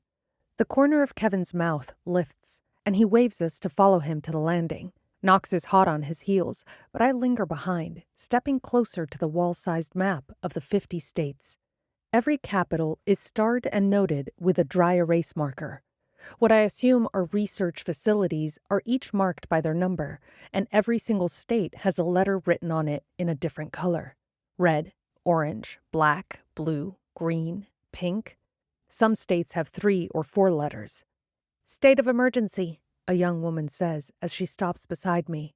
Her blonde hair is frizzy and gathered at the nape of her neck, and there's an ink stain on her white shirt. "Each color and letter is the level and type of threat." She fingers the tea bag in her cup, then points to Texas. "In some cases, they indicate which states have gone dark." Bile rises up my throat as I note a red F, an orange V, and a green E are partially covered by black X's. I don't know why it triggers me, because I know how bad Texas is. I've seen it, lived through it. But seeing each county crossed out like a bad omen is one of the most unsettling things I've seen yet. Like the state is gone forever, there's no hope, and whoever is left there is not getting a rescue. But Texas isn't the only one. I stare at New Mexico, then California, Louisiana, and Florida. "The letter is the type of emergency. The red F is for fires," the woman explains. "The W's are for the floods, E for earthquakes. V is for volcanoes, I guess," noting one written on Texas, New Mexico, and Wyoming. The woman hums in agreement. "Don't get me wrong," she says. "That doesn't mean there aren't people living there still, or that there aren't survivors in those states, but not enough to make them viable. The terrain is too unsteady, and we have to focus our resources as much as possible since they are limited. The entire nation is in a state of emergency at this point." I nod, but I'm only half processing what she's saying as I take in hundreds of colors and letters scattered across the map. Every single state is suffering from Mother Nature's wrath. "Plus," the woman continues, "there has been no official communication with them or their facilities in at least 36 hours or more. The entire continent is waiting with bated breath to see which regions will be left standing." I stare at the map, but my eyes glaze over. The years leading up to this, the days, feeling like a lifetime ago, and yet it was only last week that I was worried about paying my bills and Mavy's next visit from hospice. "This isn't real," I murmur, running my finger over San Antonio, which is no longer a city but a hole in the earth. "I keep telling myself that too," the woman muses. She finally looks at me. "I'm Kylie, by the way." She offers me her hand. "Ava." Kylie glances at the map. "Where is it you're running from?" I point to Texas, and she looks at me, sobering a little. "I'm glad you made it out." She gives me a taciturn smile and glances at her desk. "I've got to wrap things up before I can get some sleep, but I hope you find whatever you're looking for, Ava." "Thanks." Kylie walks back to her desk, stopping to pick up a rogue dry erase marker on the floor along the way. She tosses it on the desk beside hers and sits down, setting her mug aside and cracking her neck before she begins clicking around on her computer screen. "Got seismic activity coming out of my ears." I peer up at the landing. Knox and Kevin are staring at a giant computer screen among many lining the wall. With a final glance at the giant map of doom, I join them. Kevin looks between us as I stop at Knox's side. "Where is it you're trying to go exactly?" Knox crosses his arms over his chest as he studies the map with pulsating red, yellow, and orange circles on the computer screen. "Ransom." Kevin shakes his head. "I'm not familiar with it. It's north of Dodge City." Kevin's eyes brighten. "You might get some luck then, depending on your friend's setup.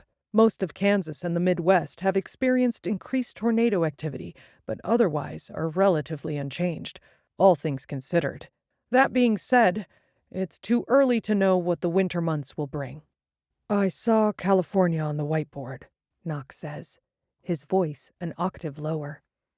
Kevin must note the emotion in his voice, so he treads carefully. "It's flooded.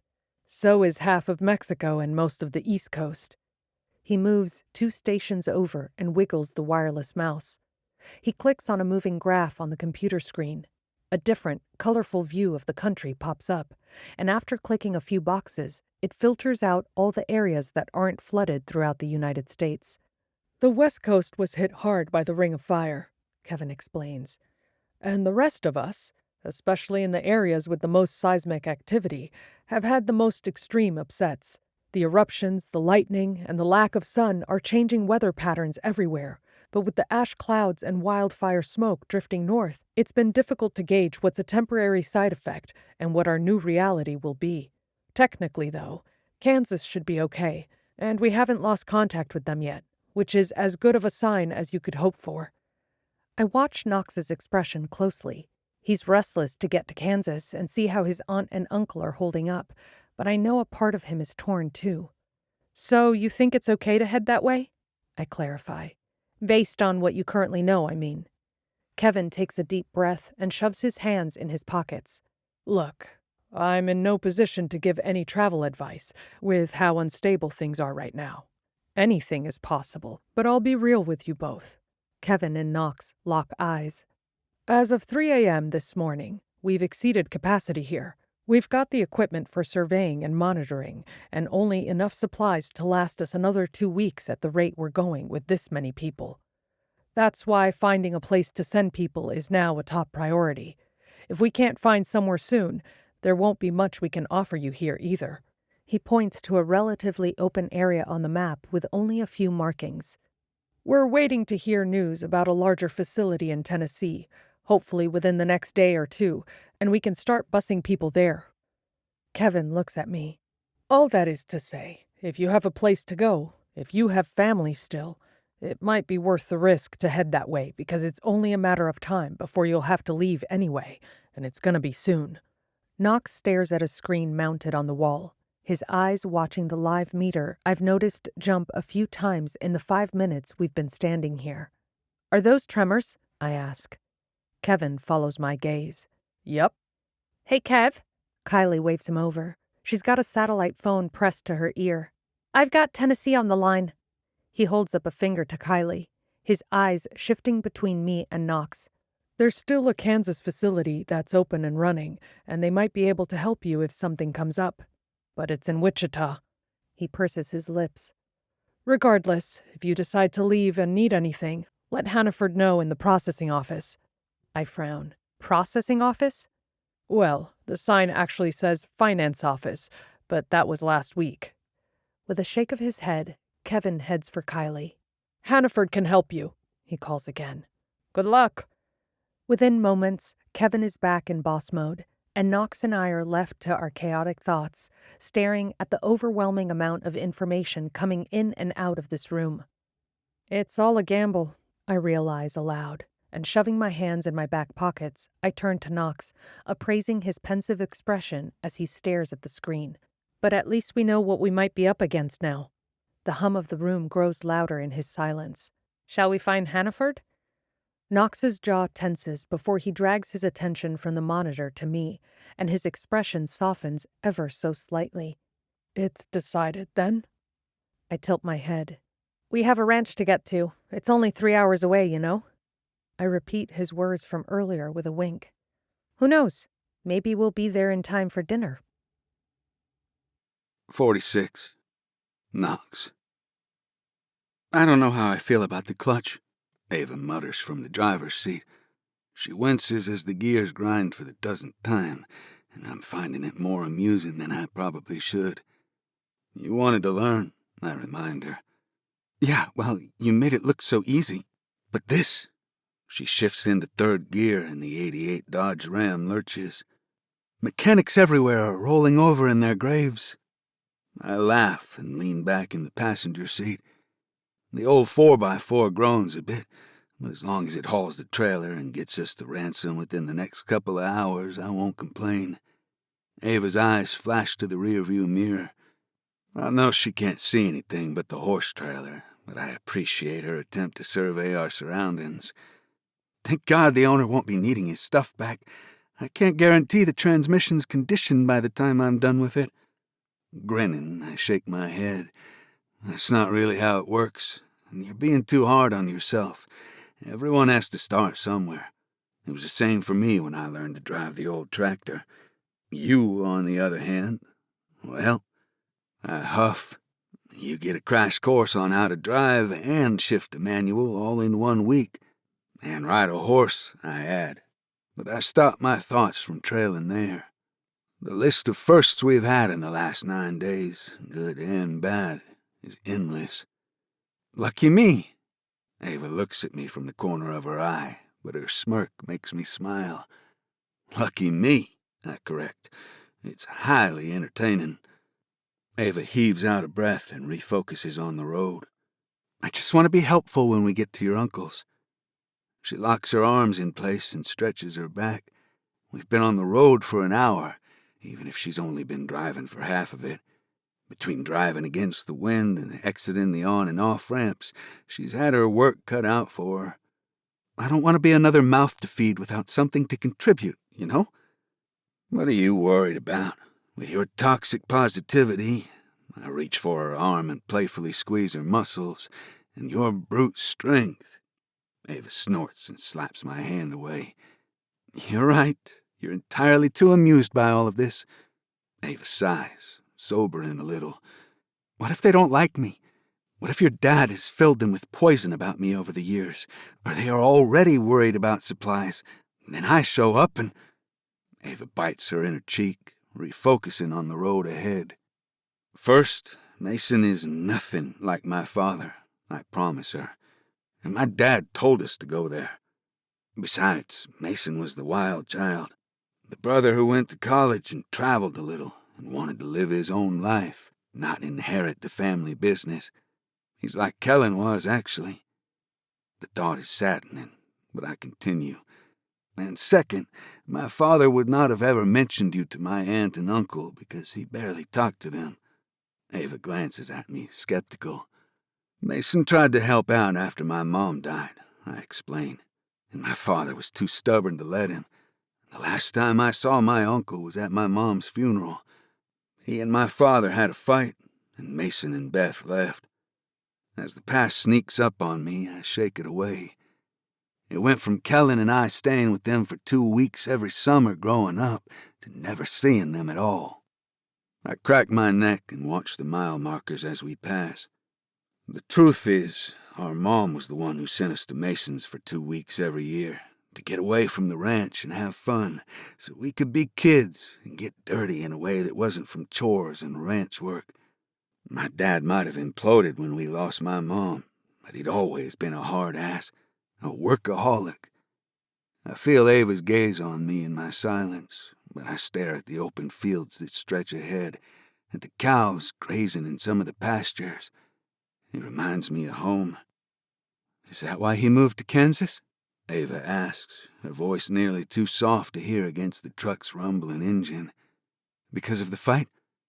No, they'd moved out there years prior, when Beth's mother passed and her father couldn't keep the place up on his own. He'd built what was probably considered an empire 50 years ago, I explain. Her parents were hardcore preppers. Her father was in the war and swore the day would come when society would break and it would be every man for himself. It only amplified after Gertie. I remember the giant tins of grains and powdered foods that lined the shelves in the guest bedroom closet, the dried beans and rice. I thought it was hilarious at the time. I huff a bitter laugh. It's not so funny anymore. Shaking my head, I mutter about what an ignorant kid I was. Then I was too, Ava says. We all were. We've been warned about this our entire lives, but it made no difference. Now look at us. Yeah. I snap a string from my shirt and peer out the side window. Now look at us. Ava and I drive in silence for a few minutes. I glance in the back of the truck to make sure Lucy is still hunkered down and peer out the window again. It was nice of Hannaford to help us get a vehicle, Ava says. She wipes a sweaty palm on her thighs. He could have just let us ride all this way, since that was our plan. Even if this is nerve-wracking, it's better than dragging this journey out another 2 days. I guess abandoned vehicles are one perk in all of this. Maybe the company, too, she counters. Ava winks at me, making my chest warm and my pulse quicken a little, and we fall into a companionable silence again. Ava finally starts to relax until the horses move, torquing the trailer.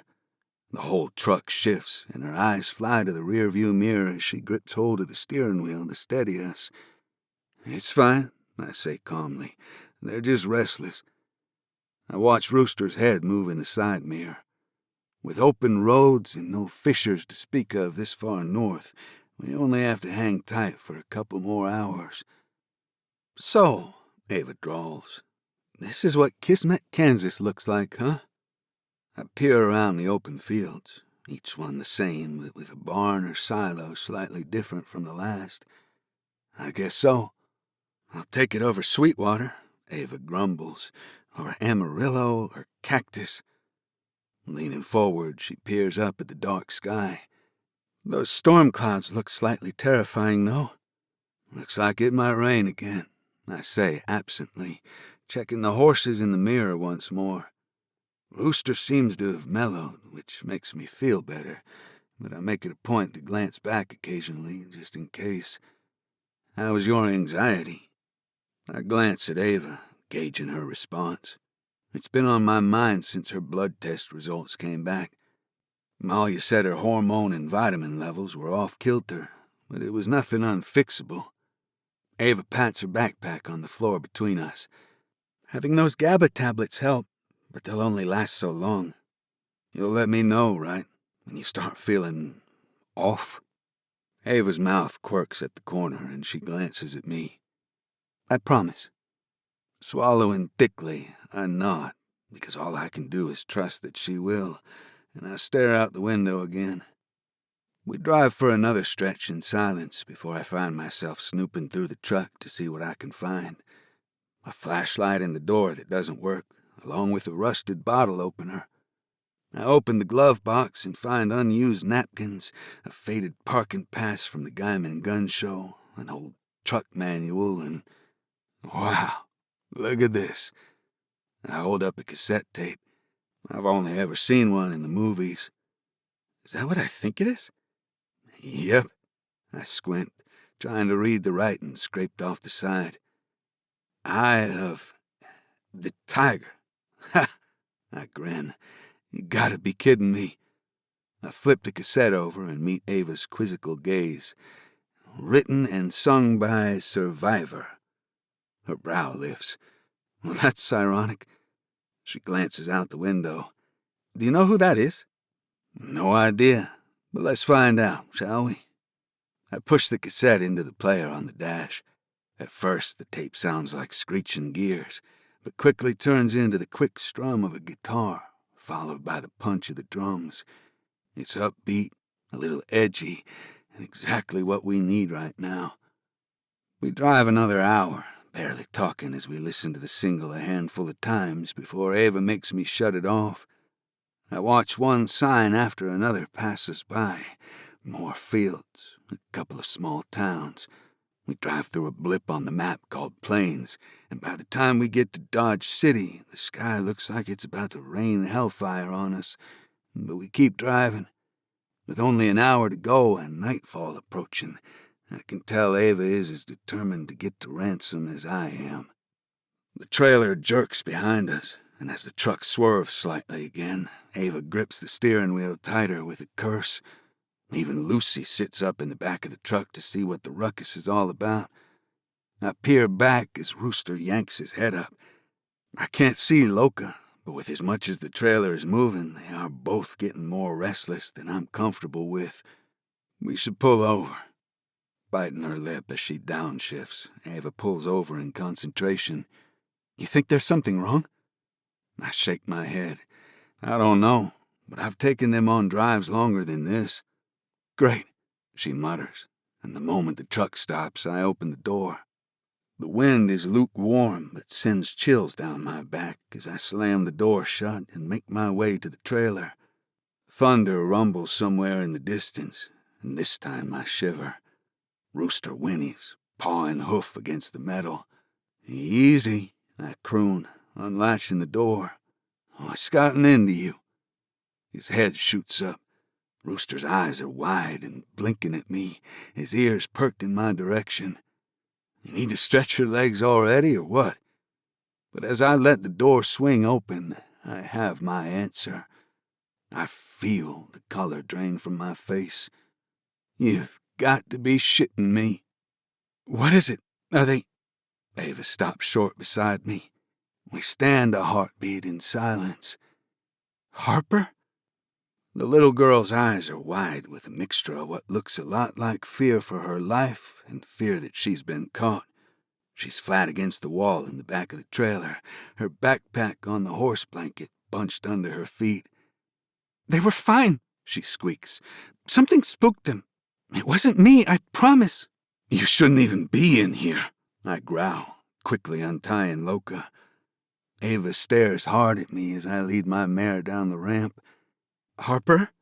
Ava starts, her voice firm but far softer than mine. "What are you doing in the horse trailer? Don't you know how dangerous that is? You said there was a farm where you were going." I huff. "That's your response?" I don't look at either of them as I untie Rooster and lead him out next. I welcome the wind, because I'm not only livid, my stomach knots, and I feel sick imagining what could have happened to Harper had we not stopped. "This is unbelievable," I mutter, stepping back into the trailer. Ava crouches in front of Harper. "Everyone will be worried about you."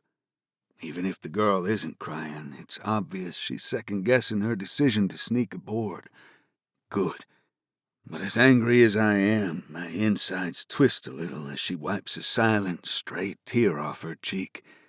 "But I left Jenny a note." "Oh, well, in that case," I grumble. "Knox, you're not helping," Ava chides. I cross my arms over my chest, inhaling a deep, calming breath as I glance up at the roof of the trailer, praying to all the gods everywhere to give me patience.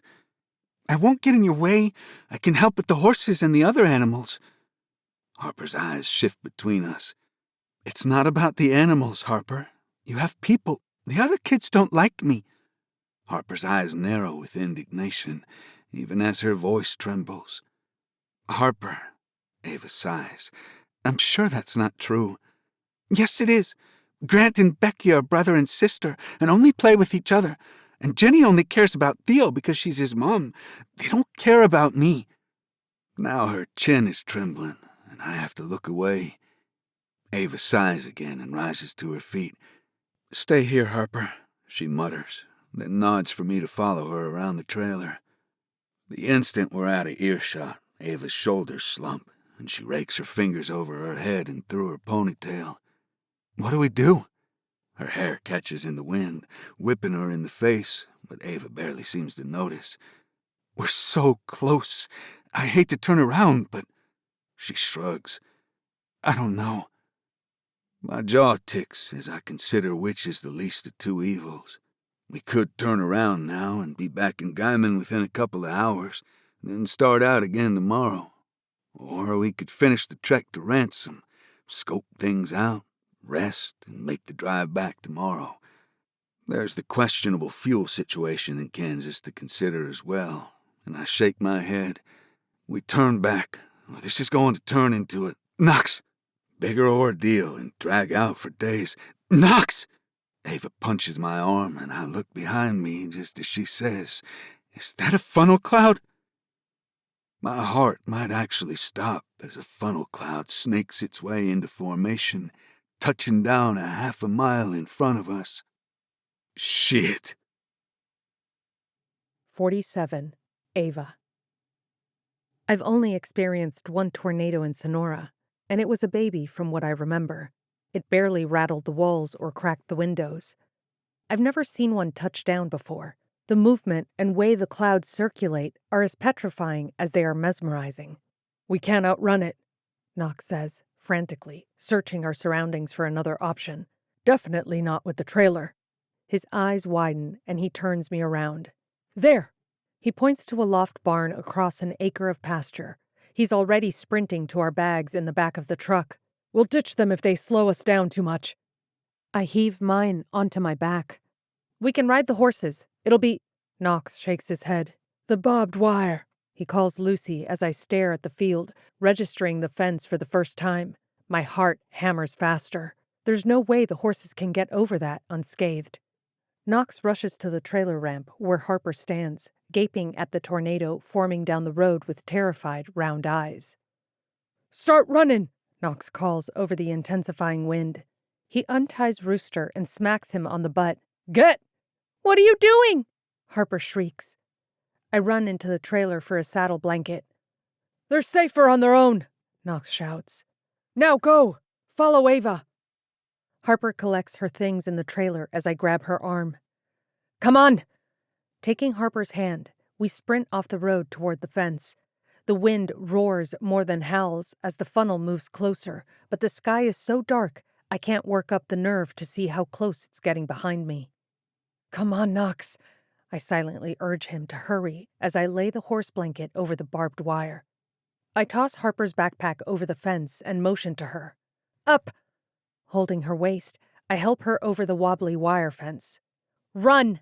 I shout, pointing to the barn when her feet hit the ground. I toss my pack over the fence next. "Go as fast as you can, Harper! Don't stop!" My hair tugs from my ponytail, whipping me in the face, and I know the terror in Harper's expression mimics my own. But Harper has a steely look in her eyes, a determination I wish I had right now. And she nods, turns, and sprints on her little legs across the pasture. "Knox!" When I look back, the tornado is close enough I can see a storm cloud of debris thickening around it. Loka and Rooster are halfway down the road, running in the opposite direction. "Let's go!" Knox and Lucy are right behind me. Lucy crawls underneath the fence and hesitates on the other side as Knox helps me over. My flannel sleeve catches on a barb, throwing me off balance, and I grab the wire to hold myself upright on instinct. I feel the sting and dampness of blood, but I don't stop as I stumble ungraciously to the other side. I take Knox's pack as he climbs over, and once his feet hit the ground, we run. The cows pace restlessly around the pasture because, like the horses always seem to, they know what's coming. Lightning snaps through the sky, and I can feel the twister moving closer. In a matter of minutes, we might be dead, and I'm not sure I've ever been this scared before. Not when Lars was aiming his gun at me. Not when the old woman locked me in that room with her dead husband. Because this is nature, and it's relentless and unpredictable, emotionless and far more terrifying. My pack weighs me down more and more by the second, but I won't ditch it yet. It's everything I have left. My lungs burn, my legs feel like jello, but the barn is so close, I force them to move faster. "We can make it!" Knox shouts. The wind is so loud and violent, I feel it vibrating through me, making my eyes water. Harper struggles to open the barn door as it rattles on its hinges, and she frantically glances back at us. Knox practically falls into it, lifts the heavy, rusted latch, and tears the door open. Lucy and Harper run inside, and Knox takes my hand, pulling me into the barn behind him. Harper slams the door behind us, and I spin around, helping Knox with the latch as I see the whirling monstrosity through the window, tearing at the northern fields, headed in our direction. "I think it will miss us," Knox shouts. Lucy barks, and Harper's fear catches up with her, and she starts to cry. "The stalls!" I shout, taking Harper's hand. We scramble to the empty feed stalls fortified with wood panels, hoping an extra layer between us and the tornado will keep us safer from debris. Harper and I fall to our knees and huddle into the corner, and all I can think is, if the twister only grazes us, we might stand a chance. Knox crouches down, straining with Lucy in his arms. Harper latches onto the dog for dear life, and Knox and I sit on either side of them, our bodies the final shield and defense.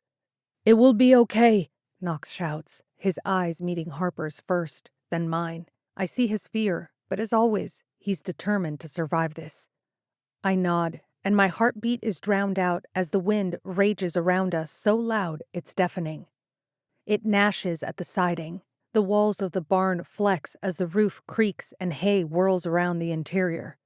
The tools on the walls clank and clatter as some of them fall from their hooks, and debris and what looks like hail through the windows pelts the building, shattering the glass. Wind funnels through the barn, so violent it burns my face and eyes. I can barely see Knox, but his gaze is on me. It's focused, and somehow, even in physical pain and paralyzing fear, it calms me. Resting his forehead to mine, Knox wraps his arms tighter around the huddle, and I do the same, folding in as we brace ourselves.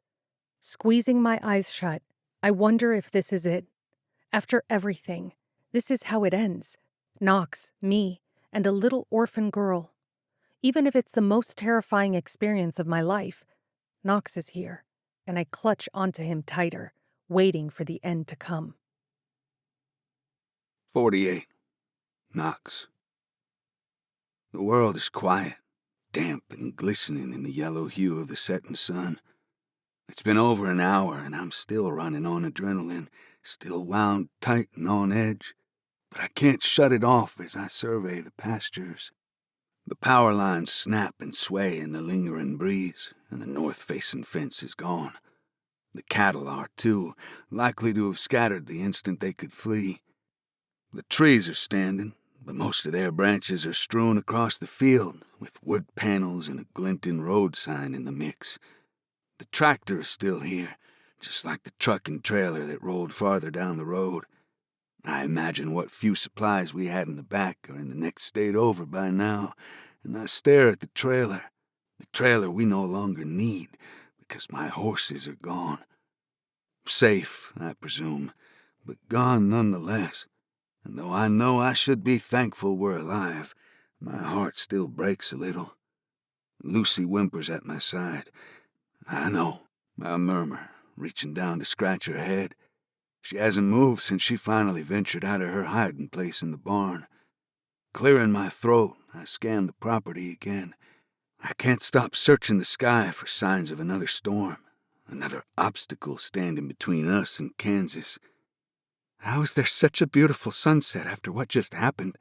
Ava says, walking up behind me. There's awe in her voice as she admires the golds and oranges, and she loops her arm through mine. Harper finally calmed down, she whispers. We should stay here tonight. I glance over my shoulder at the rascal, curled on a bed of hay with Ava's sleeping bag over her. She picks idly at the straw, her eyes glazed over from crying. Her thoughts seem far away. We need to decide what we're going to do next, she continues. Harper still doesn't want to go back, but we can't keep her with us. Ava pauses a moment. Can we? My eyes dart to her, incredulous. Do you want to? My heart starts thudding all over again, but for an entirely different reason this time. Ava blinks at me. I don't know. She shrugs. The poor thing doesn't really have anyone to go back to. Not really. The last thing we need is a child to worry about. But, I parrot, needing to know what justification she has to remotely consider this. I don't like the way Ava studies me, or that contemplative look in her eyes. But maybe she would be better off with us. I don't know whether to groan or curse. We're not keeping her. Ava's expression hardens. She's not another dog, Knox. I nearly laugh. I know. She's a fucking kid, Ava. Her nostrils flare with indignation. You don't think it's hard enough with the two of us already? We nearly died in a tornado 5 minutes ago. I try not to raise my voice because I don't want Harper to overhear. But after all we've been through, I'm gobsmacked Ava would be willing to take on a kid on top of everything else. We have nothing to offer her. No home or... Neither does anyone back at the facility, she counters. I shake my head. You're not thinking clearly, and you're just scared, she bites back. Hell yes I am, Ava. Jesus. I point into the barn. That kid wouldn't be in a sobbing heap on a barn floor right now if she was back in Guyman. Her name is Harper, Ava says coolly.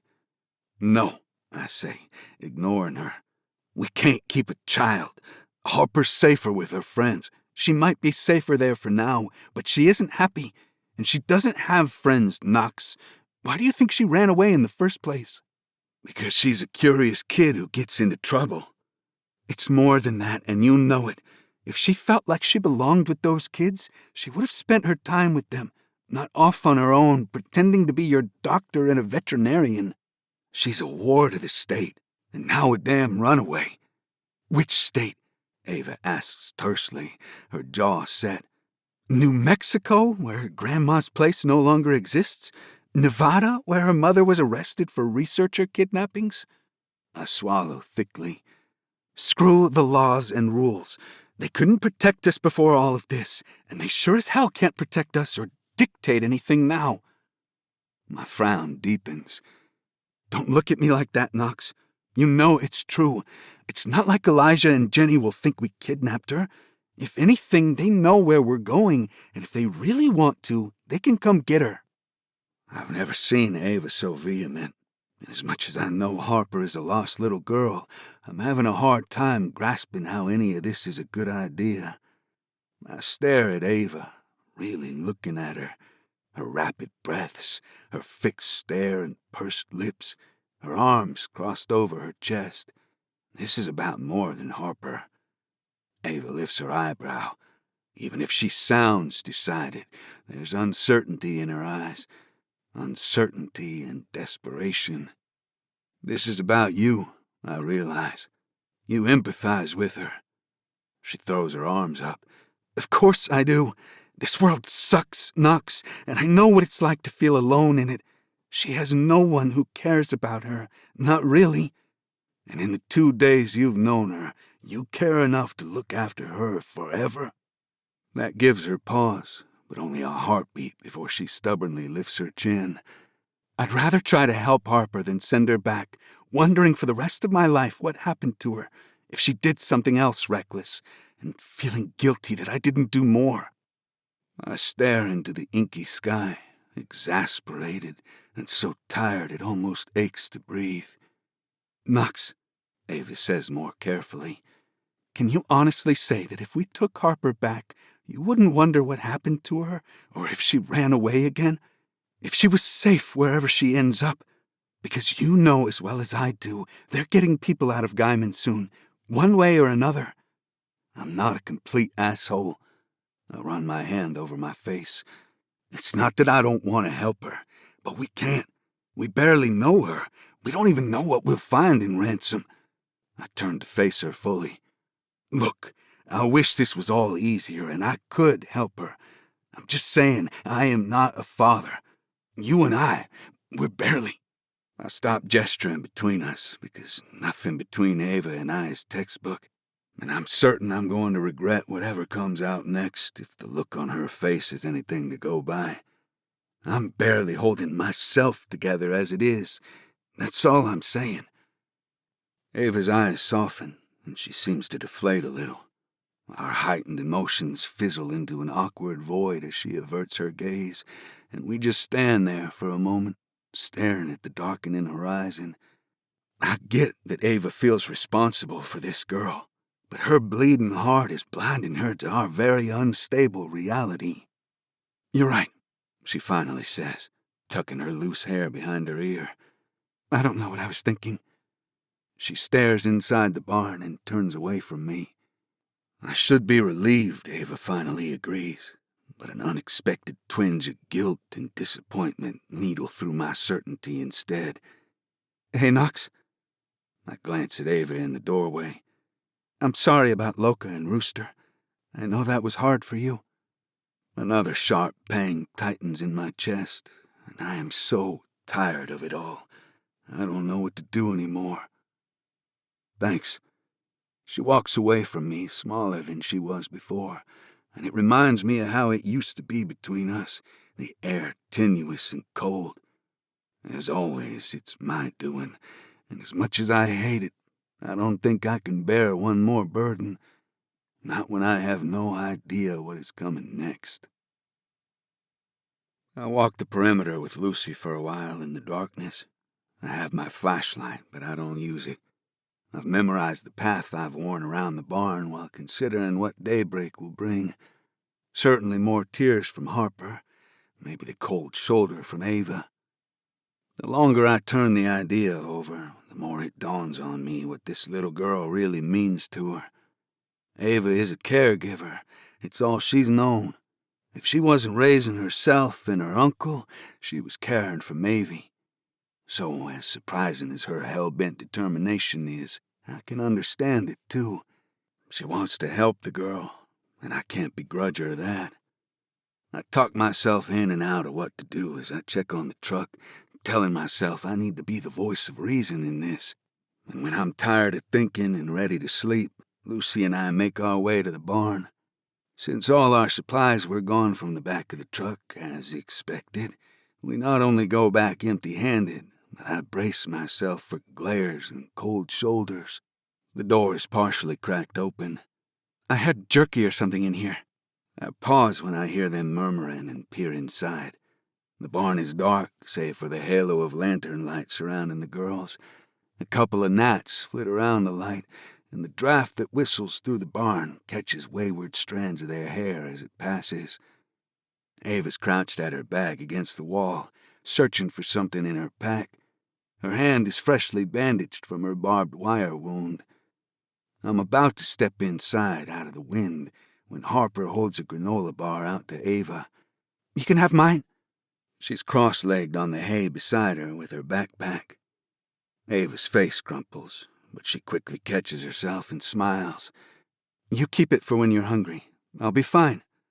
Harper shrugs and sets the mangled bar between them. It's okay.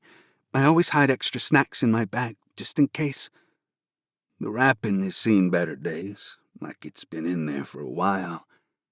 How about, Ava says, picking it up, we share? That way you can save the rest of your stash for when you really need it. Harper considers her proposal and nods. Good idea. I hate being hungry, she murmurs, and my heartstrings tug more than I care to admit. Me too, Ava whispers, and she sits down beside Harper and breaks off a piece. I swallow thickly. Thank you for sharing with me. My stomach gets angry when it's empty. Harper smiles. Mine too. Sometimes I scare myself. Ava chuckles and breaks off another piece. Harper resituates herself on the sleeping bag to face Ava better and winces. Leaning forward, Harper pulls the arrowhead I've seen her with from her pocket and tucks it into her backpack. That's a pretty arrowhead. Where did you get it? Harper pulls it out of her pack again and hands it to Ava. Officer Swiftwater gave it to me last year when my grandma died. He said it holds all of my worries so that I don't have to, so I can be brave. A small smile pulls at Ava's lips. You are very brave, she murmurs, so I think it's working. Harper's eyes gleam with pride, making my eyes sting. Shoving the arrowhead back into her backpack, Harper pulls out a tiny flashlight, a stuffed duck, and a bruised apple. Ava tilts her head. It might be time to get rid of that. Harper nods, staring at it with a wrinkled nose. I don't really like apples. Then why do you have one in your pack? Because... Harper licks her lips. Because my grandma told me it's rude not to keep things people give you. I didn't want to tell Malia I don't like them. Here. Ava holds out her hand. I know who will eat it. Harper blinks at her, but hands the apple over. Tomorrow, if we see the cattle, we'll leave it for one of them. How's that? Harper's cheek lifts in a half smile, and she bobs her head with a nod. Or the horses. Or the horses, Ava says wistfully, and the knot in my chest balls tighter. Harper pulls a roll of clothes, mittens, and 2 pairs of socks from her pack and sets them beside her before reaching in for a notebook and colored pens. Ava offers her the last pieces of the granola bar, but Harper shakes her head. You can have it. You're bigger than I am. Opening her notebook and turning to a blank page, Harper starts writing. Drawing something? Ava balls the wrapper up and pulls out her water bottle. It's a note, Harper explains. Well, more like a card. A card? For Knox. My shoulders stiffen, and I'm suddenly aware I'm spying on them, and that if either of them looked my way, they'd know it. That's nice of you. I glance down at Lucy to find her staring up at me, judging. Well, he did save us. I figure it's the least I can do. Wait. My gaze darts up. How do you spell his name? It's an X, even though it sounds like a CKS, Ava explains, pointing to the notebook, and Harper continues writing. You know, he'll really like that, Harper. That's a very nice gesture. Harper shrugs. Maybe he won't hate me if I say thank you, and he won't be mad anymore about me sneaking into the trailer.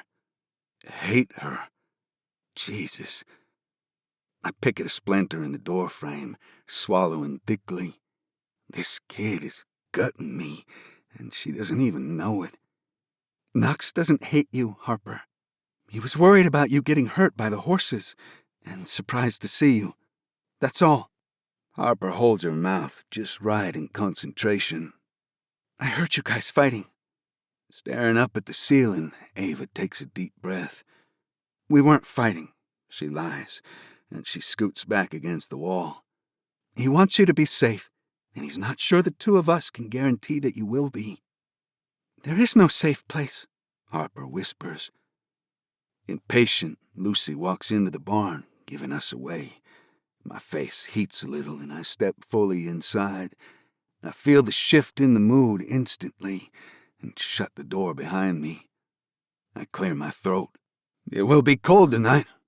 My voice is louder than I mean it to be, and I feel my ears redden as Ava's eyes linger on me. The wind hasn't let up.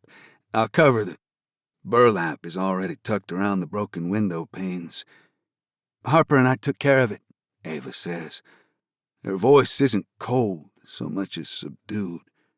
Maybe she's exhausted like me, or maybe she's still upset, but the tension between the three of us is there nonetheless. Thankfully, Lucy sidles up to Harper for attention, and the disquiet in the barn dissolves. Lucy is the focal point as they lavish her with affection, and if I didn't love my dog so much, I'd be jealous. I grab my pack by the wall and pull out a bag of jerky. Have at it, I say, tossing it between the girls. Thank you, Ava says, and she offers Harper a piece. I crouch on the stretched-out sleeping bag beside Harper and unclip my own. Each time I move, so does Harper, like she's trying to keep me from seeing her notebook. When I realize she's staring at me, I meet her gaze. Are you going to sit down? She asks. I pull a flannel shirt from my pack. In a minute. I lift a skeptical brow. Why? Harper shrugs. Nothing you need to worry about.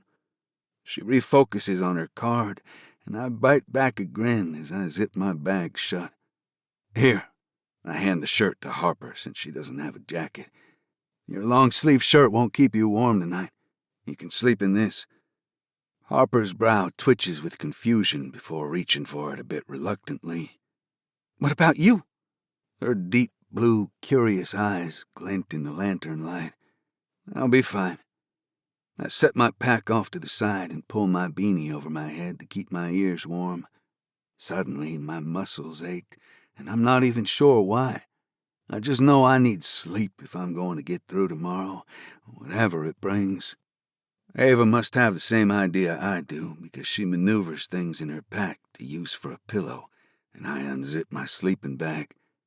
In case I fall asleep, Ava starts, moving the lantern closer to Harper. Turn this dial off when you're finished, okay? Ava stretches out on the other side of her. And crawl under here to stay warm with me. Harper nods, intent on the page in front of her. I guess that answers that. Ava is sleeping over there, so I guess that means Harper will sleep between us tonight. I don't take it personally, since Harper will be warmer that way, but I can't help but wonder if that's the only reason. Scooting closer, I lay the sleeping bag out over Ava's for extra warmth, take out my pocket knife and my wallet, which is likely obsolete at this point, toss them on the ground next to me, then stretch out where I am. Using my folded arms as a pillow, I watch Ava get settled in across from me.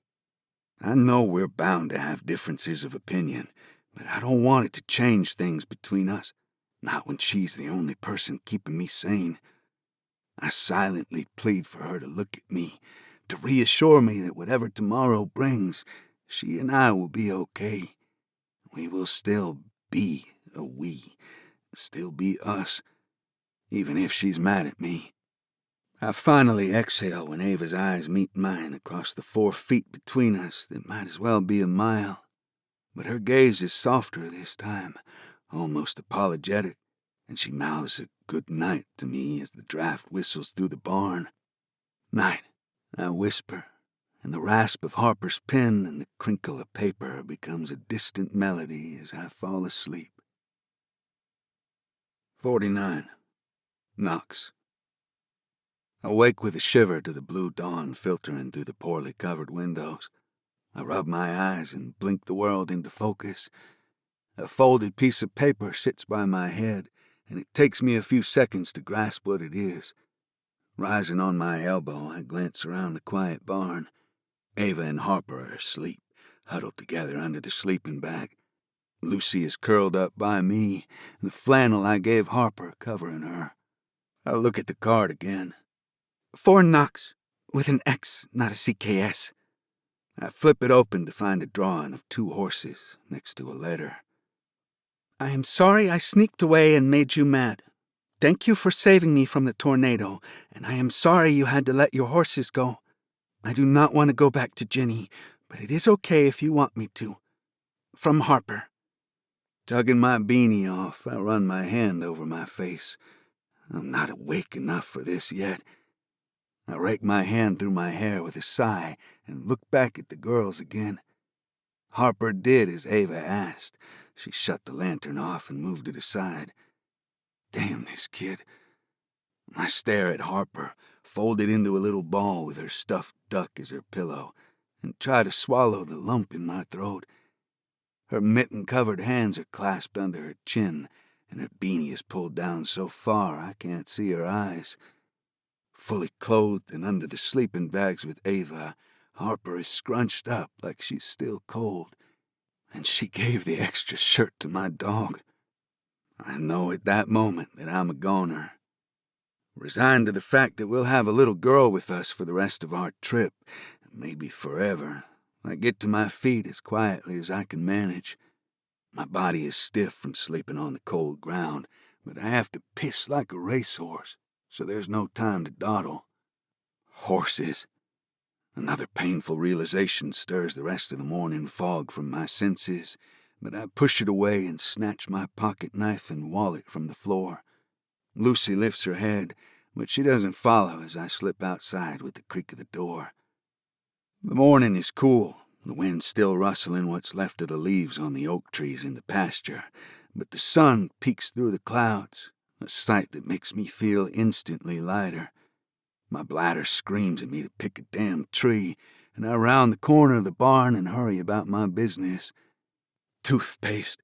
I need toothpaste and water, a hot shower, and what I wouldn't give for a cup of freshly brewed coffee.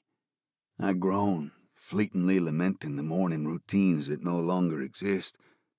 I zip up, forcing myself away from the rabbit hole of self-pity and wishing things were different, and head back in for my water bottle, toothbrush, and the promise of a fresh mouth. I glance at the straggling cattle who have meandered their way back into the vicinity and think of Harper's apple. An amused huff escapes me as I really look at the cattle, and I freeze when I see a buckskin coloring in a group of black cowhides. Loca! I can barely believe it as I stride closer, scanning the pasture for Rooster. I grin so wide my cheeks hurt when I spot him grazing away from the herd over by the water trough. It's the thickest patch of grass, of course. Son of a bitch, I mutter. His head snaps up as he chews his breakfast, and tears fill my eyes, not only because they are alive, but because they came back, a part of my past that isn't gone, leaving me with only a painful memory. Rooster walks over, his tail swishing and his head bobbing in excitement. You devil, you, I say, patting the side of his sorrel neck. Never one to snub affection, Loca ambles over too, her ears shifting between me and the rustling by the barn. They came back? I can hear the smile in Ava's voice. Yay! Harper runs closer. Oh! She stops and looks wide-eyed at Ava. The apple! She disappears into the barn again. Hey, girl, Ava coos, rubbing Loca's nose. The mare leans in and rubs her head against Ava. Here, Harper chirps. She reappears with the beat-up apple from last night, Lucy trotting at her heels. Traitor. I can't stop smiling, though, as the horses assess the sudden chaos surrounding them. Lucy sniffs Rooster. A curious cow inches closer. Harper holds up the apple, her nose pink in the chilly morning, and suddenly her smile falters and she frowns. As both horses move closer, she drops her hand, taking a step back. I only have one. Here. I hold my hand out. May I? Harper hands me the apple, and I pull my knife from my pocket and carefully cut the apple in half. There. Problem solved. Harper's grin returns. Remember what I showed you at the facility? I hold out my palm flat. Feed them like this. Harper's eyes widen with a mixture of excitement and maybe a little bit of fear, and holding her breath, she lifts a palm out to each horse, grimacing as if she's only hoping for the best. I watch the horses closely, trusting them to be gentle, but her hand is much smaller than they're used to. It tickles, Harper giggles, and in the blink of an eye, the battered apple is crunched into nothing and gone. Harper wipes her palms on her pants, and I grab hold of Rooster's halter, then Loca's, realizing the day just got a hell of a lot brighter. Well then, I start. If everyone's here, we should load up before something else happens between here and Ransom. Ava's smile twitches, and her brow lifts a little. Ransom? Harper looks at me, confused. I figure we're too close to turn back now. We'll figure everything else out later. I wink at her, and Harper's freckled cheeks lift. I don't think she even realizes she's smiling from ear to ear as she straightens. I'll get my backpack. She runs for the barn, shouting something excitedly at Lucy, who lopes after her. I can feel Ava's eyes on me, and have to force myself to look at her because I know what I'm going to find. She's smirking, her amber eyes glittering in the morning sunlight. It was the card that did you in, wasn't it? She nods, so self-satisfied I could kiss her. Meh, I shrug. That was only the icing on the cake, I admit. And whatever reservations I still have are overshadowed by the beaming smile on Ava's face, and the relief in her eyes, and the sound of Lucy barking and Harper laughing in the barn. For as shitty as life is, right now, everything feels pretty right. 50. Ava. The drive to Ransom feels longer than it is.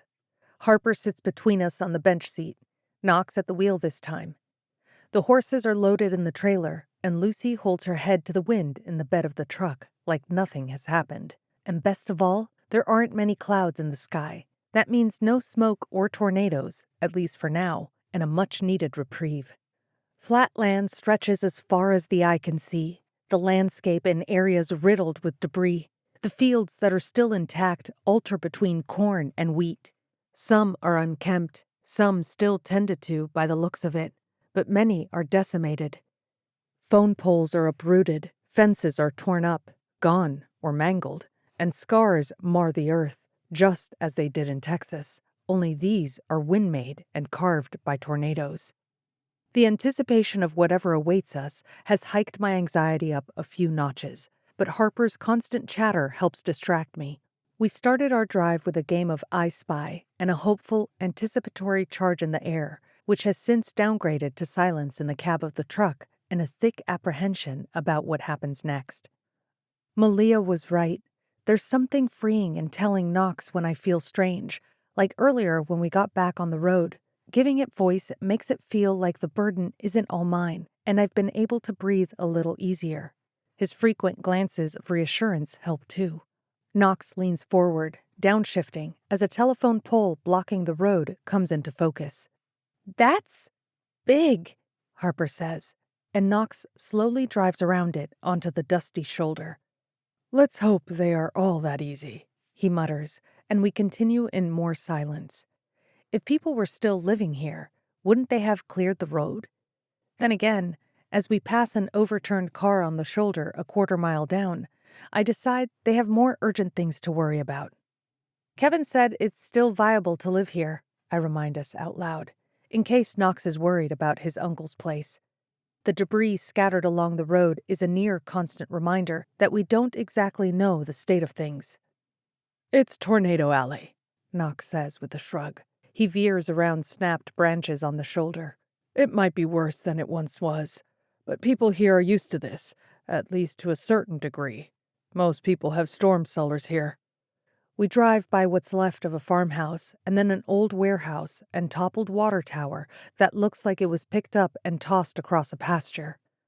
We pass another house set back at the edge of a wheat field that's unscathed, but the building on the lot next to it is nothing but crumbled bricks and debris.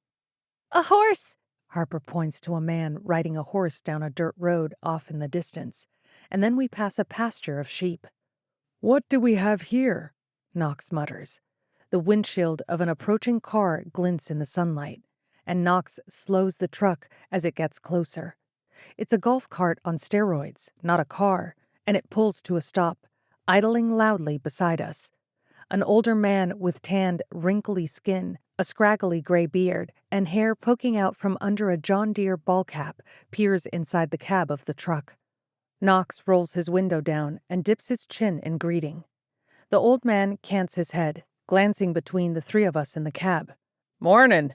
You folks just passing through?" "Sort of," Knox says, scanning the horizon. "I'm here to check on some family." "Whereabouts?" He combs his gnarled fingers through his beard. "Just outside of Ransom." The man's face falls a little, but he shrugs. "I wish I had better news, but as you can see, we've had our share of storms lately. We've had 2 tornadoes in as many days. Ness County hasn't had it easy, that's for sure, but some folks have been lucky." Knox swallows audibly, and I exchange a wary look with Harper, offering her a forced smile of reassurance. "Who you here to see?" the man continues.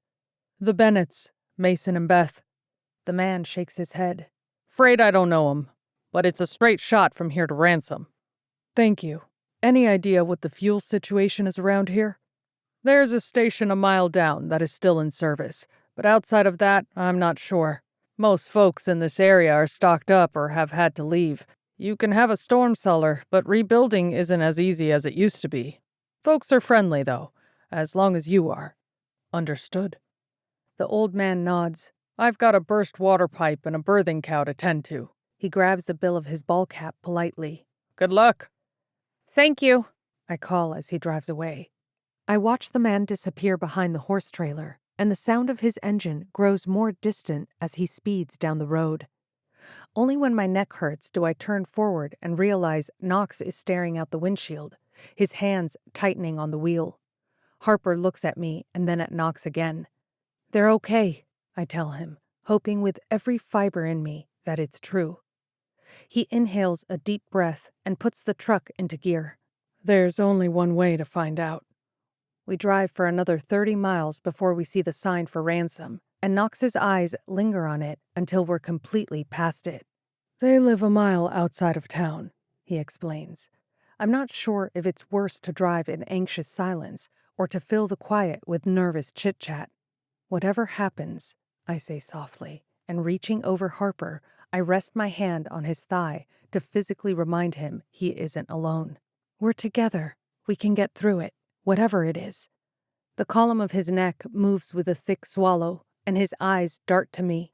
They are sad already, like he's bracing himself for the worst. "I know." Reaching forward, Knox pushes the cassette into the tape deck. Eye of the Tiger starts playing, and despite how tired I am of this song, I'm glad there's something other than dread to fill the silence. After the first riff, Harper taps her thighs with the beat of the music like she knows it. Knox and I stare at her, but Harper is oblivious as she strains her neck to see out the windshield. As soon as the slightly garbled male voice starts to sing, Harper hums. "You know this song?" I ask, dumbfounded. Harper makes a duck face as she shrugs. "It was Larry's favorite." "Larry, huh?" I glance out the window. "And who is that?" "He lived next door to my grandma. He would let me hang out with him in his garage when he was working on cars. Larry sang into his beer bottle and pretended he was playing the drums. He said they're underrated. Knox and I smile at each other. Who? He asks. The band or the drums? Harper shrugs again. I have no idea. Well, if you know the words, then you can teach us. Knox smiles at me, since we already know the song by heart, having listened to it on repeat from Guyman to Kansas. Sure, I can teach you, but it's not about the words, she explains. It's about the passion. Harper starts beating on her thighs again, her face contorted like she actually knows what she's doing, and I burst out laughing because kid energy is good energy, especially now. Yeah? Knox chuckles. And what do you know about passion, Harper? Her eyes get wide. I know that the more scrunched up your face is, the more passionate you are, and the more you can feel the music. Her nose scrunches, and she pretends she's strumming a guitar, even if I think it's actually an electric keyboard in the background. I look at Knox. We have much to learn. Yeah, we do. Our eyes meet, and gratitude fills his hazel depths. I recognize it because I feel it too, this new energy with the three of us together. As the song plays on, Harper gets tired of being passionate and settles in, tapping her fingers sporadically to the beat instead. My amusement fades as Knox's expression sobers and the truck slows. Knox downshifts and comes to a complete stop at a dirt road turnoff. A small wood sign is etched with Bennett and a road number. I peer farther down the road, past the open gate, to a white 2-story house with a wraparound porch. I can barely see it through the sparse elms. It's still standing, Knox rasps. So is the barn and a few sheds. There's even a draft horse and goats in the field. Harper looks between us, but I watch Knox, waiting for him to take the lead. Harper wiggles in her seat, growing restless. The moment of truth, Knox murmurs, but he doesn't move. 51. Knox. My hands are sweating. It's not because of the Kansas sunshine beating against my skin. My heart is pounding. I should be elated that the farm is here, that the place looks lived in and not abandoned. But all I can wonder is whether my dad or Kellen are here. And that is what I've hoped for since the day I saw what little remains of San Francisco, even if I told myself not to. Are we going? Harper whispers. I look at her. Her face contorts a little. I have to pee. Ava asks her to be patient a moment longer, but I shake myself out of whatever paralysis starts inching its way in and shift into first. The truck and trailer lurch into motion, like even they are hesitant, but the crunching gravel beneath the tires is a proclamation that we're doing this. It's happening. There's no turning back. In a matter of minutes, I'll have all the answers I've wanted, whether I'm ready for them or not. I roll the window down for fresh air. We're finally here, Ava says, and whether it's the relief in her voice or the fresh air hitting my face, I feel a sense of peace, too. A black lab runs down the gravel drive, barking as it trots alongside the truck, tail wagging with barely restrained excitement. Lucy yips in the back, whining as she paces the length of the truck bed. Stay, I tell her out the window. A newer heavy-duty truck is parked on the side of the house, as well as an ATV and riding mower. I've barely shut the truck off when the screen door opens. I can only see the outline of someone, but I know my aunt and uncle well enough to assume they got a gun beside the door, if it's not already aimed in our direction. The door opens farther, and a woman steps onto the porch. I don't expect it, but tears fill my eyes as my aunt steps into the sunlight, her blonde hair braided back, a brown t-shirt tucked into her jeans. She's dirty from hard work, vibrant with life, and as beautiful as ever. Her entire face softens when she realizes who I am, and I climb out of the truck. Knox Bennett? She squeals. I prayed you'd come. She meets me in the driveway, looking me up and down in disbelief.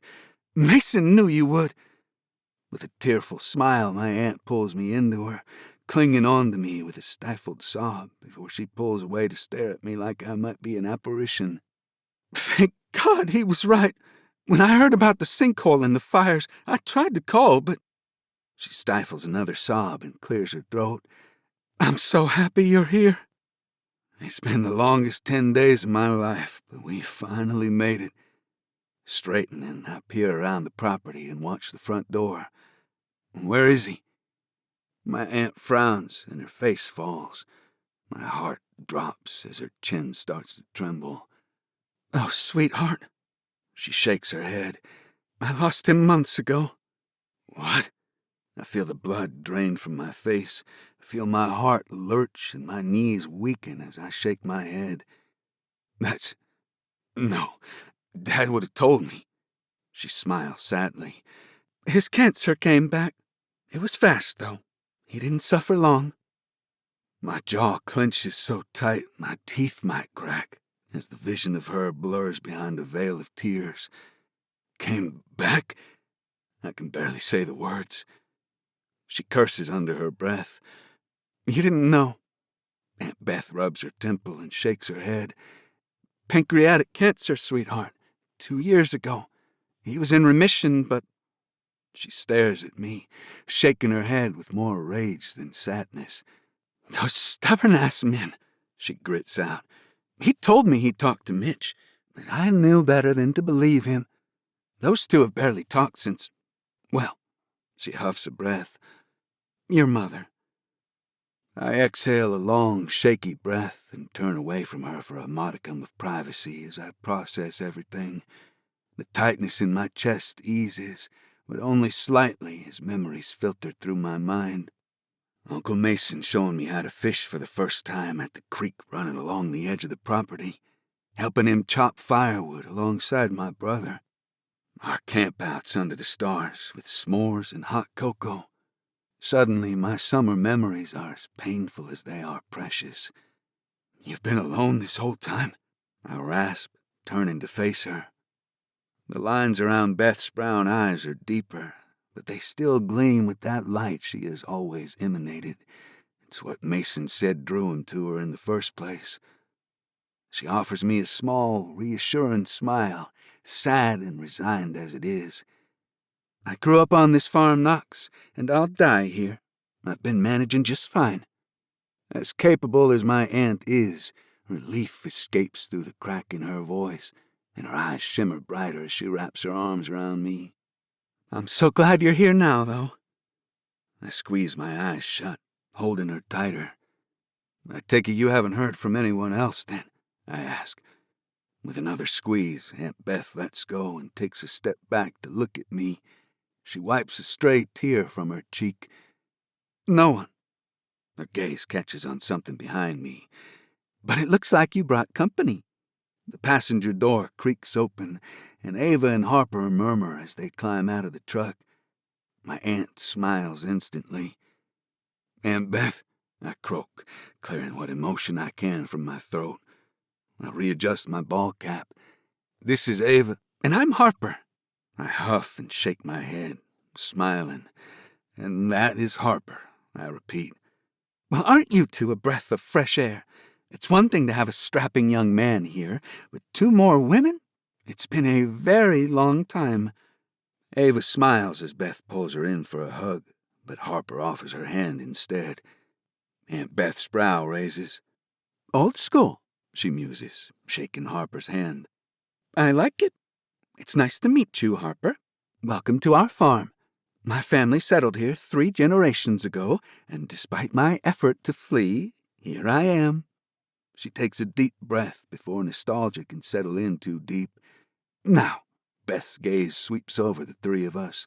Then she notices Lucy in the truck and the horses in the trailer.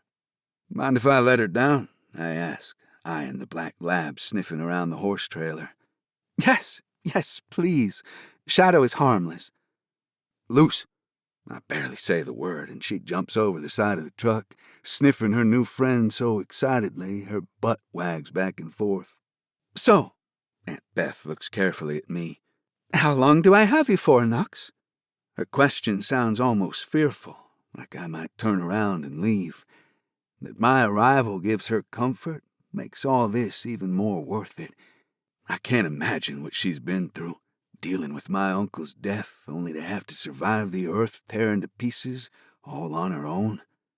For as long as you'll have us, I say, realizing the words have never been truer or hurt my heart so much. This farm was our one destination, and we've finally made it. Aunt Beth pulls me in for another hug, and her body shakes with silent sobs. You don't know how happy I am to hear that. I embrace her like I would my own mother, soaking in her vitality and warmth. She smells like promise and hope and biscuits, and I squeeze her tighter. Harper squeaks. I really need to pee. With a choked laugh, Aunt Beth lets go and wipes more tears from her face. Well, there's no reason for you to go in the driveway. She puts her hand on Harper's shoulder. Let's get you to the bathroom, sweetie. I thumb the tears from my eyes and blow out another shaky breath as I try to collect myself. I'm not ready to feel it all, not yet. Instead, I stare around the property, a list of things to do already forming in my head as I take in the broken barn door and the sagging barbed wire fence. We're finally here, Ava whispers. She shakes her head like she can't believe it. Finally. It's all I can manage to say, because we might have made it, but we're the only ones. No Dad or Kellen, no Uncle Mason. Ava steps closer and rests her hands on my waist. You got us here, Knox. You did it. You promised your father you would, and you did. When her voice cracks and her nostrils flare, the tears start dripping down my face again. I shake my head, unable to speak. I wish I could tell him we're safe, and that my dad knew we've made it, that he hadn't died worrying about me. Ava wraps her arms around my neck and pulls me to her for a hug. She holds me tight, like she's sending me her strength.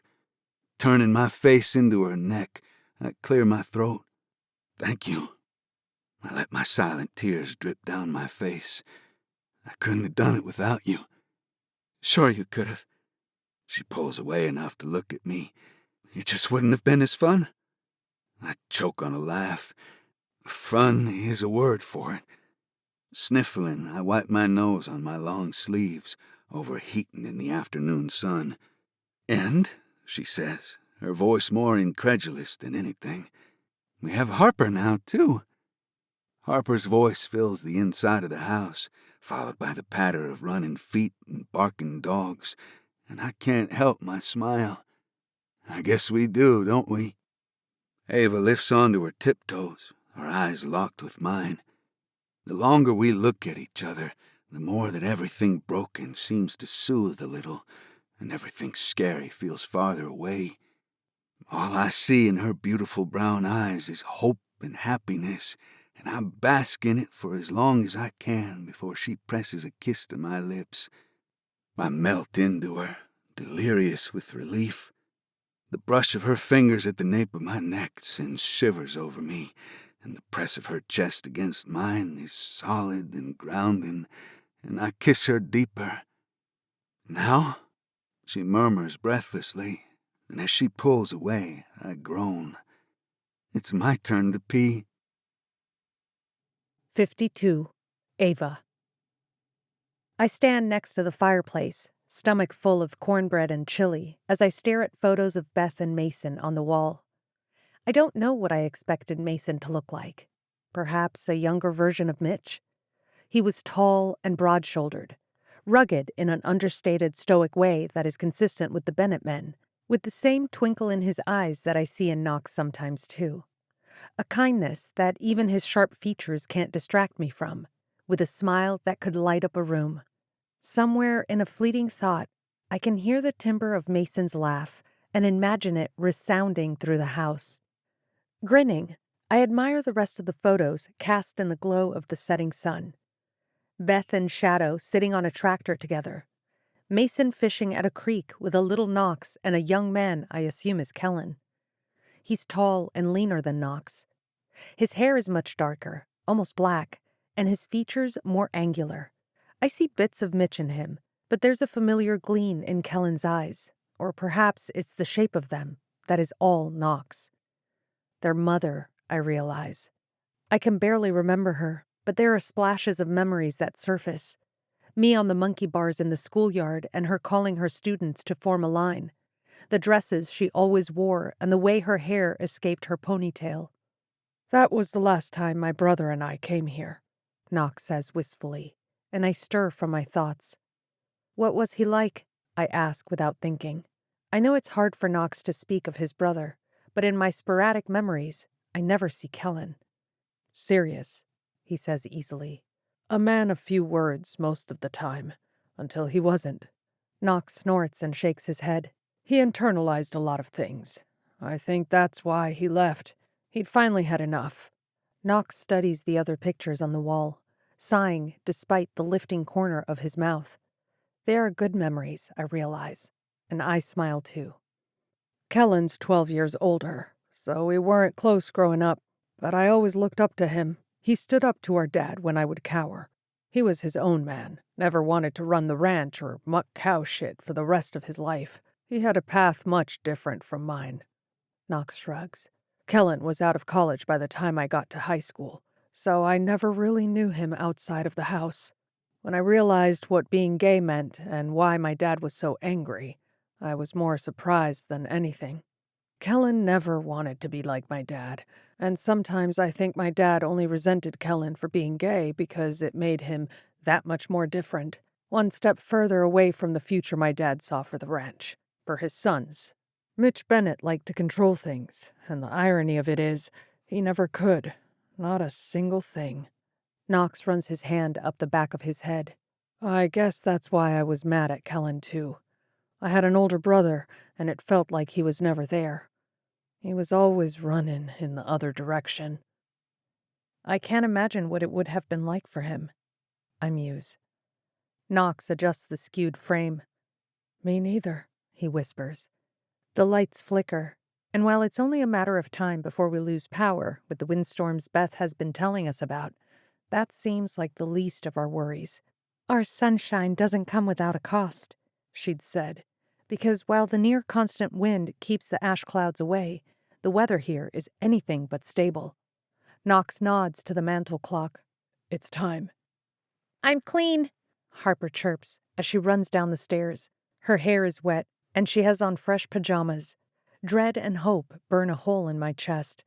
Beth comes down just behind her, an apologetic smile on her face.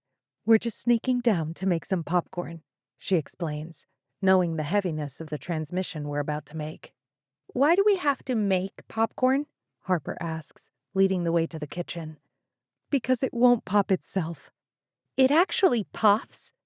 "Yes, and it's fascinating to watch. We grew the kernels ourselves." As Beth does her best to keep Harper busy in the galley kitchen, Knox and I settle on the couch for our first attempted radio call with Facility 38. "It's right before their nightly communication with NAA," Georgie, a retired Navy vet and Beth's neighbor, had explained. "My contact in Wichita says Guyman should be there." Knox ensures the transceiver is on and tunes the console to 162.500, the National Weather Service broadcast frequency. Then he meets my gaze. The fact of the matter is, even if Knox is on board with Harper staying, and Beth loves the laughter of a child in her home, there is no telling what exactly Facility 38 is going to say or request we do when we check in with them. We're talking about a living, breathing child, after all, and there's more than ourselves to consider. This, I think, is what Knox was really worried about. I see the same look in his eyes that was there yesterday when we had this discussion. Apprehension as he considers the possible aftermath. Fear of how sticky the situation is about to get and the difficult decisions we might have to make. And the dread, of course, considering the look on Harper's face if we have to tell her we're taking her back. I lace my fingers with my free hand, squeezing in reassurance, and Knox clears his throat as he presses the mic. "This is N0 Con calling Facility 38. Is anyone on the air? Over?" Radio silence. Knox tries again. This is N0 Con calling Facility 38. Is anyone there? Over. N0 Con, this is N5 Storm. My heart races at the sound of a familiar voice. We copy you loud and clear. What's the situation? Over. N5 Storm, good to hear from you. We made it to ransom, Knox says. Over.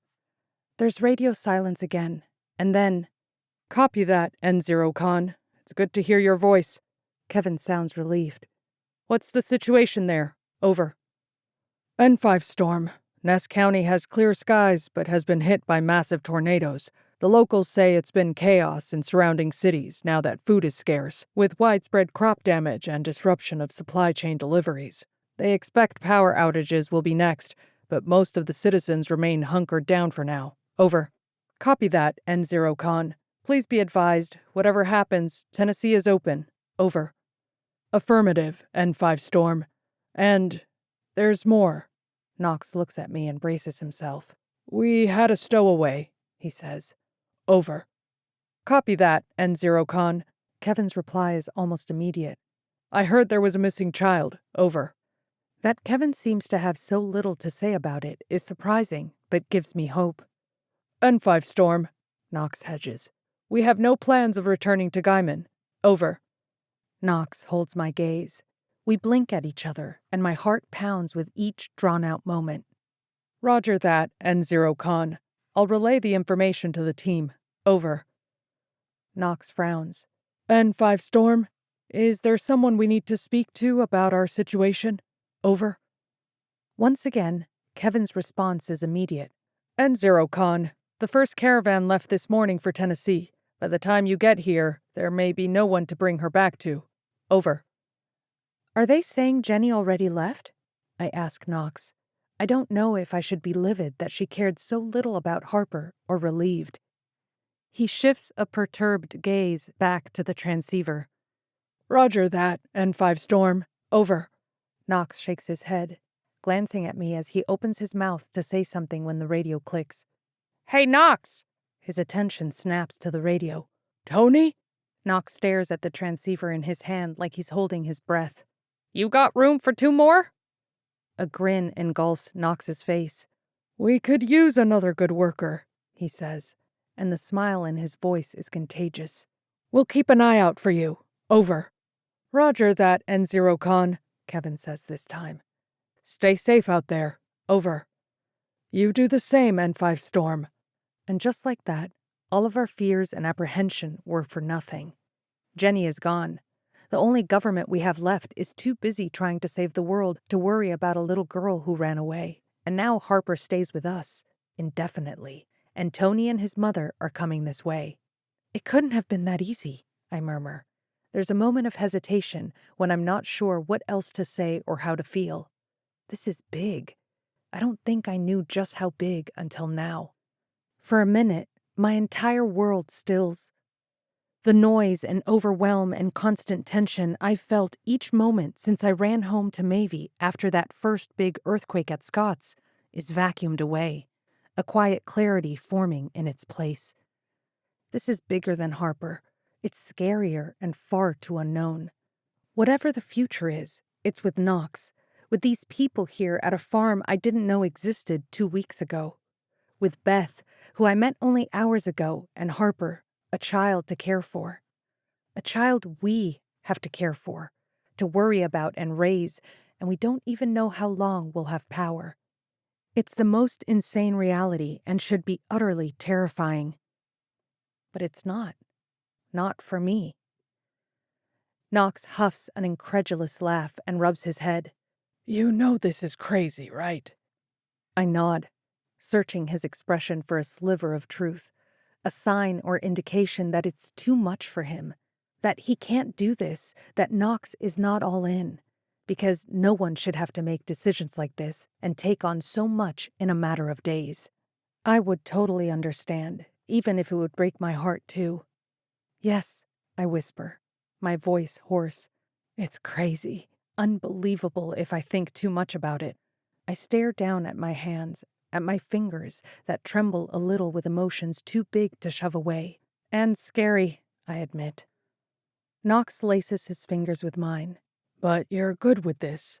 He asks, and his eyes shift over my face like he's assessing every nuance of indecision. I am, I say easily, realizing how true it is.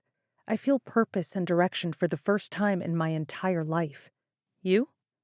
Knox's brow furrows ever so slightly. I think, he starts, staring down at our joined hands, it's a good thing we're used to crazy. When he meets my gaze, there's a smile in his eyes I don't expect. It wouldn't be a normal day without another life-altering decision to make. A slightly deranged laugh bubbles out of me, and I feel lighter. True. Knox stares at me, and the humor in his eyes softens. I'm glad I get to make them with you. A lump thickens in my throat. Yeah? It's barely a breath. He dips his chin. I need all the toxic positivity I can get. With a smile, I lean in and kiss him, and as the playfulness thickens to something more potent and reassuring, the lump in my throat and the tremble in my hands dissipates. The floor creaks, and Knox and I glance over his shoulder. Harper peeks around the door jamb in the kitchen, her gaze shifting between where she picks at the wood and us. Whether she understood what we were talking about or not, Harper knew we had to reach out to Gaiman, and her dread is palpable. Beth walks up behind her, resting her hands on Harper's shoulders. I hadn't noticed the scent of popcorn filling the house, or both dogs sitting patiently by the dining room table, butts wagging and hoping for a treat from the kitchen. Well, kid, Knox says, and both of us stand up. He sounds cool and collected, but I'm holding my breath, even if I'm not sure why. It looks like you're stuck with us, he drawls. Beth sighs with relief, but Harper seems reluctant. For how long? Forever, he explains. And ever. You're our family now, which means, he adds more sternly, there's no more running away. No more. Tears burst from Harper's eyes, and she covers her face with her hands. Oh, sweetie. Beth squeezes Harper's shoulders, and I hurry over, my heart so full it hurts to breathe. It's okay, I whisper, pulling Harper into me. You have all of us now. We aren't going anywhere. She nods, sobbing into my shoulder, and I meet Knox's watery gaze. I can't help my own bleary vision, imagining how different this all could have ended. How this little girl could be lost out in the world and never have found us. I swear, Knox croaks, and he runs his hand over his face. You're all going to be the death of me. He wipes the tears from under his eyes, and I smile, holding Harper tighter. All things considered, that's not a bad way to go. 53. Ava. 2 weeks later. I've grown so used to the windstorms and the distant peal of tornado sirens that I struggle to sleep without the howl of the wind or the creak of the roof above my head. Tonight, the cricket songs, beautiful as they are, drift through the upstairs window like an echo in a steel drum. It's warm, and I inhale long and deep before my eyes flutter open. It's nearing dawn anyway. I can get coffee going and feed the animals before everyone wakes. Resigned, I roll onto my side. Instead of Knox beside me, the bed is empty, and the covers are hastily drawn. I lift onto my elbow and scan the shadows of our room. He's not standing by the window like he sometimes does on sleepless nights, and our door is cracked open. Flinging the covers back, I lower my feet to the cool floor, forgoing slippers in the late summer morning. I reach for one of Knox's flannel shirts draped over the chair by the window and pat out the door. Harper's room across the hall is quiet, and her door is closed. So is Beth's at the end, and the faint scent of coffee wafting up the stairs makes me smile. Knox is most definitely awake. I tiptoe down the steps and through the living room, past Beth's art room, and into the kitchen to pour myself a mug of coffee. It's not hot, which means Knox has been up for a while, but it's warm, and we've just gotten our rations from the swap meet yesterday, so it's a morning treat I'll revel in all the same. My senses spark to life as I take a sip, and I have to cover my mouth so a snort doesn't ricochet through the house. I swallow thickly. Yep, Knox's specialty, strong-ass coffee. As I pass the wall of pictures, I nod a silent thank you to Mason for providing this safe place for us. Beth's parents thought of nearly everything when they updated the place, and she and Mason did all they could to keep it up since their passing. Because of that, Harper, Knox, and I have a chance as this world around us continues to shift. So do Tony and his mother, Kate. Supplies and food stores might be hard to come by some weeks, depending on what new upset has triggered whatever turmoil and where, but we're self-reliant here in all ways that matter. Meat and milk and water. A small variety of vegetables grow in the garden, and we've started new sprouts in portable containers in case we have to leave in a hurry. We've enough grain from an abandoned farm to plant wheat in the spring, now that there are more hands to work the land and harvest. Cracking the screen door open, I peek outside. The motorhome Tony and Kate arrived in is dark and quiet on the side of the house, and Knox sits in one of the chairs on the porch, staring out at the farm. I take another sip of coffee and lean against the doorframe, watching him for a minute. I'm still learning about Knox, something new every day, but I know he never stops planning. He never stops anticipating and thinking ahead. Not after all we've been through. All of us do that to some degree. Preparing for what-ifs and bracing ourselves for each new day. Even Harper won't leave the house without ensuring both dogs, the horses, chickens, pigs, goats, and the cattle all have food in their bowls and water in their troughs, just in case we don't make it back to care for them. It's heartbreaking, really, but that's the way of things. Perhaps Knox is contemplating the winter garden we'll need to plant as soon as autumn hits. Or maybe he's thinking about the canned, pickled, and dehydrated goods we need to rotate from the storm cellar. Or that Kevin reported Montana going dark. The breeze picks up, and I close Knox's flannel over my camisole and step onto the porch. He glances over. "Hey, beautiful." His voice is quiet and rough from disuse. "Hey, back," I whisper. I climb into the seat beside him, curling my legs under me. "You're up early." I offer him a sip of my coffee. "The crickets," he explains, and glancing at his empty mug, probably drained hours ago, Knox takes a long sip of mine. I smile, leaning my head back as I rock to the sound of the cricket symphony. "Same. It reminds me of Texas when it's quiet here."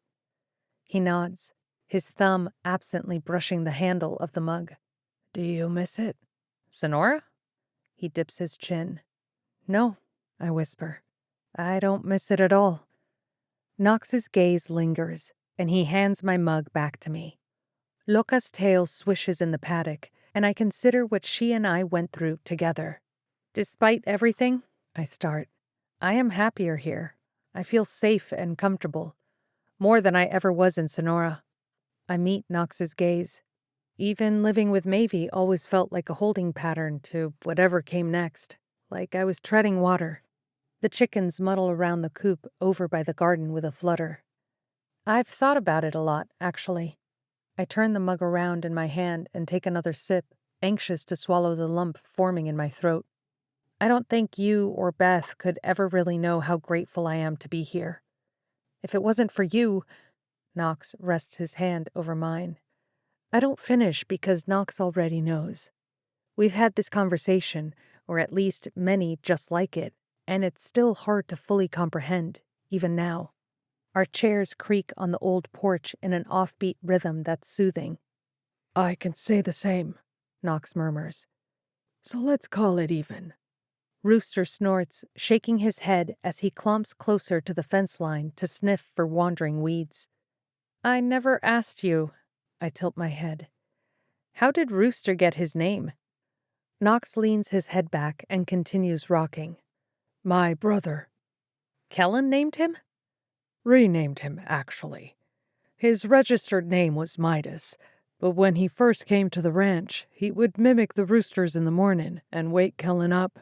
It pissed him off so much I seriously thought I might wake up one morning and my horse would be gone. But that never happened, and Kellen started calling him Rooster. It just stuck, I guess." Even though Knox doesn't talk about Kellen much, I know he thinks about his brother a lot.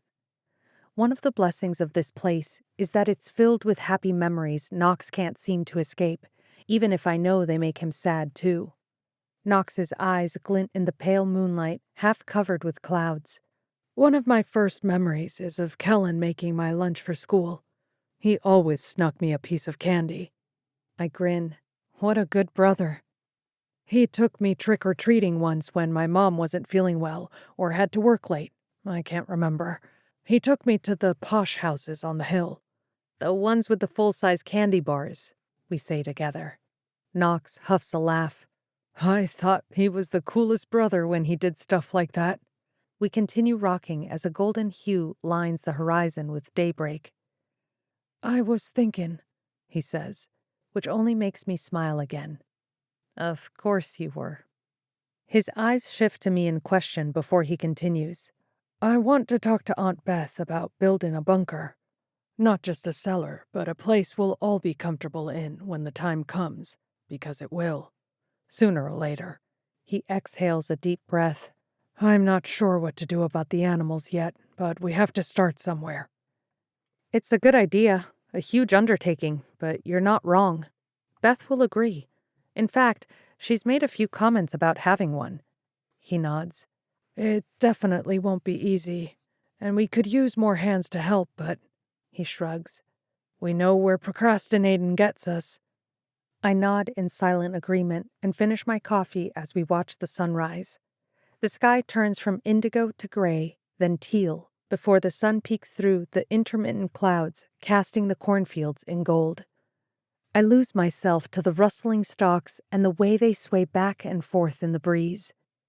When I glance at Knox again, that pensive expression of his makes my heart sink a little. His mind rarely rests. Maybe, I start, cocking my head slightly. Maybe we spend the morning doing a bit of planning.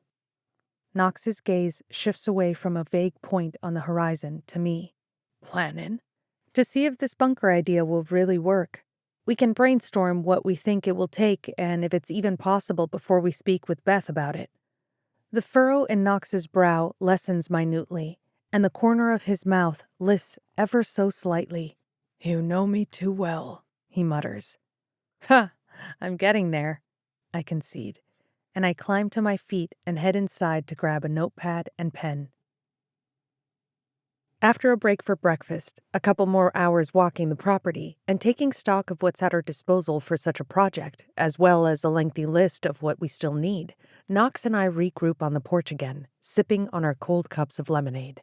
I lick the sweetness from my lips, content. How many pollywogs do you think Harper will bring back this time? Setting my glass down, I straighten my back after leaning over my horribly drawn, disproportionate sketch of our fantasy bunker. Too many, Knox murmurs. He sets his pencil down on his measurements and chicken scratch and glances at the water trough Harper's last batch are thriving in. I prefer the sound of crickets to the croak of toads. Smiling, I pull my cap off and wipe the perspiration from my brow. Frogs, I correct, punctuating the word like Harper always does when Knox teases her. Toads, he counters, and winking at me, he sits back in his seat and takes a hearty gulp from his lemonade glass. I heave out a contented, slightly tired sigh and stare at the land that disappears into the hills, connected to an abandoned neighboring farm. Maybe we're thinking about this the wrong way, I say thoughtfully. Beth and Georgie were saying the other night that their neighbors left their farm weeks ago. Whatever its condition, it has the infrastructure we need at least. Running water, wiring for power, and reworkable space. Maybe we can use it to our advantage somehow. We could, Knox agrees. The only problem with that is the distance. If there's an emergency, the Mayberry's farm is a lot farther away than 20 feet. He nods to the barn and storm cellar. True. I exhale a wary sigh. But you might be onto something.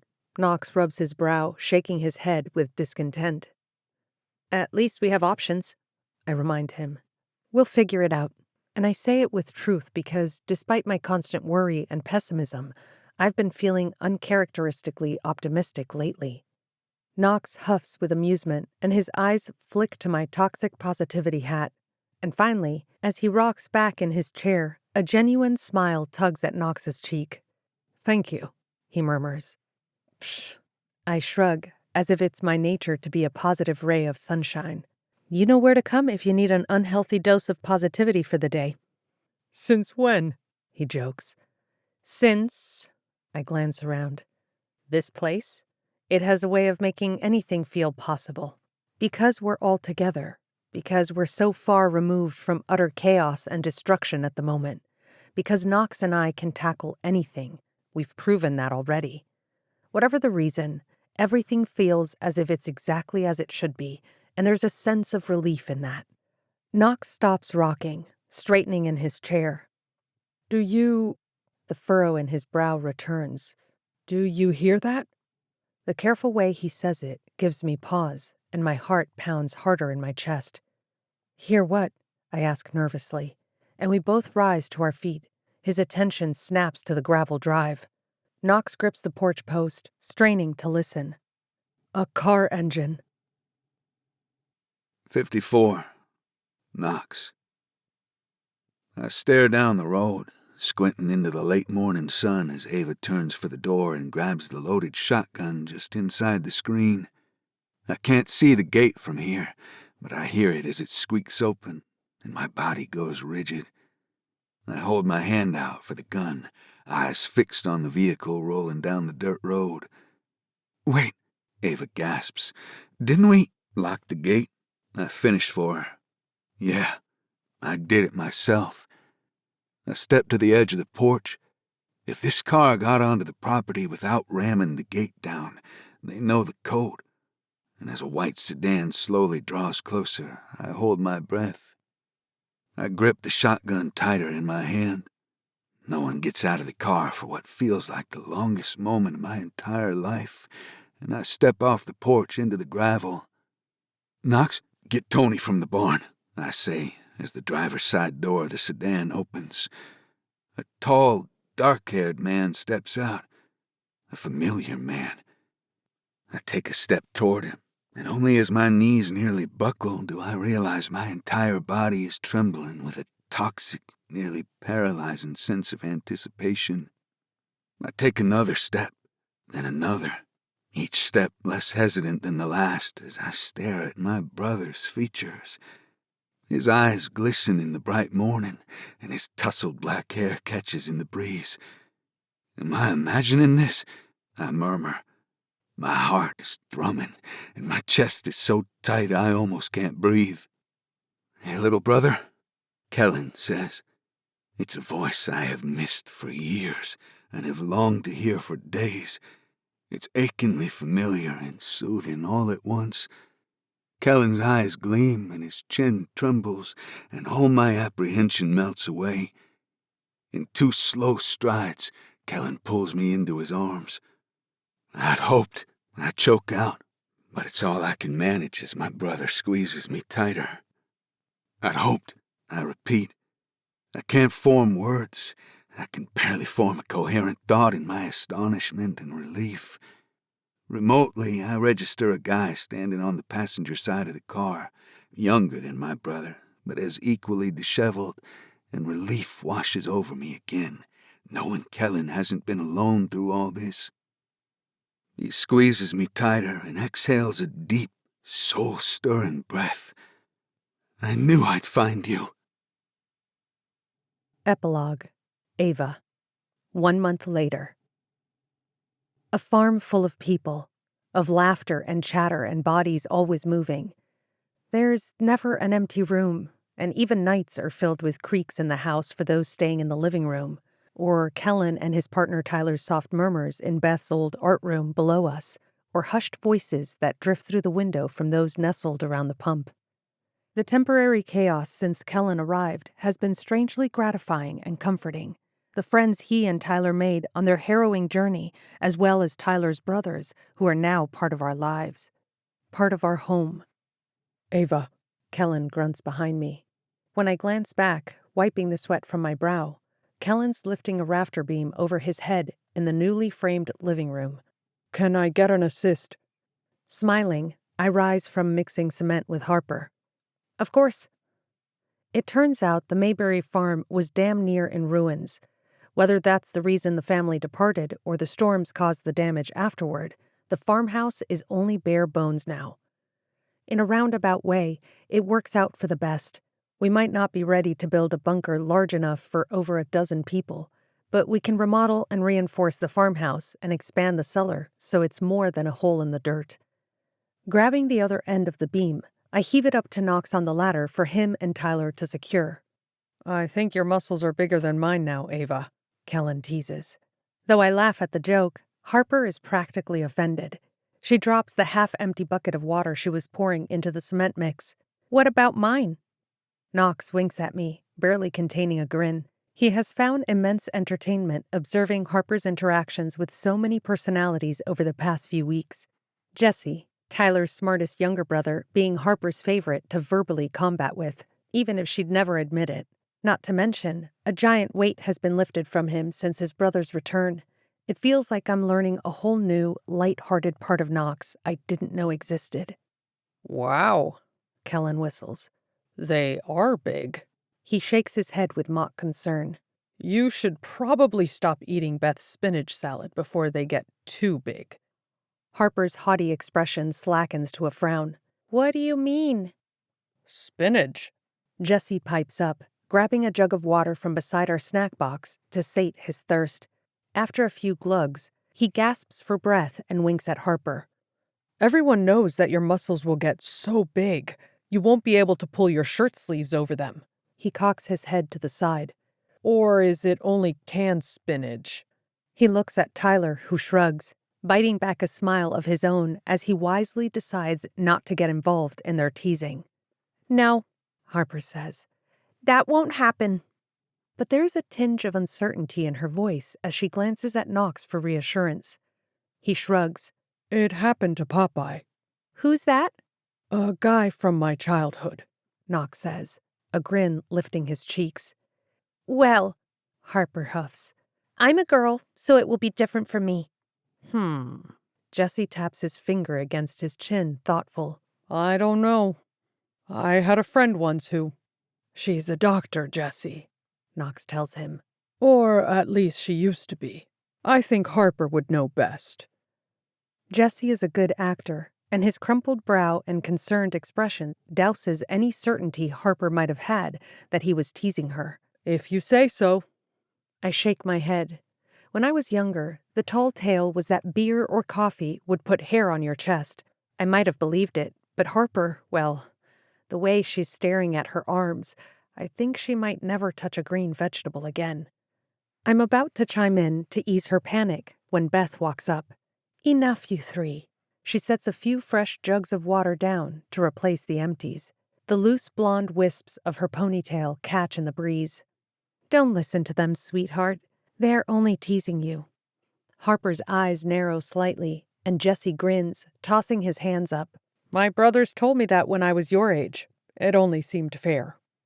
Interesting, she muses, and with a harumph, Harper straightens her shoulders and follows Beth toward the horses, where they nibble on the dry grass sprouting along the cement slab. Her sassy walk gives Jesse pause. Interesting, he repeats.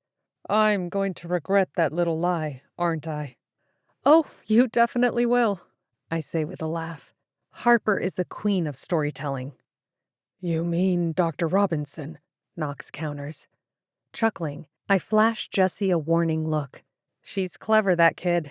And you've not only given her more fuel, but more ideas, too. With a quiet curse, Jesse walks back to where he and his eldest brother, Aaron, are working on one of the room extensions, his head shaking the whole way. It's weird, Kellen says, his eyes flicking to his brother as he crouches down to help me finish mixing the cement.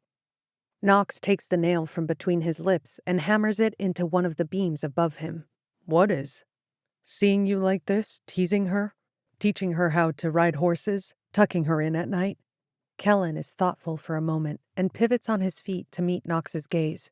It seems right, and yet I don't think I could have pictured it. Until now.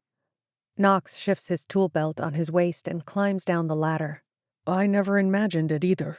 I've never had a sister, but she doesn't feel like a sister. Then again, she doesn't feel like a daughter either, he realizes. I guess I'm whatever Harper needs me to be. Our gazes flick to each other. For now, Kellen says. Knox frowns. You're whatever she needs you to be for now. When she meets a guy, your parental side will take over. Knox pauses, mid-grab of a jug of water, and frowns. Christ, he mutters, as if he hadn't thought of that. A guy in this world? No way. Huh, Kellen and I both bark a laugh. As if you'll have a choice, he says. She won't be alone forever. I hold up my finger. In all fairness, you and I wouldn't be speaking now if it weren't for this world, I remind Knox. And Harper will be smarter than us. She's lived through more and knows what this world is capable of, I say in full confidence. It's not her I'm worried about, Knox explains, as if his mind is already whirling, and Kellen winks at me with a smirk. How about, I start, rising to my feet. I step up to Knox, peering into his eyes.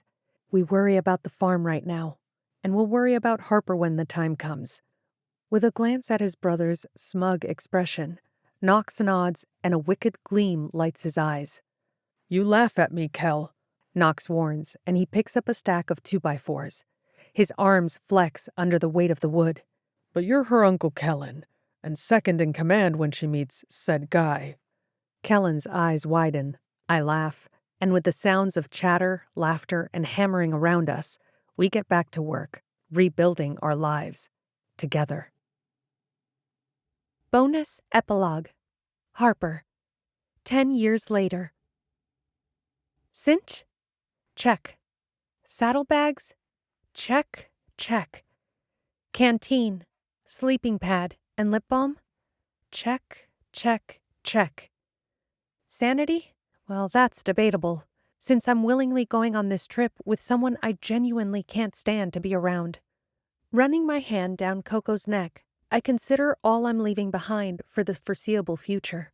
This farm might be nothing in the scheme of things, but it's everything to me, and this will be the longest I've been away from it since we got here. Last but not least, I say, and grab Coco's bridle hanging over the railing. The brisk wind whistles through the rafters of the barn as I finish tacking her, wondering if I've brought enough layers to keep me warm on the open roads. God, do I miss the blazing summers. Las Vegas, New Mexico, Oklahoma, Kansas, all the places I moved around to as a child were sun-soaked and brutal during the summer months, until the sun disappeared behind the ash clouds, yet to return.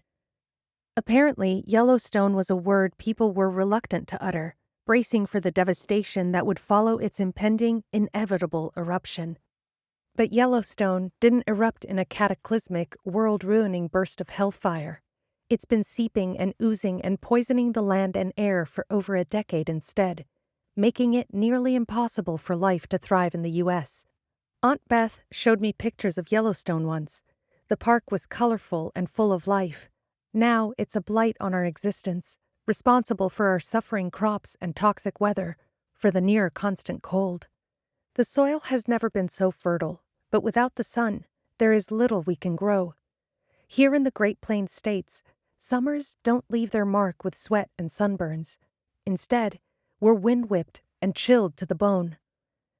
Sometimes, though, if I close my eyes and burrow into my memories like a mouse nestling in tattered wool, I can still remember what life was like before. I can feel the sun against my skin, smell warm soil, and hear the grasshoppers buzzing and jumping through the fields on a July afternoon. With a whir, another gust of wind rips through the barn, dashing the memory. Coco stirs from her drowsy stance, and I wrap my scarf around my head, tucking it tighter around my neck. Just another day in hell, I mutter. I'm fortunate, though. I know that, even if the days are tireless and filled with hard work when we're not in the cellar to wait out the storms. Here, I have aunts, uncles, cousins, Knox, and Ava. I love my life, and that's why I hate to leave everyone I care about behind. That fear of losing them lingers in the back of my mind, like it does on the nights the tornado sirens wake me from sleep, and every time a gunshot rings out over the plains from somewhere unknown. Harper! Knox calls from the pasture. Where you at, kid? Coming! My fingers pause on the worry stone in my pocket. I hadn't realized I'd been rubbing it, and I meet Coco's ready gaze. Despite being named after my favorite drink when I was 11, she isn't brown so much as honey-colored with a cream mane and tail.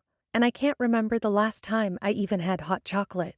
Like many things, it's nothing but a distant memory. Checking Coco's cinch one last time, I consider how lucky I am that a silly drink is on the top of my wish we still had list. I don't remember things like Midol and tampons, which Ava, Hope, and the other ladies lament the absence of on a monthly basis. All I've ever known are comfrey teas for cramps and nausea, and I think it's probably better that way. Aunt Beth misses watching game shows on the television. Knox misses football Sundays, while I definitely miss hot cocoa and popcorn on board game nights. But the cornfields that stretched over the plains in my youth are nothing but dirt and root crops now. Beets and carrots as far as the eye can see. Dean's here. It's time to go. I exhale a groan and rest my forehead on my saddle. As the one to inherit this place one day, I knew the day I joined Knox for his annual trek east was coming. But I wasn't prepared for Dean Hartford, resident know-it-all and asshole extraordinaire, to join us, and it's not helping my mood in the slightest. Dean is the last person in this godforsaken town I want to spend the next 2 weeks with. As a supposed renowned geologist, I get that his dad knows his shit, but they've made life more complicated in the Ransom community since arriving. Every time Earth throws us another curveball and we figure out a way to manage it, Dr. Hartford has another lofty idea that blinds the entire town with possibility instead of focusing on our reality. Coco and I step out of the barn and into the dusky afternoon, the dry earth dusting at our feet. There she is, Uncle Tony says from atop Old Bert, a draft horse we rescued from an abandoned farm years ago. Knox glances back at me as he tightens Rooster's saddle. Their smiles dissolve my bad mood, and I lead Coco over to join them.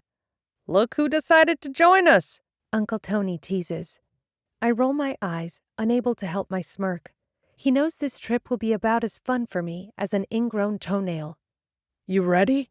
Knox asks, adjusting his ever-present ball cap. The edges of it are frayed after years of wear and tear. As I'll ever be. A horse's hoofs clump up the road, and the three of us glance over at Dean on his black horse. My smile instantly falters. Mornin', Dean says, and he nods at Knox and Tony in greeting. It strikes me how much Dean resembles Knox in stature, with his broad shoulders and scruffy jaw. Only Dean has black hair and darker features. As his hard gaze shifts to me, I admit he might even be handsome, if he wasn't such a stubborn ass all the time. Harper, he says, with no warmth whatsoever. Hello, Dean, I drawl, with a pursed lip smile. Our eyes linger on one another as 7 years of disagreements hang in the air between us. This is going to be fun. Agreed, he counters. You could call whatever this is between us a rivalry of sorts. But really, we just don't get along. And after this many years, we aren't likely to. My eyes narrow on him slightly. Harper! Harper, wait! Stella shouts my name, scampering over to me. Coco is so used to the kids running around this place, she isn't bothered enough to spook. Stella brushes her blonde curls away from her dirty face as she looks me up and down. You're leaving? I'm afraid so, Squirt. Brushing the mud from her cheek, I tilt my head ever so slightly. Aren't you supposed to be feeding the pigs with Haley? We finished. Stella throws her arms up as if there aren't a plethora of other chores she could be doing right now. I study her. Are you making mud pies again? She dips her head emphatically, and I grimace. Are you eating the mud pies? She grins, wide and toothy. Nope. She chirps the word, but it's a bald-faced lie. At least add a grub in there for extra protein, I tell her. Ew, no way, she giggles. I'm serious. A big fat grub. I tickle her neck, and she squeals. That's so gross. Stella wriggles some more, but her amusement quickly fades, and she studies my packed saddlebags. She brushes another loose curl from her face. I want to go with you. Sighing, I tilt my head. I wish you could, Squirt, But this is annoying adult stuff, unfortunately. But, she clears her throat. When, she tries again, half distracted as she glances at the guys behind me. When are you coming back? The wind swirls around us, and I pull Stella to my side and squeeze her. Before you know it, I promise quietly. I need you to hold down the fort while I'm gone, okay? Help Uncle Jesse and your mom with the winter harvest. And most important, I crouch to look her in her big blue eyes. Take care of Ava for me, okay? My chest hurts, leaving Ava behind. I haven't been away from home without her. She needs looking after with Knox and me gone, okay? Stella blinks at me. Kay! Promise? Uh-huh. She nods and runs her small hand over Coco's withers. I'll look after her. Good. I knew I could count on you. I can feel Dean's eyes on me as I rise to my feet. As Toby, her little brother, trots over with mud in his teeth, I laugh and cringe at once. That's my cue, I mutter, and I'm about to climb into Coco's saddle when I hear the screen door slam. Immediately, I know I'm in trouble. Harper Rose, Ava calls. Pursing my lips, I meet Knox's knowing gaze and reluctantly hand him Coco's reins, which he takes with a smirk. Bracing myself, I walk toward Ava, afraid to meet her amber eyes, expecting to find disappointment. But when I finally muster the courage, Ava's eyebrow is raised in amusement, and a water smile parts her lips. Suddenly, my steps are too big, and I'm closing the distance between us too quickly. I don't do goodbyes. In fact, I don't emotion well at all. But it was dumb to think I might escape without a tear-filled farewell. Her robe catches in the wind, and she rests her hands on her pregnant belly. Ava's hair is rumpled from sleep, and she shakes her head at me. You should have woken me up, she admonishes. The lines at the corners of her eyes crinkle. You needed your sleep. No, she counters, pulling me into her. I need goodbyes. Always goodbyes. She squeezes her arms around me as I grip her robe between my fingers. Closing my eyes, I memorize her warmth and inhale the comforting scent of her hair. So many nights she held me when I cried myself to sleep. So many times she came to find me when I thought I could hide from the world. Now that I'm actually leaving, I only want to stay. Take care of Knox for me, she whispers, and help him keep Tony out of trouble. I laugh, blinking the tears from my eyes. As always, I promise. And pray for my sanity, I grumble. I pull away and glance at Dean, who averts his gaze the instant our eyes meet. I'm going to need all the help I can get. Ava runs her hand down my arm, clutching my fingers in hers. I know you two have your differences. We all do when survival is at stake. But it's important to find common ground. She nudges my shoulder. You two will figure it out. You'll have to, eventually, remains unsaid. Knox's footsteps are heavy behind me, and I step aside. Leaning in, he kisses Ava, his hand finding her belly instinctively. Come home soon, she whispers, resting her forehead against his. As soon as we can, and hopefully with good news. Ava smiles reassuringly. We'll see you when you get back. Knox groans as he stares down at the baby that might arrive before we can return. Go on, she says.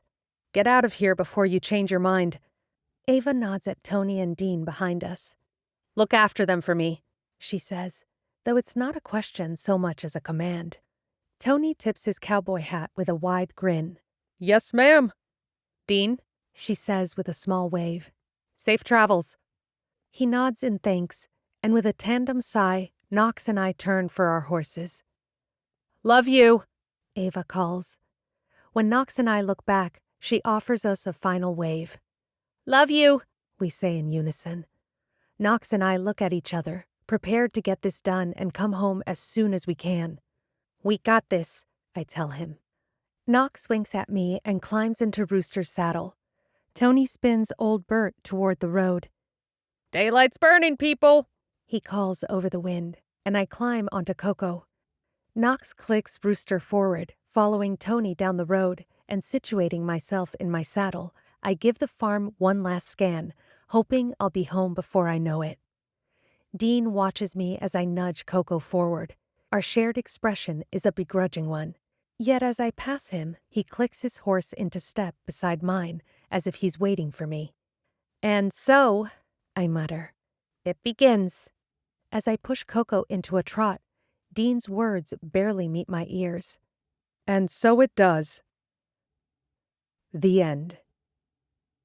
For more gritty, post-apocalyptic adventures, be sure to check out the Savage North Chronicles, a bone-chilling, heart-wrenching series about found family surviving the apocalypse in the Alaskan frontier. Elle and Jackson, strangers who wake from the fever, learn they are among the few who survived. Taking in 4 orphans, they flee the collapsing city only to learn something is different about them, and nothing is as it seems. This 7-book series is available in ebook, audiobook, and paperback at lindseypoguebooks.com. And be sure to listen to Kellen and Tyler's installment in the Surviving Earth Chronicles, Waves of Fury, written by Kay Webster. This has been Skies of Fire, an installment in the Surviving Earth Chronicles, by Lindsey Pogue, narrated by Natalia, Castellanos, and Justin Price. Copyright 2025 by Lindsey Pogue. Production copyright by Lindsey Pogue. Post-production by Rob Vlock. If you enjoyed this audiobook, please consider leaving a review. It really does help. Well, that's a wrap on Nox and Ava's adventure. I absolutely loved writing this story. There was just something about Nox and Ava that my heart just needed to write, and I connected with both of them on a level I wasn't even expecting. The good news is Harper gets a story. We are going 10 years into the future. She's going to be older. We get to see what the world looks like, more dystopian than post-apocalyptic. And so far, it has been quite a journey writing her adventure. So I'm excited to one day share that with you. If you would like a behind-the-scenes look at some of the characters I have created for Harper's story, Land of Ash, which comes out in August 2025, you might want to check out Grumpily Ever After. It's the podcast that I co-host with my husband, who is not a reader, and he actually helped me create a character for Harper's adventure, which was really fun and unexpected, and I'm excited to share Zach with you all sometime in the future as well. So, to all of you who have given me special super thanks, I really appreciate it. Every dollar that you super thanks me, I put towards my next audiobook. So, again, thank you so much for your support. Be sure to like and subscribe so that you know when my next audiobook is posted, and I will see you next time.